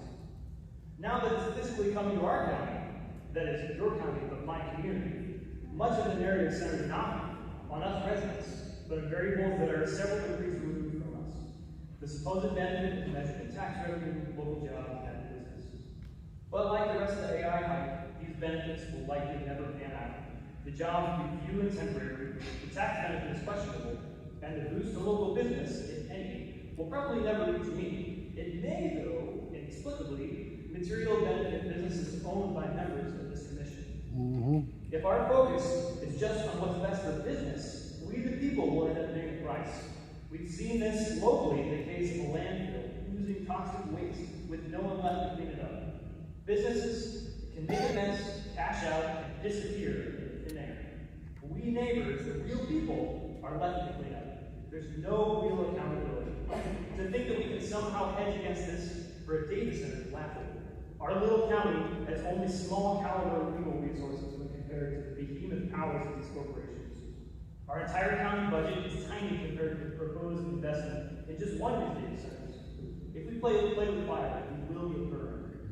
So I ask you, I implore you, I beg you, vote no on all of these proposals. We don't want more data centers in our nation, much less in Franklin County.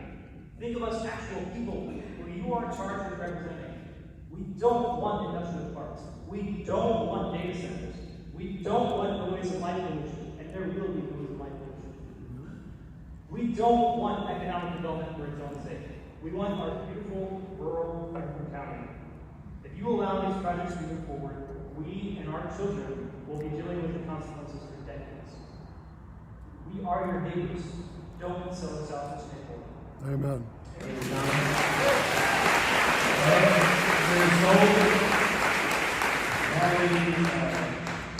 So, Bada, Vicki Horst, Schneider, Cam, and Laura Anna on deck.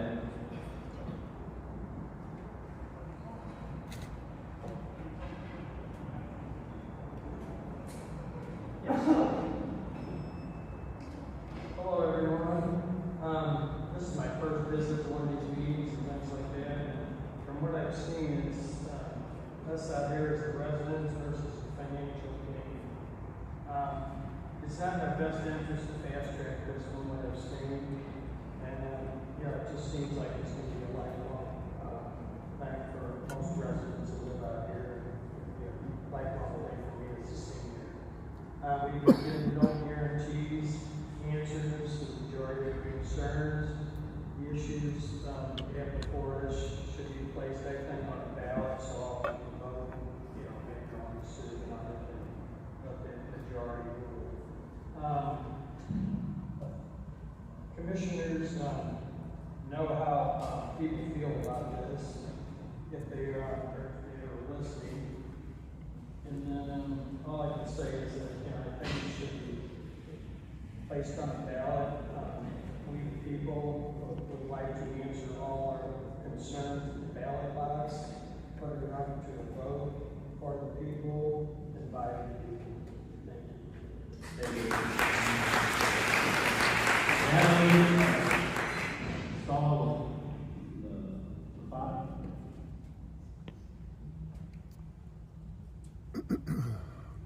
Natalie.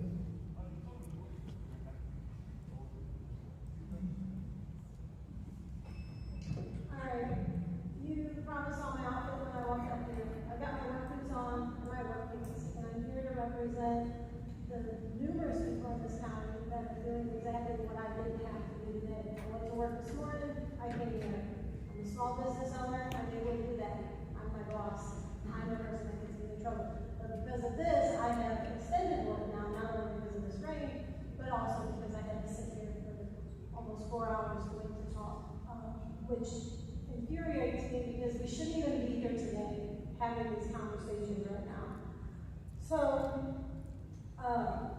estimate that there's another 4 people added to me that should be in this room today. That's why I'm at. The people that should be here to talk to you guys and to represent all of us back here aren't able to be here today for one reason or another, whether it's daycare, school, or Monday morning is not the ideal for this situation. Shame on whoever picked this day, because this is absurd. One thing to for you to contemplate for these quick decisions that are being made is Beltline and Provident aren't going to give you all the accurate information that you need. For example, and I've been saying this from day one, the planned reuse of the wastewater for the McLaren property, which is currently under a variance. That facility is under an ammonia variance for the state of Missouri Department of Natural Resources because they haven't been able to make that limit. They are rectifying that issue, and they have engineering feats that are in place right now that are going to help with upgrades to that facility. Those upgrades are not going to help Do you want one second? the water industry. Do you have a phone number? Sure. And I just want you to be aware that it's going to take millions of dollars to get that water where it needs to be for that facility to reuse that water. This is your number? Okay. So would you be willing to share with us? Thanks so much, Sharon. I only have 45 seconds left. Okay. Just a reminder, it's only been 4 months since that January 20th meeting when we all had like 3 days to prepare and we all showed up at the county courthouse or the county building for that meeting. And one of the big topics that was on the plate that night was discussing the wrought iron fencing that was going to go around the Diamond Farms contemplated data center.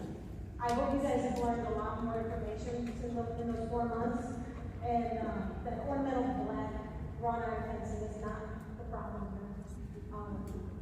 Just ended, because I'm out of time. I oppose the rezoning of any acreage parcels that are going to be for data center usage. Thank you, Mr. Kelly.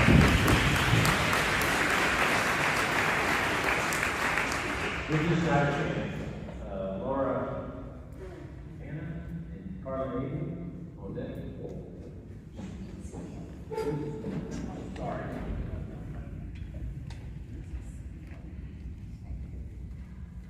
My name is Vicki Schmitz Camp. I've been a resident out here for 40 years, just outside of Pacific. I built a home, I put my blood, sweat, and tears into it, and I have played by all the rules. I have paid my taxes on time. I have been a good citizen.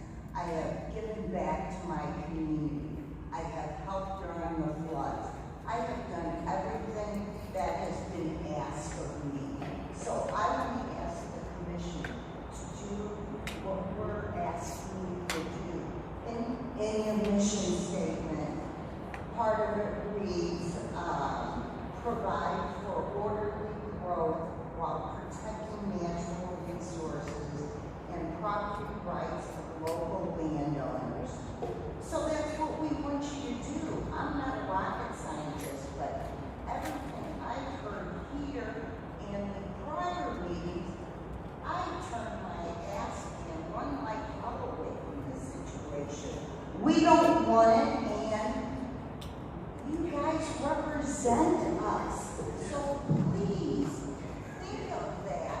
You've got the majority of the county does not want it. The surrounding counties don't want it. You know, what I love about Pacific, and it's a small little community where I feel safe. I go, people know my name, people, say hi to each other. You guys are taking that away because of these data centers are built. People will leave. So much for your economic benefit. We're gonna get our ass out of here because we don't want this. I just had 2 bald eagles fly over my house a week ago, and that's what you'll be taking away from me when I have done everything I am supposed to do as a citizen. So, imploring you, these people have given you the facts. I'm not giving you facts, I'm giving you emotions. But I'm old enough and smart enough and been around long enough to know when you've got the facts, you read them, and let me quote Mr. Spot. The needs of many outweigh the needs of a few. So, at the data centers, the people from out of town, and you guys are all high if you think you're going to use local construction to build it. And, do what the citizens want. Please, thank you.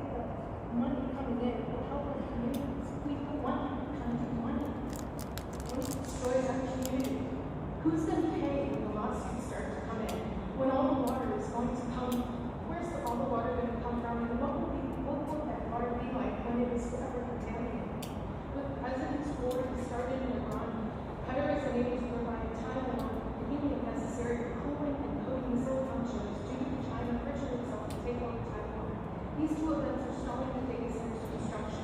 What is the rush? We can wait. We need you to fully understand based on empirical evidence, not what the data center owner said to you. People are going to suffer. Animals are going to suffer. Precious land and water are going to suffer. This consideration of rezoning of valuable farmland and industrial use is a dangerous negative use of land that I think will be necessary for food production due to the alarming decrease of Franklin County farming. I'm so angry that you scheduled this meeting today at this time. So many people are being shut out. Shame on this process. Data centers represent. The fact is that we are becoming redundant. The data centers are not going to benefit us. The 1% doesn't care about us. They're erasing us. They don't need us. That's why this push is happening, and that's where it leads to disaster. Thank you for coming.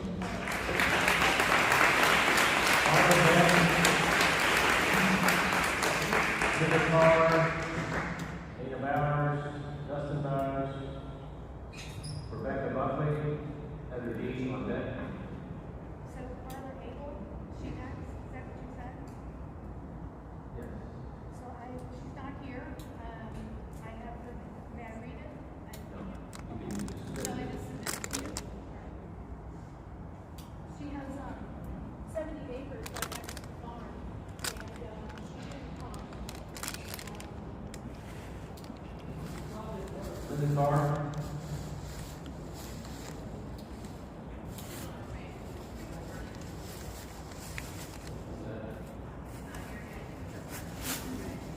Dana Bowers.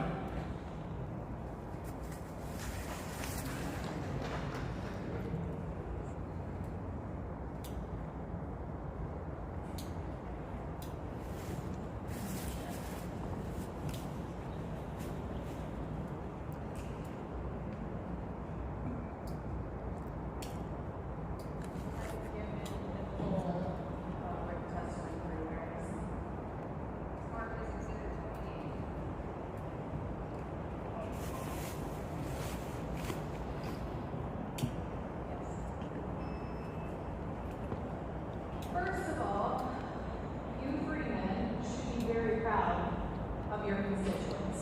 You should feel blessed that you live in a county full of over 100,000 people that live here and want to keep our land and livelihoods sacred to the way God intended. I could stand here for the next 3 minutes and try to quickly go through all the reasons as to why these two proposed data centers do not belong in our community for a multitude of reasons. But there are hundreds of other people here who have submitted written factual testimony and others that will do that today as well. What I am going to do, though, is point out a couple of specific facts and quotes that I pray you Freemen take heed to. John Adams famously said that our Constitution was created only for moral and religious people. It is wholly inadequate to the government of any other. It was very obvious to the founders that our faith was grounded upon which America stands upon. It was our very foundation as a people. And if this foundation were to crumble, gentlemen, so too will the very values that make us full Americans.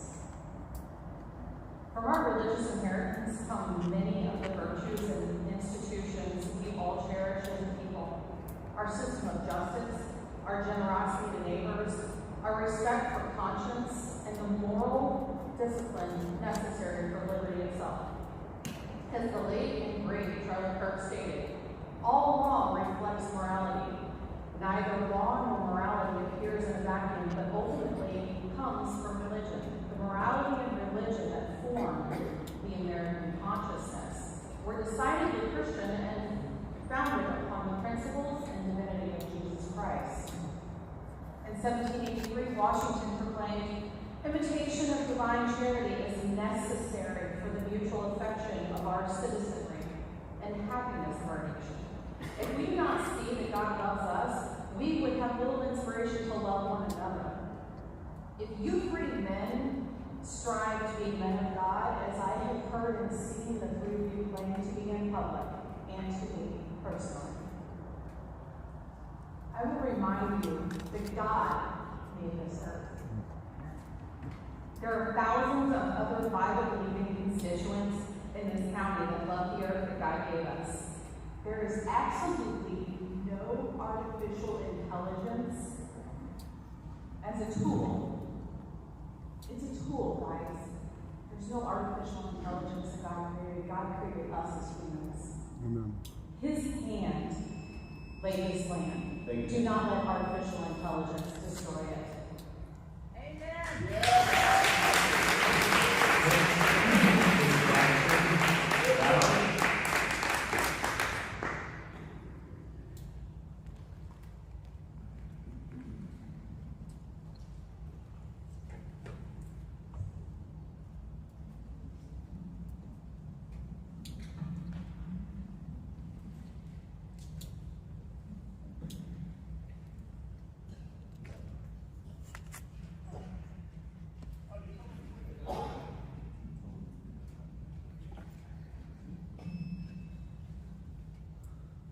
We want progress, but progress is a multi-millionaire buying land and hold on to it for years upon end, then selling it off to big tech companies and have their pockets eating more.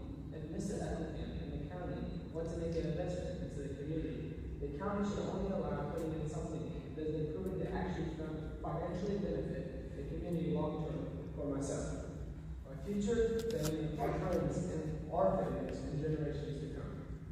Build a rec place, golf course, a movie theater, a top golf, a family entertainment facility, restaurants, hotels, and small businesses that offer long-term jobs for all income and skill level. You three men, the county attorney, and Nicole should not be making life-altering specific data center regulations for our community because state and federal regulations must be put in place to be able to base our county regulations on for any future potential developers that may bring forward a proposal to try and build AI data center here. Due to the fact that there is legislation waiting to be heard and potentially passed, we need to wait. I am requesting to place a moratorium on building any AI data centers in this county and place a moratorium on the creation of these regulations until Missouri and our federal government have guardrails for us to follow. There are other states and counties that have done this, and I know we can as well. Thank you.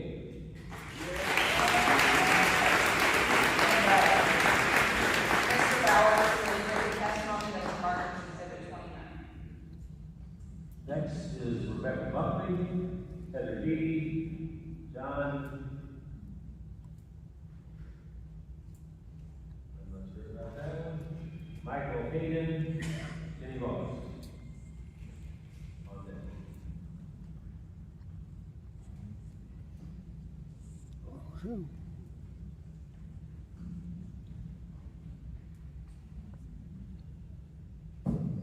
Rebecca Buckley. Is she here? Heather Dee.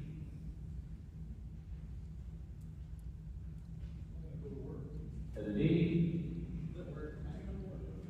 Michael Hayden.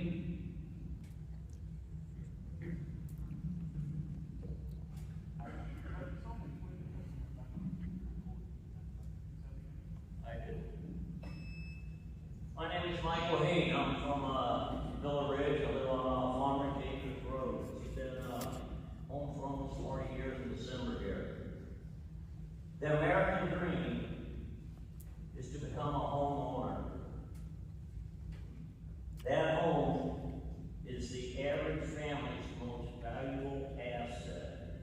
Your home normally appreciates in value. You like to have clean air to breathe, not tainted with the smell and hum of diesel generators. A well that continues to be dependable and drinkable water. There is no way this hyperscale data center is any good for the people I call neighbors or our own property values. I do not trust developers trying to sell this to the people of Franklin County. Please, I ask you, do not let this genie out of the bottle. I know we've heard him talk and sugarcoat sugarcoat stuff about the advantages of this. I'm not in line with that. As you consider your vote, I would ask you not only look at these people, but I'd ask you to think about your own family, your wife, your kids down the road here, and then ask yourself, is this something I would vote for if it was right next to their home? Right.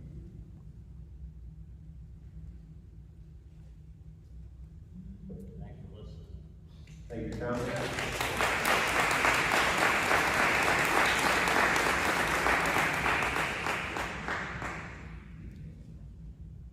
Jenny Voss, Matthew Voss, Keith Ketcherside, Tom Crouch, all on that. Jenny Voss? No, I'm speaking for Heather D. and also John Assman, which you refused to say my name, which is kind of disrespectful in my opinion, since you have a kid Cox up on the board. My name is John Assman, and you refusing to say my name and denying me the right to talk is pretty disrespectful. You're calling citizens childish for raising valid concerns, sitting up here, allowing people to, like, maybe you guys take off work. Now, this is, would you like to be sworn in for your testimony? Yes, sure.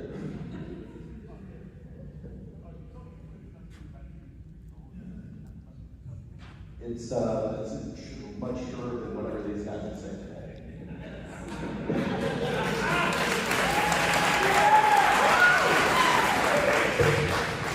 Thank you for scheduling this meeting at 9 a.m. on Monday morning. I had to use the last of my PTO time to be here today. This is the first time I had to use my PTO to be here. I was also at the last meeting that went on for 11 hours that you three gentlemen didn't have the decency to show up at. I'd also like to remind the commissioners that the rezoning committee already voted no on the Beltline data center.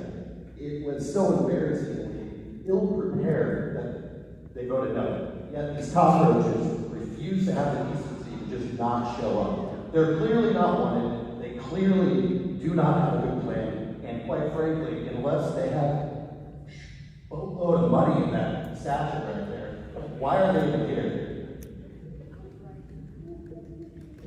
The way I see it, you have about four options. You can place a moratorium. You can end all this simply. Let's all go home. Let's get some sleep.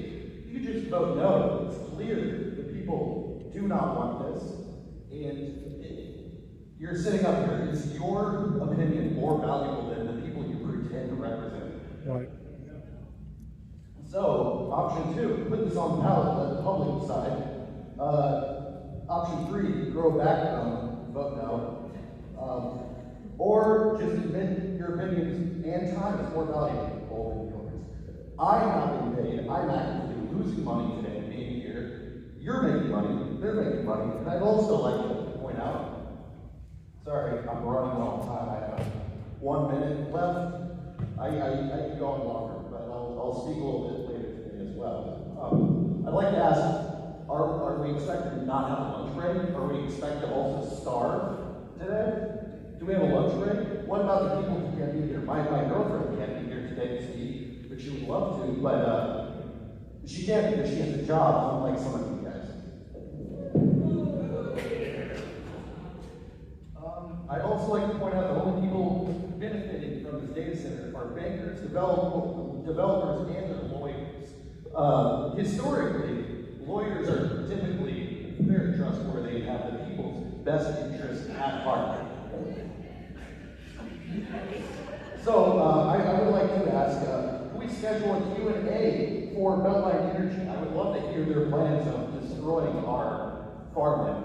As far as I'm concerned, you three should either vote no today or step down. Let the people decide who will be voted out. It's an easy win. You could very easily be heroes today, yet you decide to continue padding your pockets.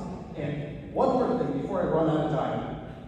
You keep on interrupting people's applause by saying anything, trying to just speed up the process. People, if they agree with something, they'll applaud. Stop interrupting the applause, please.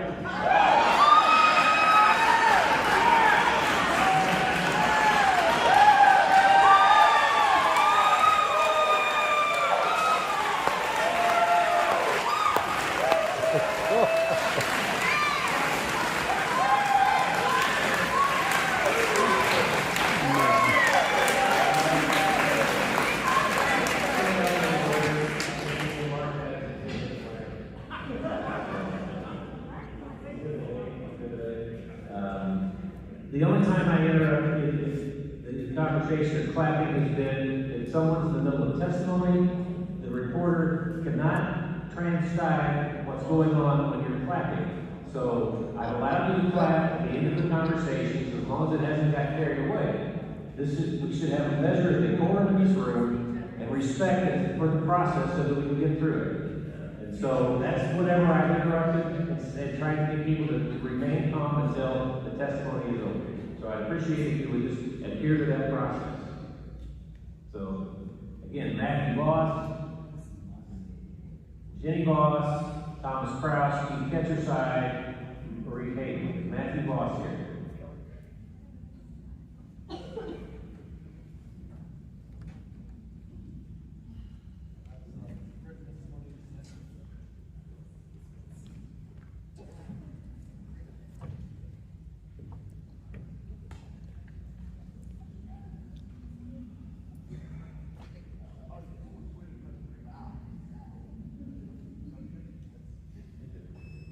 I'm Matthew Voss, I live in Miller, about a mile south of Sorry. Matthew Voss, I live in Miller, a mile south of Today I'd like to talk basically about the frequencies and noises that we're thought to have in these data centers. Some of the infrastructure, different sense that could be related to the data servers, cooling systems, industrial fans. Data centers emit low frequencies below 200 hertz, while infrasound frequencies are 220 hertz. As a reference, normal low frequencies are 20 to 50 hertz, while everyday normal speech ranges are 250 to 2,000 hertz. Human hearing is the sharpest at 2,000 to 5,000 hertz, and the sounds of birds chirping and whistles from trains are 5,000 to 10,000 hertz. Human frequency can detect as low as 31 hertz, so they cannot detect the 20 hertz, while livestock has 23 hertz. Low frequencies below 200 hertz and 20 hertz have waves that can penetrate the walls and travel miles, incredible distances, even thousands of miles away, due to their losses that are slower than most sound waves. These frequencies are mostly undetectable and have health impacts. Currently, at a recent Senate hearing, HHS Secretary R.F. Jr. was still stating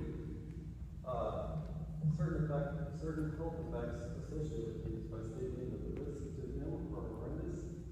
They're very grave in neurological injuries and blood barrier permeability.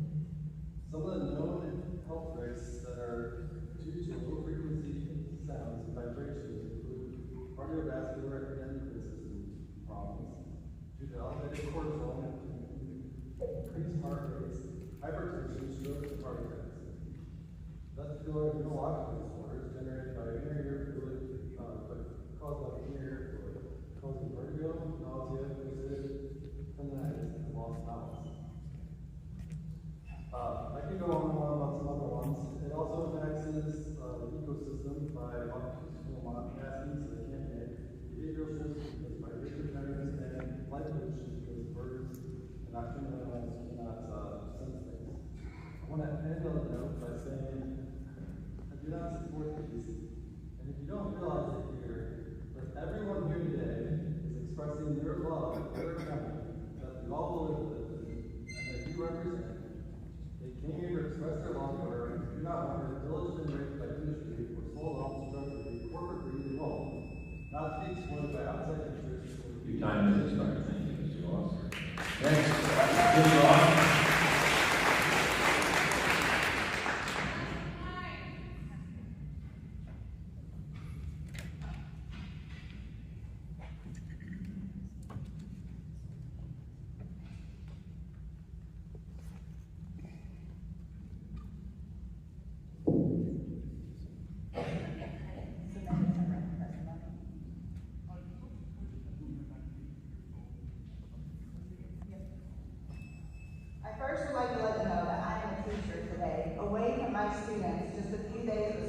Till summer. I had to take a personal day to be with you today and to relay this and that is not fair to my students. We have been discussing regulations of data centers, but I haven't seen anything about the regulations of the actual construction process and what regulations will be in place.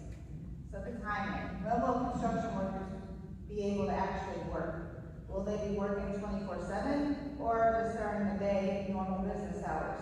What impact does that have on surrounding neighbors, schools? Think how long these projects take. Do you want your citizens to have to deal with construction for several years, 24 hours a day, 7 days a week, 365 days a year, for several years? Will we allow blasting? Who will pay for any damages to surrounding buildings? Will we make the company water down the construction site on a daily basis, or will we have a huge dust bowl every day? What effects does all the dust have on our health, on our plants and our animals? Will we even be able to open up the windows on a nice spring or fall day? Or will we require them to water down sites? How much water will they use on a daily basis to water them? 2 million gallons or more on each site? Sounds like a lot of water to me. Where would that water come from? Light pollution. If construction is allowed 24 hours a day, 7 days a week, there will be hundreds of acres of lights. What will this do to the neighbors, conservation areas, the animals, birds, human sleep patterns, and our health? How far will the lights be visible? 5 miles? 10 miles? Will the closest people even be able to sleep? Sound. If construction is allowed 24/7, how will the constant noise of construction trucks and equipment have an effect on the surrounding community? Will this keep neighbors up at night? Who is responsible when they have health problems because they do not get a sufficient amount of sleep? Traffic. Are we going to feel safe with large equipment on our roads constantly? How often will dump trucks be leaving the site to dump dirt and rock elsewhere? Will we need extra law enforcement to make sure they are obeying the laws of the road? What roads will these trucks be able to be on? Will the company be forced to pay for any damage to the roads during construction? Will they be made to fix any potholes while construction is going on? Will they pay for costs to our cars and any damage that occurs from road damage or debris falling from their vehicles? Housing. Will there be housing shortage because of the out-of-state workers? Will we have enough RV lots? Will our residents be evicted from their homes because landlords will jack up the monthly rates? Is this why a proposed apartment is going to be going in on Highway 80 at St. Mary's Road? Construction. After construction, we have generators. Are they tested all at once? Time is up. Thank you. For several days. Thank you.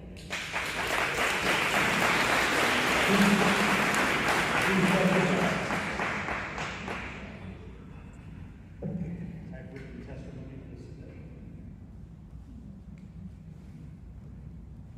Everybody's going to come to this.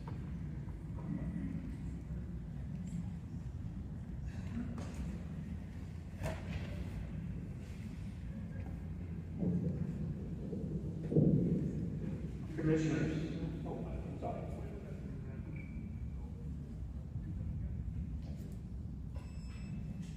Commissioners, my name is Keith Petroside. I'm a resident of Franklin County. I live next door to one of the subject properties that we're discussing today.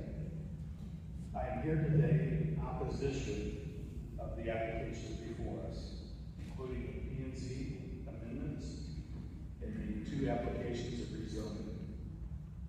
One for McLaren's property in Calhoun Township and Diamond Farms in Bowles Township.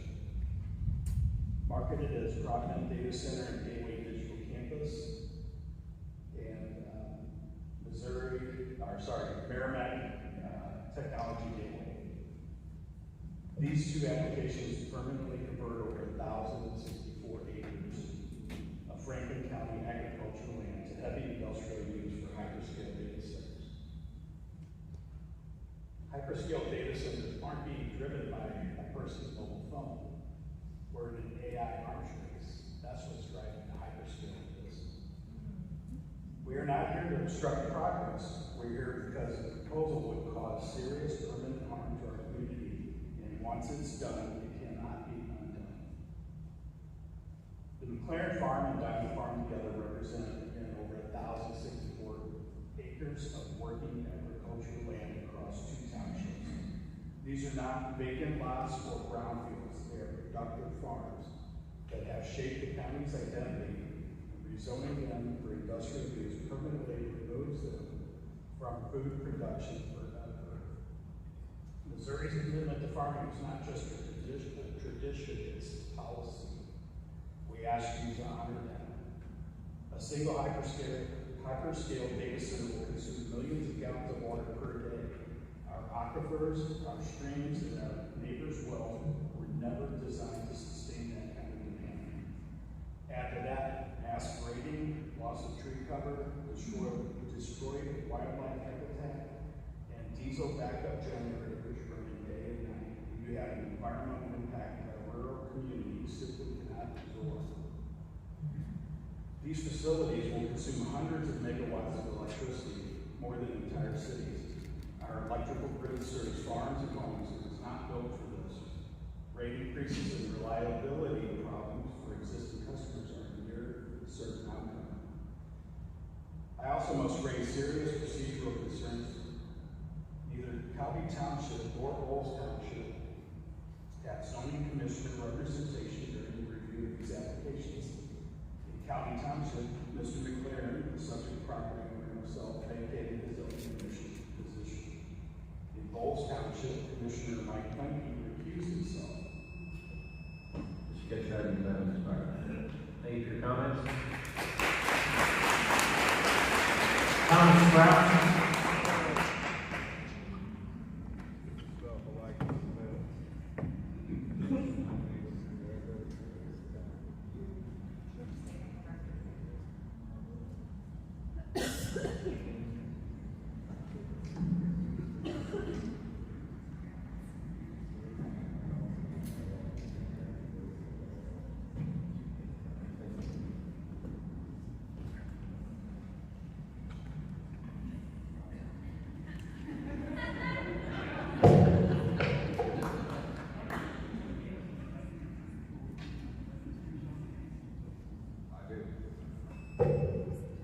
Good morning, ladies and gentlemen of Franklin County, esteemed senators, deputies, and officers of Franklin County Sheriff's Department, honorable members of the commission, gentlemen to my left.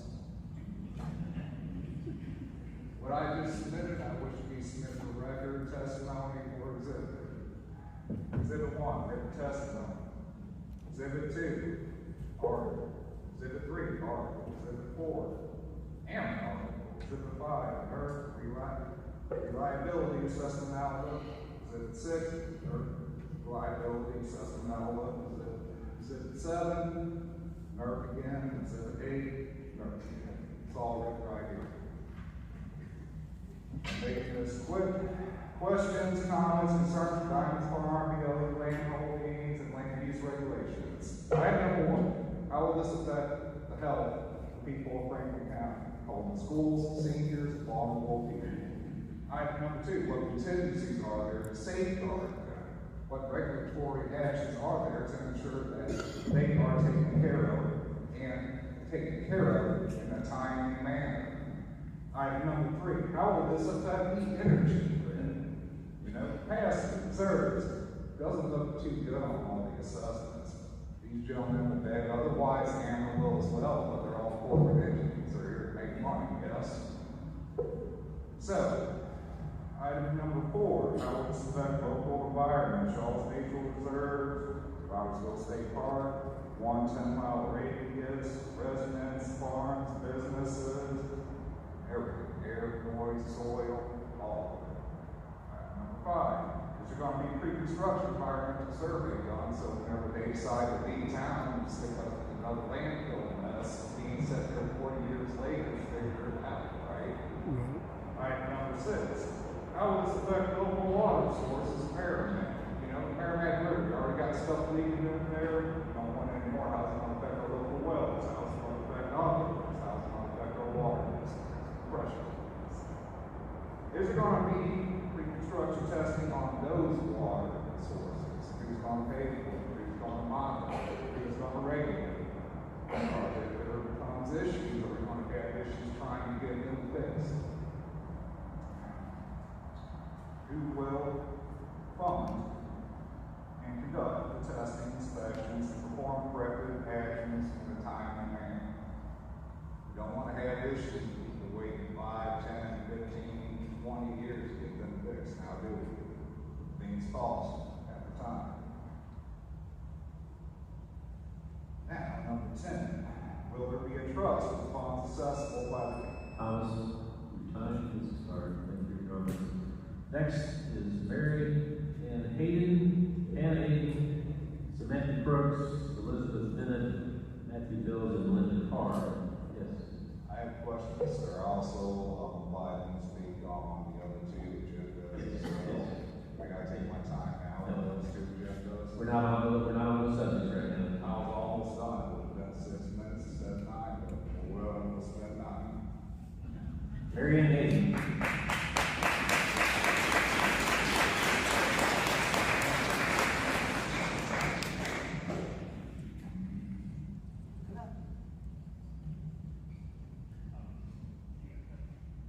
It's my notes.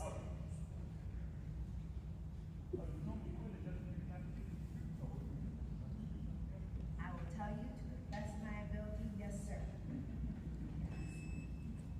As it is now. Pull the mic down. Pull the mic down too. There you Can you go. hear me? I get some more seconds back. Let's see. As I stand here, I guarantee you I have 1,000 people behind me that cannot be here, and they're happy I'm standing up. My name is Mary Ann Hayden, and I want to say the word invasion, and I want to say the word not welcome. Sorry, guys. And danger. 580-ish, acres. It's oh boy. So we have all them trees that are gone. This affects the temperature, the birds, the deer, and all the animals in the area that will be leaving our area, and also the turkey. We live off our land. We really do. I am less than a mile away, and the air temperature will also be warmer for sure. We all go into the city, it's hot. We come back home, nice and cool. That will be affected. And then after they chop down all those trees, there goes my bees. I do depend on the bees that are in those trees. You know the trees, that bees, they'll go in there and then those swarm, and I catch them, I put them in my backyard again, but all those trees will be gone. The deer, the turkey, all the animals that I depend on and I eat on, I get fresh and cook them, will be disappearing. And then here comes the concrete. So I want to make sure you really think about that. And then the water. I bring my water everywhere with me, including Chicago when I visit my kids. And it's the best. We have some of the best water in the world right here. Most of the wells, they have rust, stink, orange, brown, and they dry up. Right here, it doesn't. We got to protect that. It's delicious water.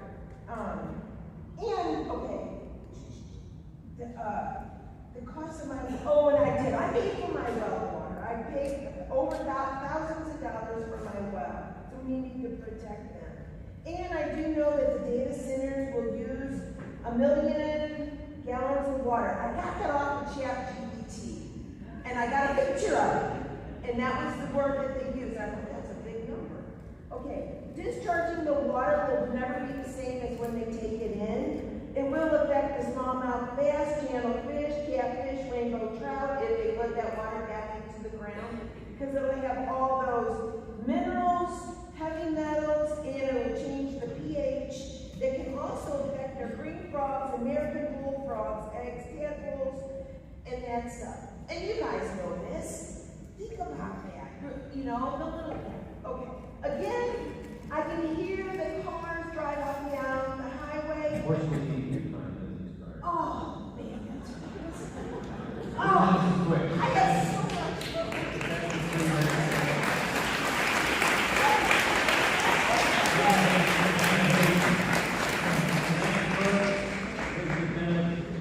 And Matthew Bills on the card.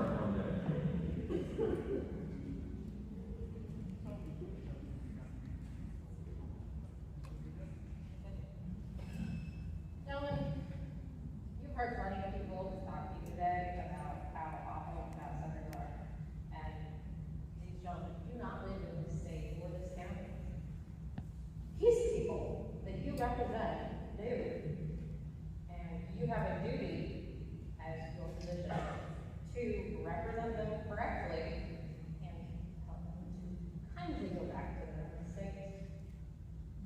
Truthfully, that's where they belong. They do not belong here in Franklin County. This is my first meeting. It's awful.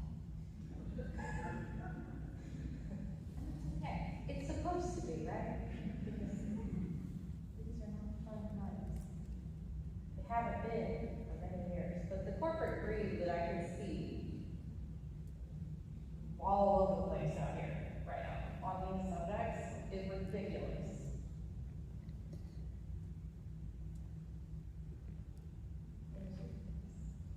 And you know that.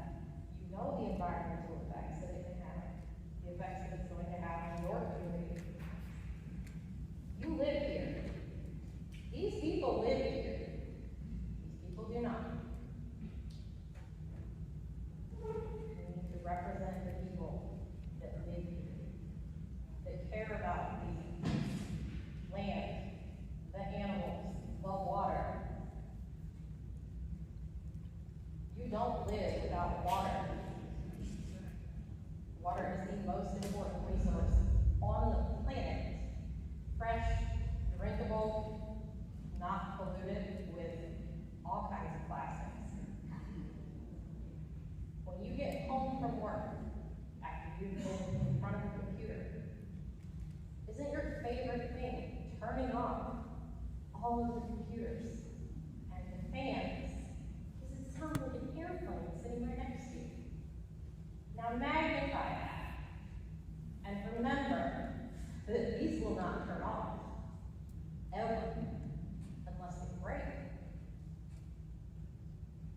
That is the only time they will turn on.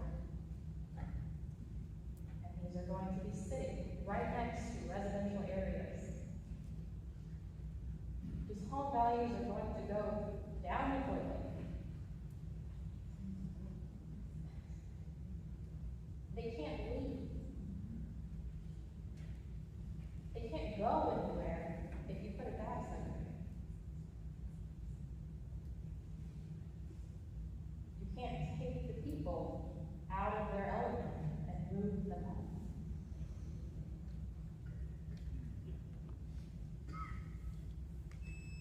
Thank you, Hannah, for your comments. Is the Senate action bill to the floor?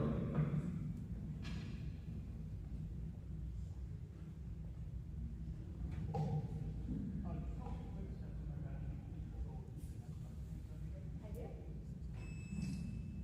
Want me to? No? We're not doing that anymore? Okay. We good? Yeah, we're good. Sorry, last time I had to like spell my name and stuff. I don't know, things are different today for some reason. Good afternoon, my name is Samantha Crooks and I'm here today to represent Armstrong's Rockview Ranch, directly bordering the proposed diamond site. I am a homeschool mother of 7, including the recent adoption of our 2 medically fragile foster babies. And I am a part of a farming legacy that stretches back 7 generations. Data centers are being presented as progress, as opportunity, as something harmless, but the truth is there are too many unknowns and too much at stake to blindly trust those assurances. We are told they are safe, we are told they are quiet, we are told they will not harm our land, our water, or our families. But where is the long-term proof? Where are the decades of studies showing what constant energy demand, heavy infrastructure, and continuous operation do to rural communities? What happens to the land after years of strain? What happens to the water supply when massive amounts are used for cooling? What happens to the people who live next door, not for a year, but for a lifetime? The reality is we do not know. And when the answer is we don't know, that should not mean go ahead anyways. The burden doesn't fall on the companies, it falls on us. It falls on the families who live nearby, it falls on the farmers trying to protect their land and livestock. It falls on the children growing up in the shadow of something no one can fully explain the long-term effects of. Who do we call when we have an issue? I'm still waiting for names, numbers, addresses, and emails. I'm also still waiting for photos of what this will look like from St. Mary's and Brinkman Road. We are being asked to trust the same kinds of promises people have heard before. Promises tied to development, to industry, to economic promises come with fine print, with shifting responsibility and with consequences that only show up years later. This is not fear, this is caution, this is not resistance to change, it's responsibility. Trust should be earned with transparency, with independent research, and with time, not rush decisions. If something is truly safe, then it should stand up to scrutiny. It should withstand questions. It should not be proven, it should be promised.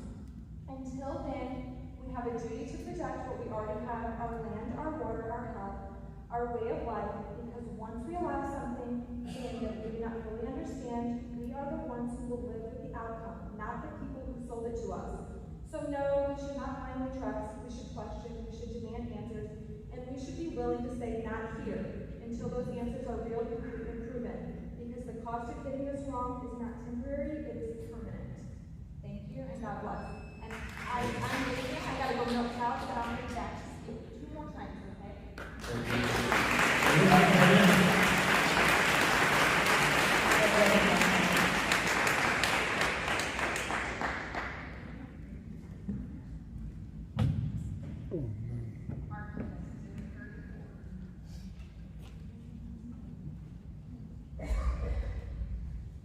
Good afternoon, I'm Elizabeth Bennett. Oh, yes.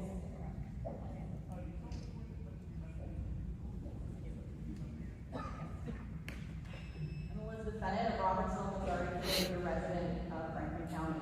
Rural living offers a profound sense of peace and a slower pace of life that naturally reduces stress and enhances mental well-being and turns ordinary moments into a peaceful sanctuary.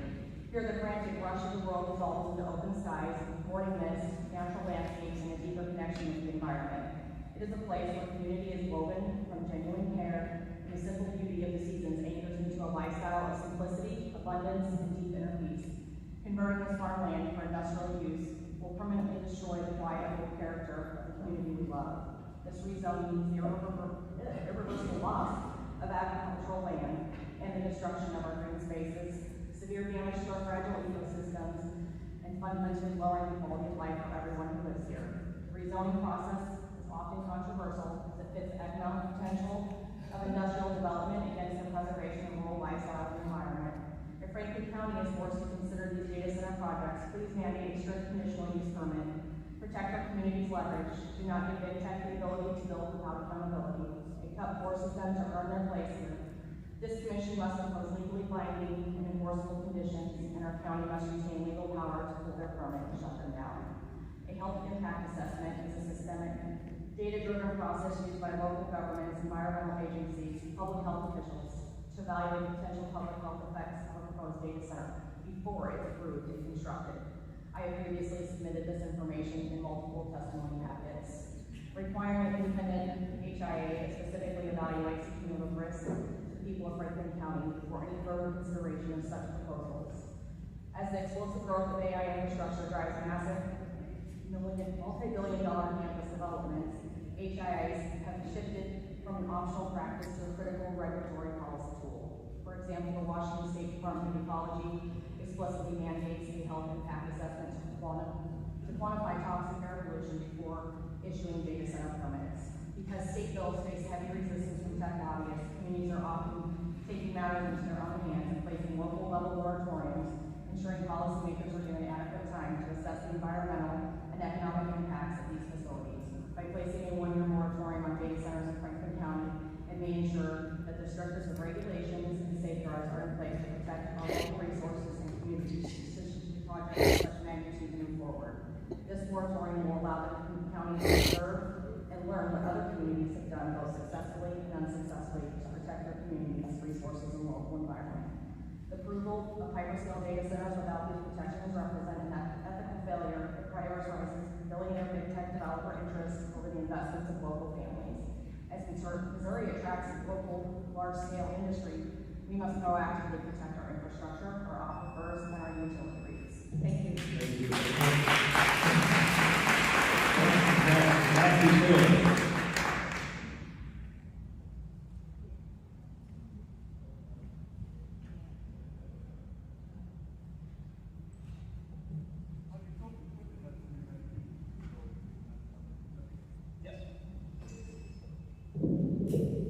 Hello, my name is is Matt Mills, and I am a resident of 270 Old Highway 100, Mill Ridge. I live approximately 1 mile from the proposed Diamond Farms digital campus. I should be at work today, but seeing how important this issue is, here I am, standing before you.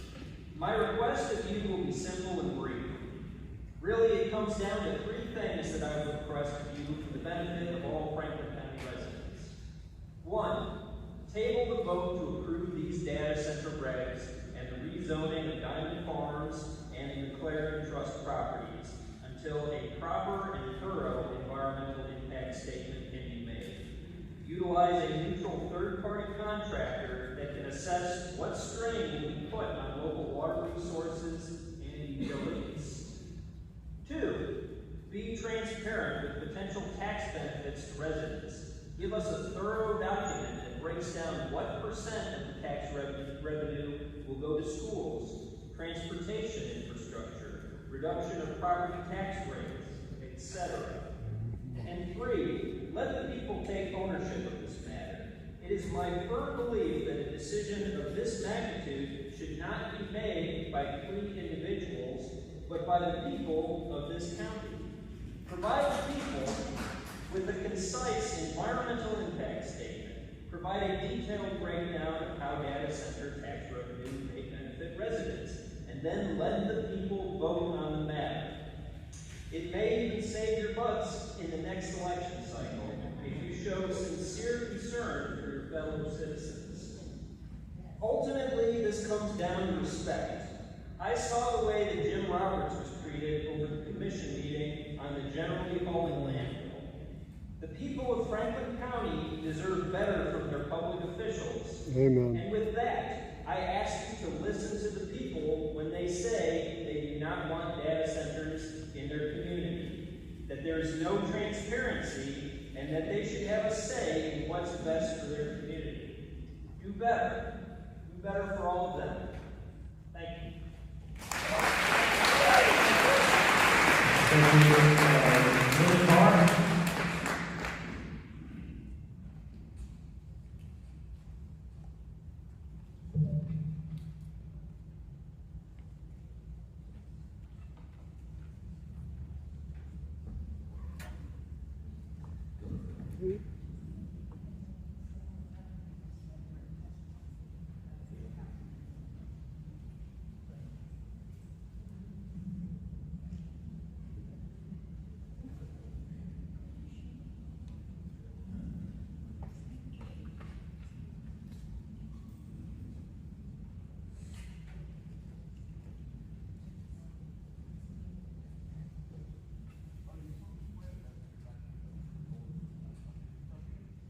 So help me God.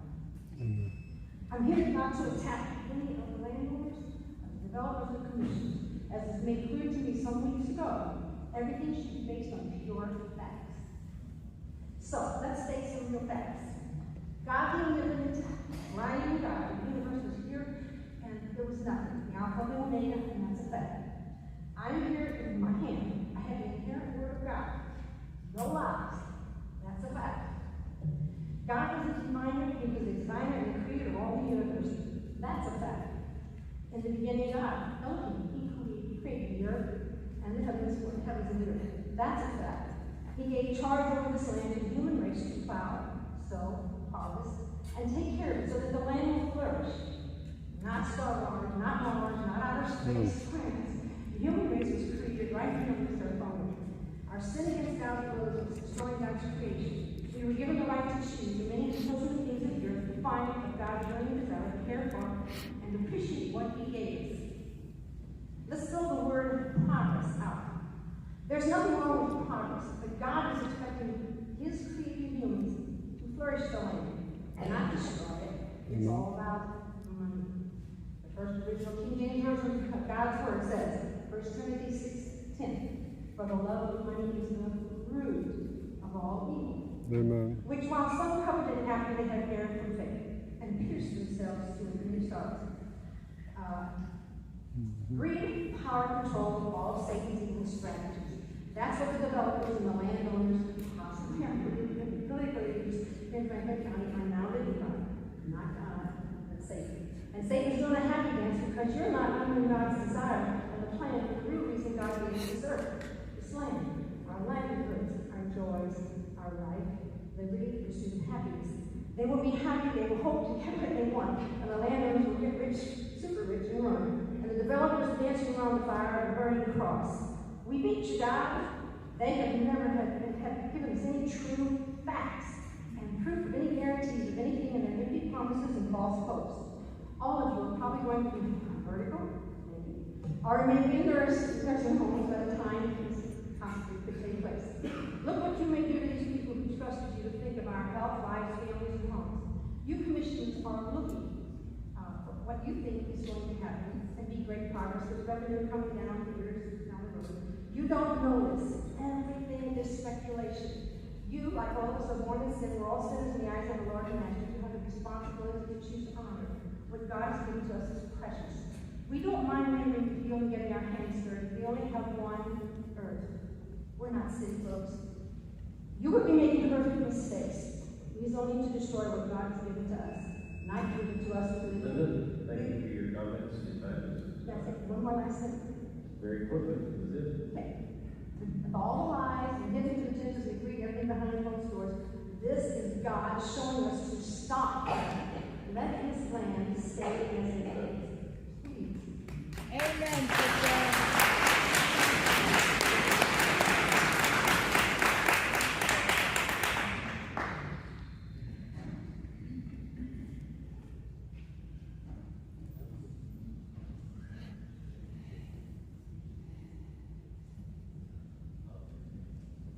We have a number of cards here. I'm assuming these are information for information purposes. They were not marked as opposition or in favor. I would assume at this point we will go to information only. I have Kevin Corlew, Jim Zanone, Kelsey Eversmeyer, Chris Laird. On deck is Kevin Corley here. Kevin Corley, Jim Zanone. Is it correct that your information?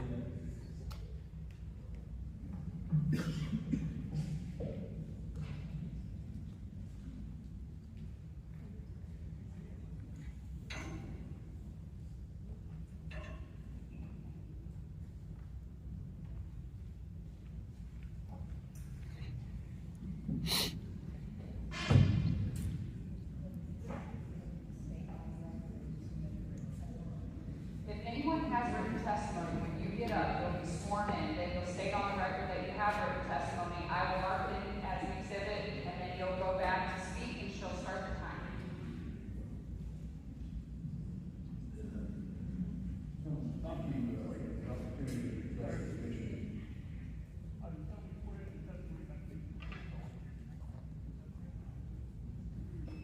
Anyway, thank you. Are you tired of hearing the word data centers? Yeah. Anyway, all the misinformation and disinformation is just crazy out there. But the one fact is that there's too many. There's too many data centers. We have in the United States, as of January 1, 5,427 data centers. We represent 45% of the data centers worldwide. The remaining 9 of the top 10 countries housing data centers only accounts for 3,215 data centers. China has 449, 251 in Russia, and we keep hearing things in the news about the fact that we're in a race, we're in a war for data centers. When's enough enough? Is this AI bubble a money grab with developers getting their data center owners getting tax abatements and tax incentives, tax increment financing from public officials? Please don't take offense.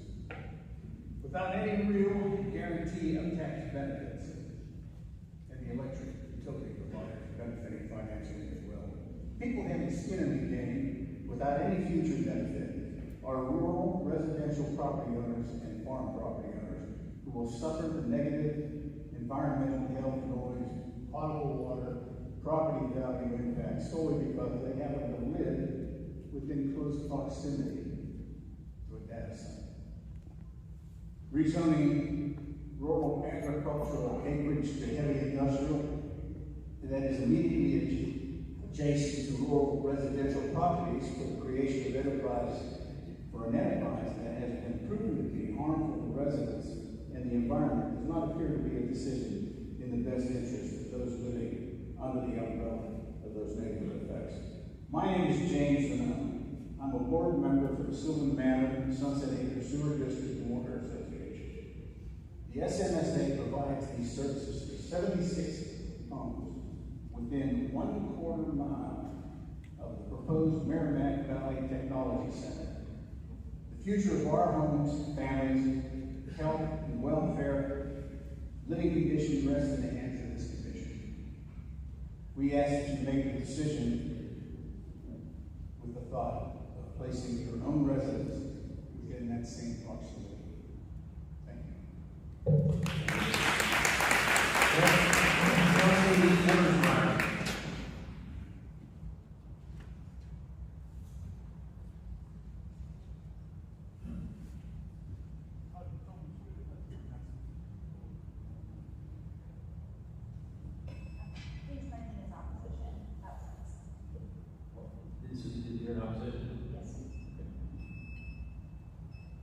So the main thing I wanted to talk about today is the context of what's going on. I think, we've been bringing something like this to a vote to the public without a lot of context. Right now we're looking at a projection from Forbes that there's going to be $20 billion in respiratory illness alone from data centers specifically by 2030. We were also looking at by 2028 having at least a 9% increase in utilities every single year, whether you live next to a data center or not.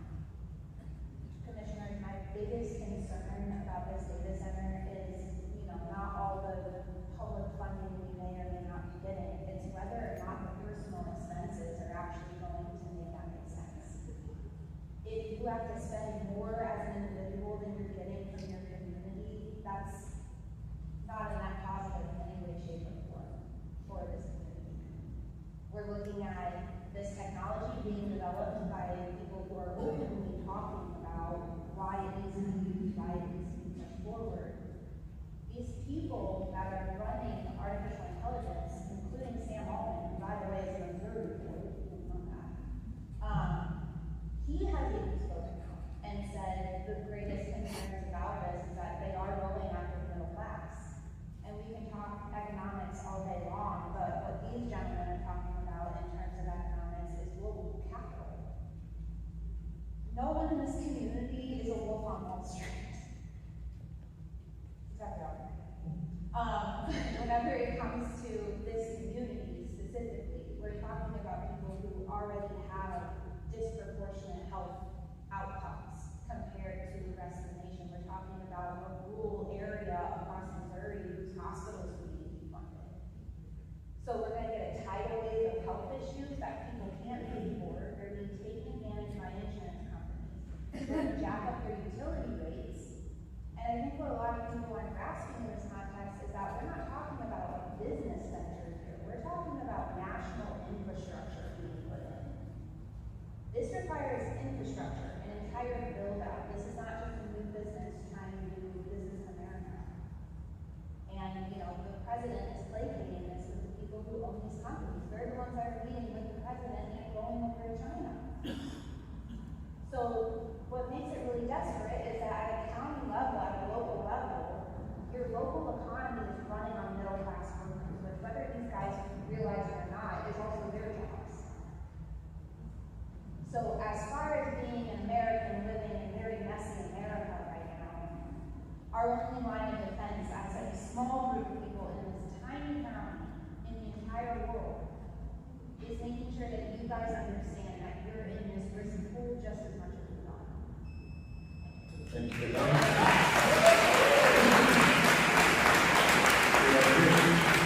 Claire, Sandra Vaughn, David Wood, Chris Watson, Deborah Leisman on deck, Chris Laird,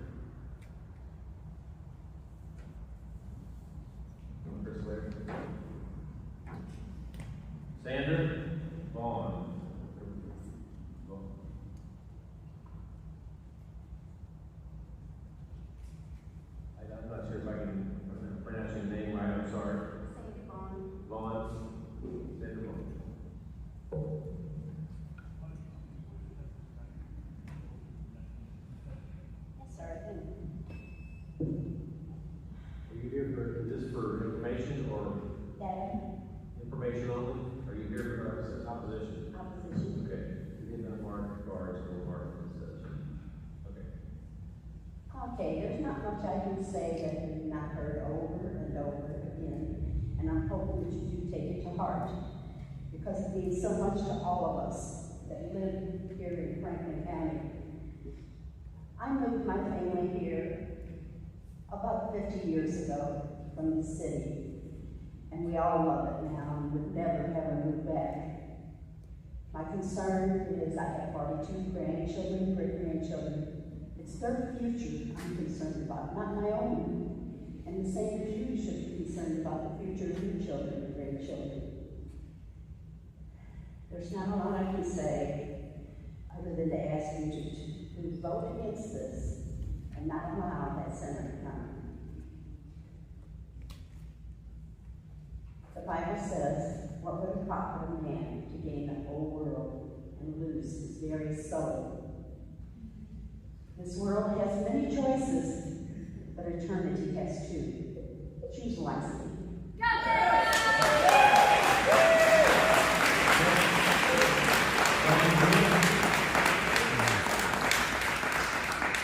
Hi, that's actually Dawn Wood, and I am opposed to the data center.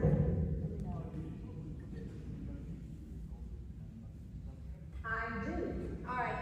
I'm going to go a little different route here. I'm going to go back to like 1930s to the 50s when cigarettes companies were promoting how healthy they were for you, and you need to smoke and they're flammers and they're going to help with your health and help you stay calm and all this. And they used these tactics they knew that it was going to cause health problems, but they cared more about the money than they did about the people.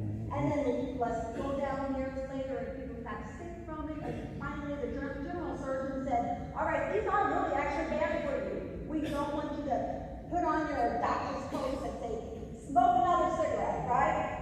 Okay, now let's move down to 2026. All right, now we have people that are showing up saying these data centers are safe, they're healthy, they're not going to hurt anything, right?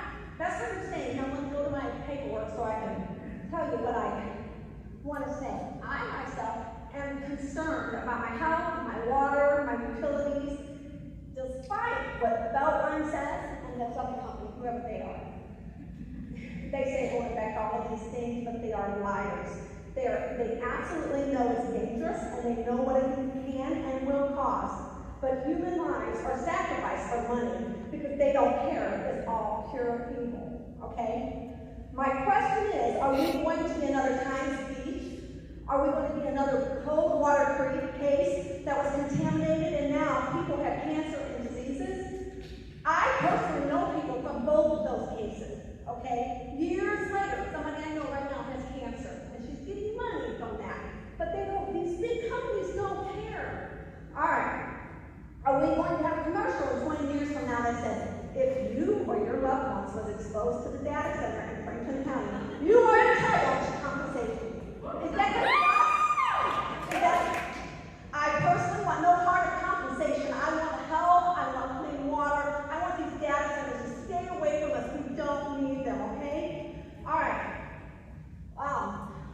Once these data centers are in place, we cannot have a do-over. We can't do this over, we can't make it right once they have it played. Are you willing to sacrifice our whole community, our children and our grandchildren for the supposedly almighty dollar, right? And with this, a song comes to my mind that reminds me of the snake oil greedy salesman endorsing lies, using shady tactics, funding biased research and health risk studies. I've got some oceanfront property in Arizona. If you buy that, I'll give you the Golden Gate free. Thank you.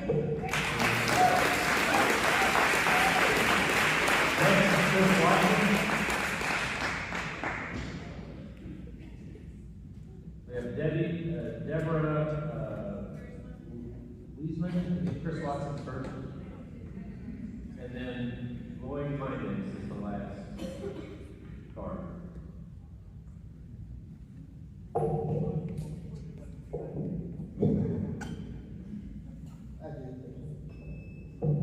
I'm Chris Watson. Hicks proposed data center. I took the opportunity to speak. I live 1 mile out of Crowfly from the proposed Beltline Energy location. Hopefully the crows will still be flying as it's all done. I've worked in and out of data centers for over 30 years. I'm against both hyper data centers and hyper data centers. This is a public hearing. Commissioner, you mentioned to respect this process and the others wishing to speak. It was discussed recently a date and time to help keep the public attendance and comments minimized compared to meetings with planning and zoning hearings previously. It seems success to minimize public comment and attendance were achieved. Many who wanted to attend, had to work or had other obligations and responsibilities. I find this design disrespectful to our community. Beltline Energy and design and management profile have many issues regarding its plans. Not just one issue, but many issues. They failed to respond to the City of Pacific to supply a basic $20,000 grant to research environmental studies on water, floodplain, noise effect, and other issues. This multi-billion-dollar facility can't supply even 20 grand for research funding. Please stand up if your water is supplied by well water.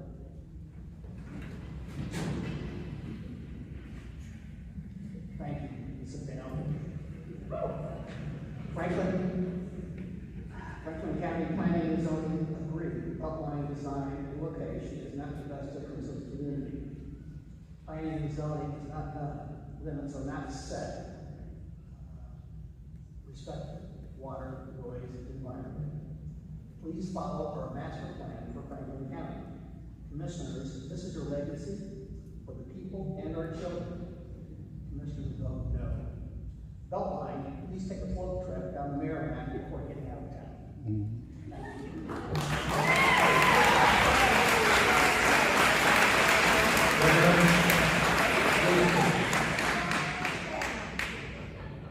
I'm opposed. I didn't, mark it, sorry.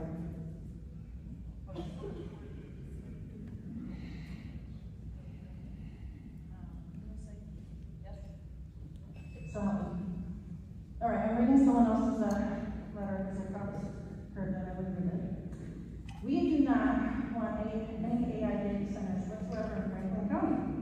We want our agricultural zoned areas to remain such.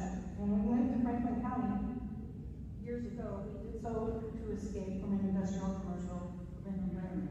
These data centers have been proven to be harmful to communities, physically, spiritually, socially, and emotionally. As far as being helpful, there is nothing whatsoever positive about polluted water and air, low pressure, contaminated water, high utility bills, and taxes. Yet giving the parasitic data centers tax-free incentives, utility price breaks at the expense of the community, nor during any of the above, lining your pockets and secret backroom deals, Bill got the milk and Bill got the meat, has been departed.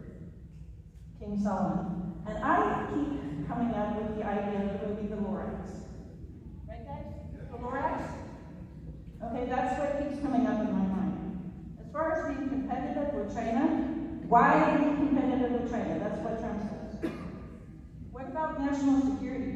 The national security of elitists with an agenda to prevent from the enslavement from the intelligent citizens. And you guys are going to be enslaved just like all of us here. And everything that everybody's been talking about today is going to affect you guys. Okay, so you're going to move to another community, and probably that community will have a data center eventually.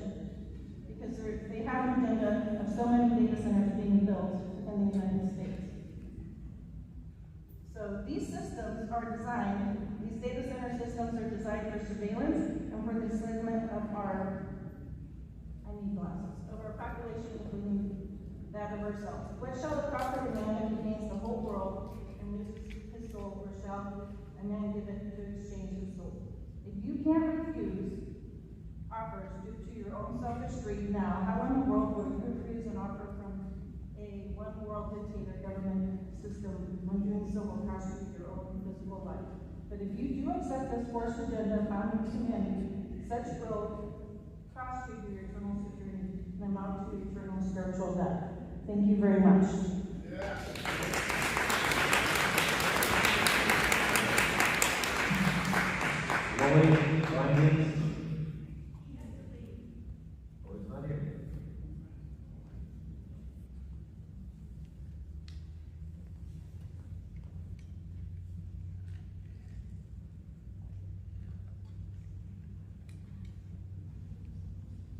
That will close the file on the zoning amendments.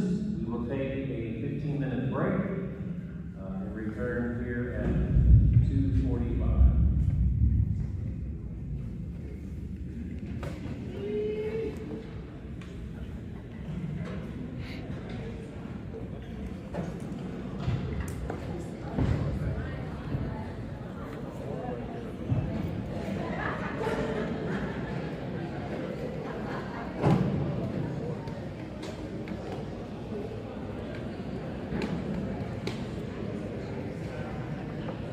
You see Cox sitting up there? Well, you can't really, oh, you can't really see him. He's sitting up there like this. Cox. It looks good. Not it. And if he thinks he could turn it on again, it'd be great if he'd just say, you know what, I've had enough.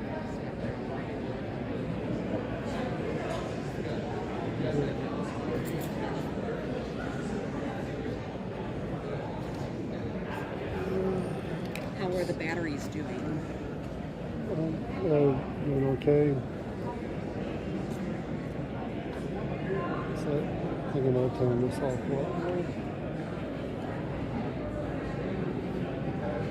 I'm going to go over and talk to that one gal that talked about the Bible.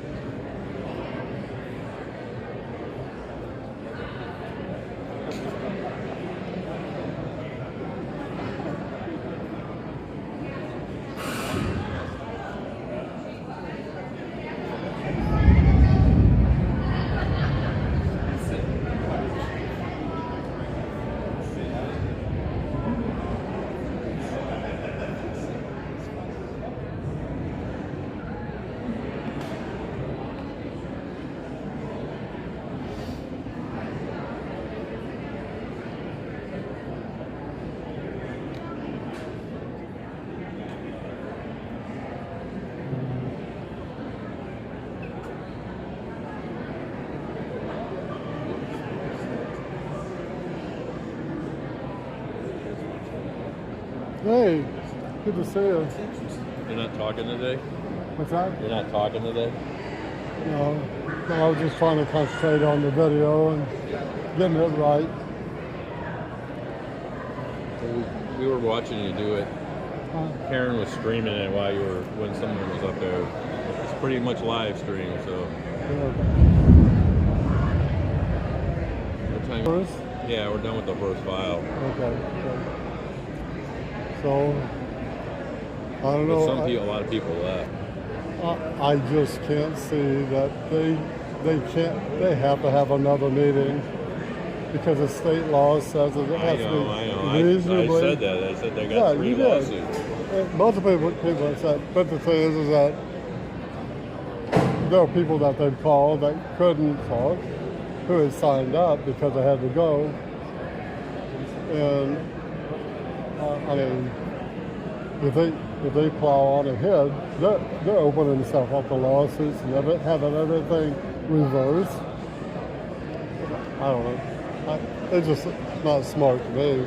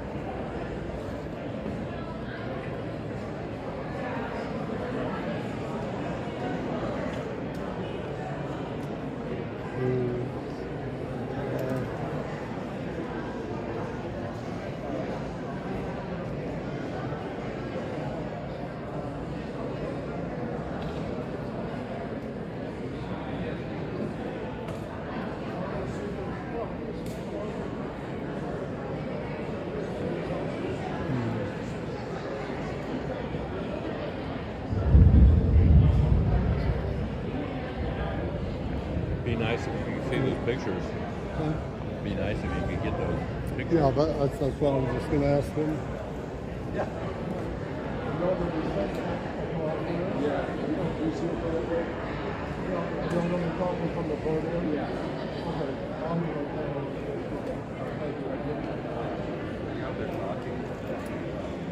Yeah, so they're going to have pictures here and they're going to be talking from the podium, so I'm going to move over here. So Yeah, because they're going to show them to the commissioners.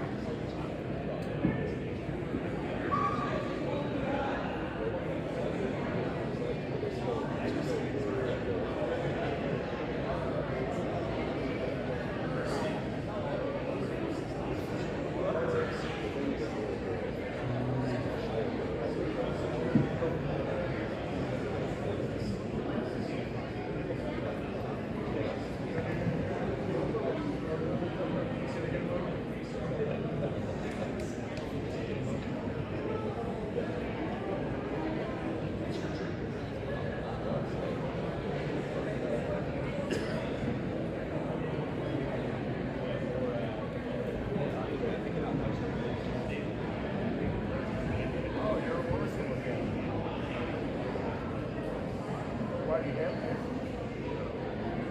Well, how about us? Because that's what I'm saying. Oh, I'm sorry.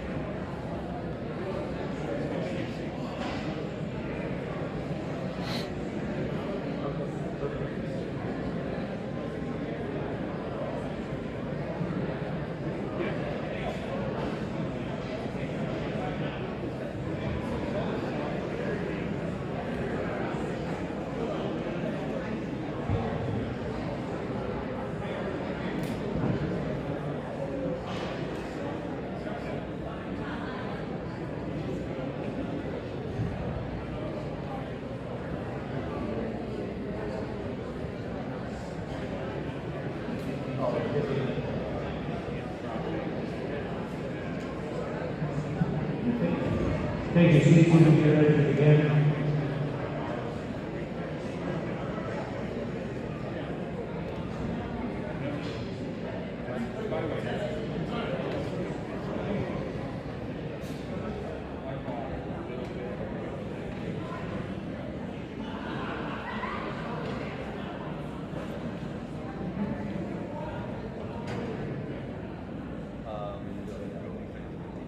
And just for the record, I am marking the play money that was submitted by John Askelman as Exhibit 37.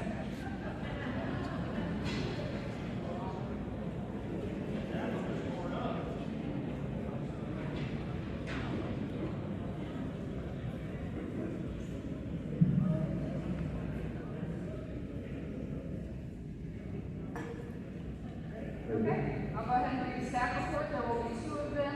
The files are combined, but I'm going to read the two staff reports in a row. So the first one is file 250269 for Diamond 66 LLC. The applicant requests to rezone two parcels from the R zoning district to the A zoning district. The properties are located approximately 0.65 miles west of the intersection of Highway 100 and Robertsville Road in Bulls County. Facts. The total area for the rezoning is approximately 39.5 acres. The zoning of this property is R. The applicant would like to rezone to the A district. The intent of the A district is to provide locations for a wide range of commercial, retail, service, and manufacturing activities, serving a large community trade area. The surrounding properties to the east and west are zoned R, and the property to the south is zoned W. There is A zoning across Highway 100 to the north. The property to the west is undeveloped, and the properties to the south are undeveloped and located to be residential. One property to the east is undeveloped, and one property is commercial. Both subject parcels are undeveloped. This property appears to have direct access to Highway 100. Staff comments. Rezonings are allowed in our regulations due to the ever-changing conditions that exist in the county and elsewhere. According to Article 14, Section 321, any such change must promote the health, safety, morals, comfort, and general welfare of Franklin County by conserving and protecting property and building values, by securing the most economical use of land, and facilitating the adequate provision of public improvements in accordance with the master plan adopted by Franklin County. At the April 21st, 2026 meeting, the Planning and Zoning Commission voted to recommend approval of the rezoning with 8 in favor and 1 opposed. And now I'll read staff reports. The staff report for file 250270, Diamond Farms LLC.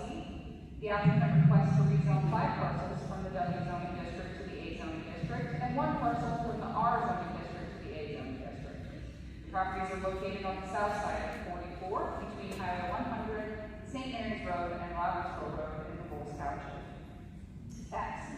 The total area for the rezoning is approximately 573.3 acres. The zoning of these properties are W and R. The applicant would like to rezone to the A district. The intent of the A district is to provide locations for a wide range of commercial, retail, service, and manufacturing activities serving a large community trade area. The surrounding properties are mostly zone W, with some R zoning directed to the northeast/east. There is A zoning across Highway 100 to the north, and R zoning across Interstate 44 to the west. The subject parcels are primarily surrounded by low-density residential or undeveloped land. There are commercial businesses and a mobile home park to the northeast/east, with Interstate 44 bordering a significant portion of the western edge. 4 of the 6 subject parcels are undeveloped, but 1 parcel contains 8 residences built between 1869 and 1976, as well as a tennis court, pool, and approximately 20 agricultural buildings. 1 parcel contains 2 residences, a house built in 1994 and 1996 mobile home. There are 3 intermittent streams that run through the property, as well as multiple ponds and lakes. This property appears to have access to Highway 100, St. Mary's Road, and Brighton Road. Staff comments. Rezonings are allowed in our regulations due to the ever-changing conditions that exist in the county and elsewhere.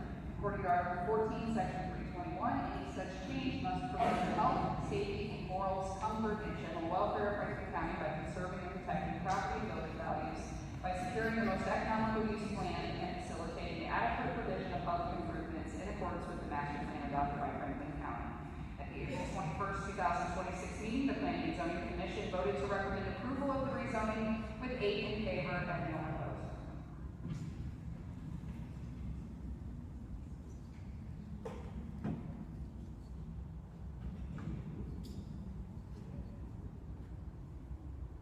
This time, the applicant will have 15 minutes.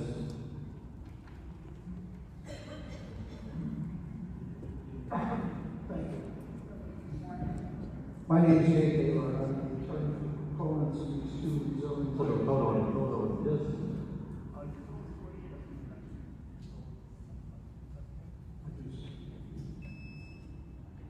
I'm the attorney for the proponents of the two zonings that were just read. The requested rezoning is for the use of the property as a data center. We're handing out an exhibit, It's being marked as exhibit 38. Exhibit 13, which is the 38. which is the plan, and it helps explain what we're proposing to do if the rezoning is granted. It should answer a lot of questions that were raised today during the earlier hearing. This rezoning request is consistent with and is a natural extension of the master plan. It is not a request for spot zoning. The present zoning of the parcels are W and R. In the W and R zoning districts, the permitted uses are multifamily dwellings, modular homes, single-wide mobile homes, double-wide mobile homes, a boarding house, a convenience store with or without the sale of fuel, a hotel or motel, a shooting range, medical marijuana dispensary facility, medical marijuana testing facility, a skateboard park, a crematorium, self-storage units, a warehouse distribution center, and finally, a utility waste landfill.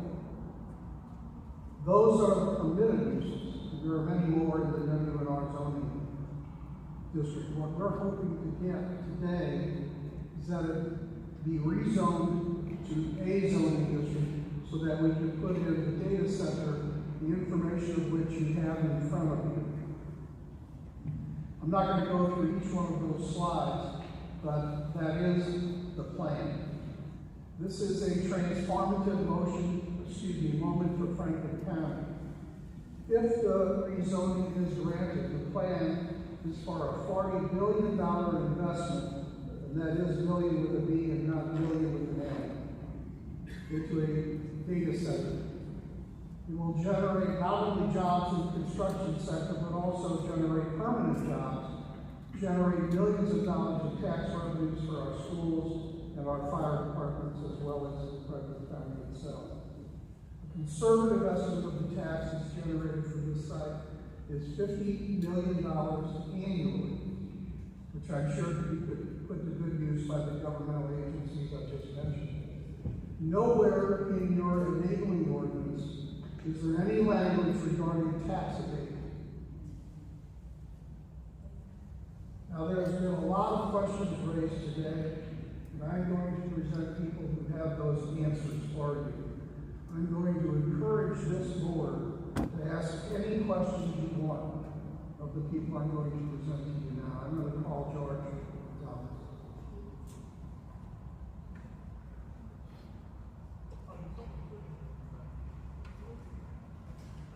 I do. Thank you for having us. You know, one of the main things I want to come up here and talk about and thank you, David, for what you had there was really to acknowledge the people behind me. It's great to have this community engagement and also understand that there are data centers that do generate a lot of noise.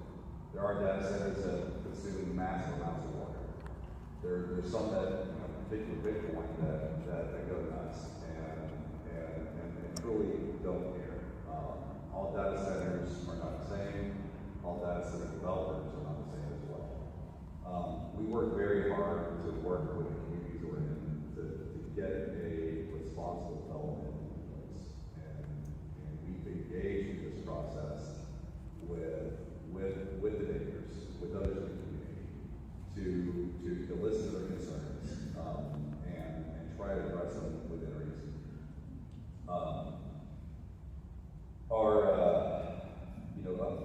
Cameron's going to talk a bit more about the zoning piece of it, so I'm going to really just kind of pivot over to the concerns that we have.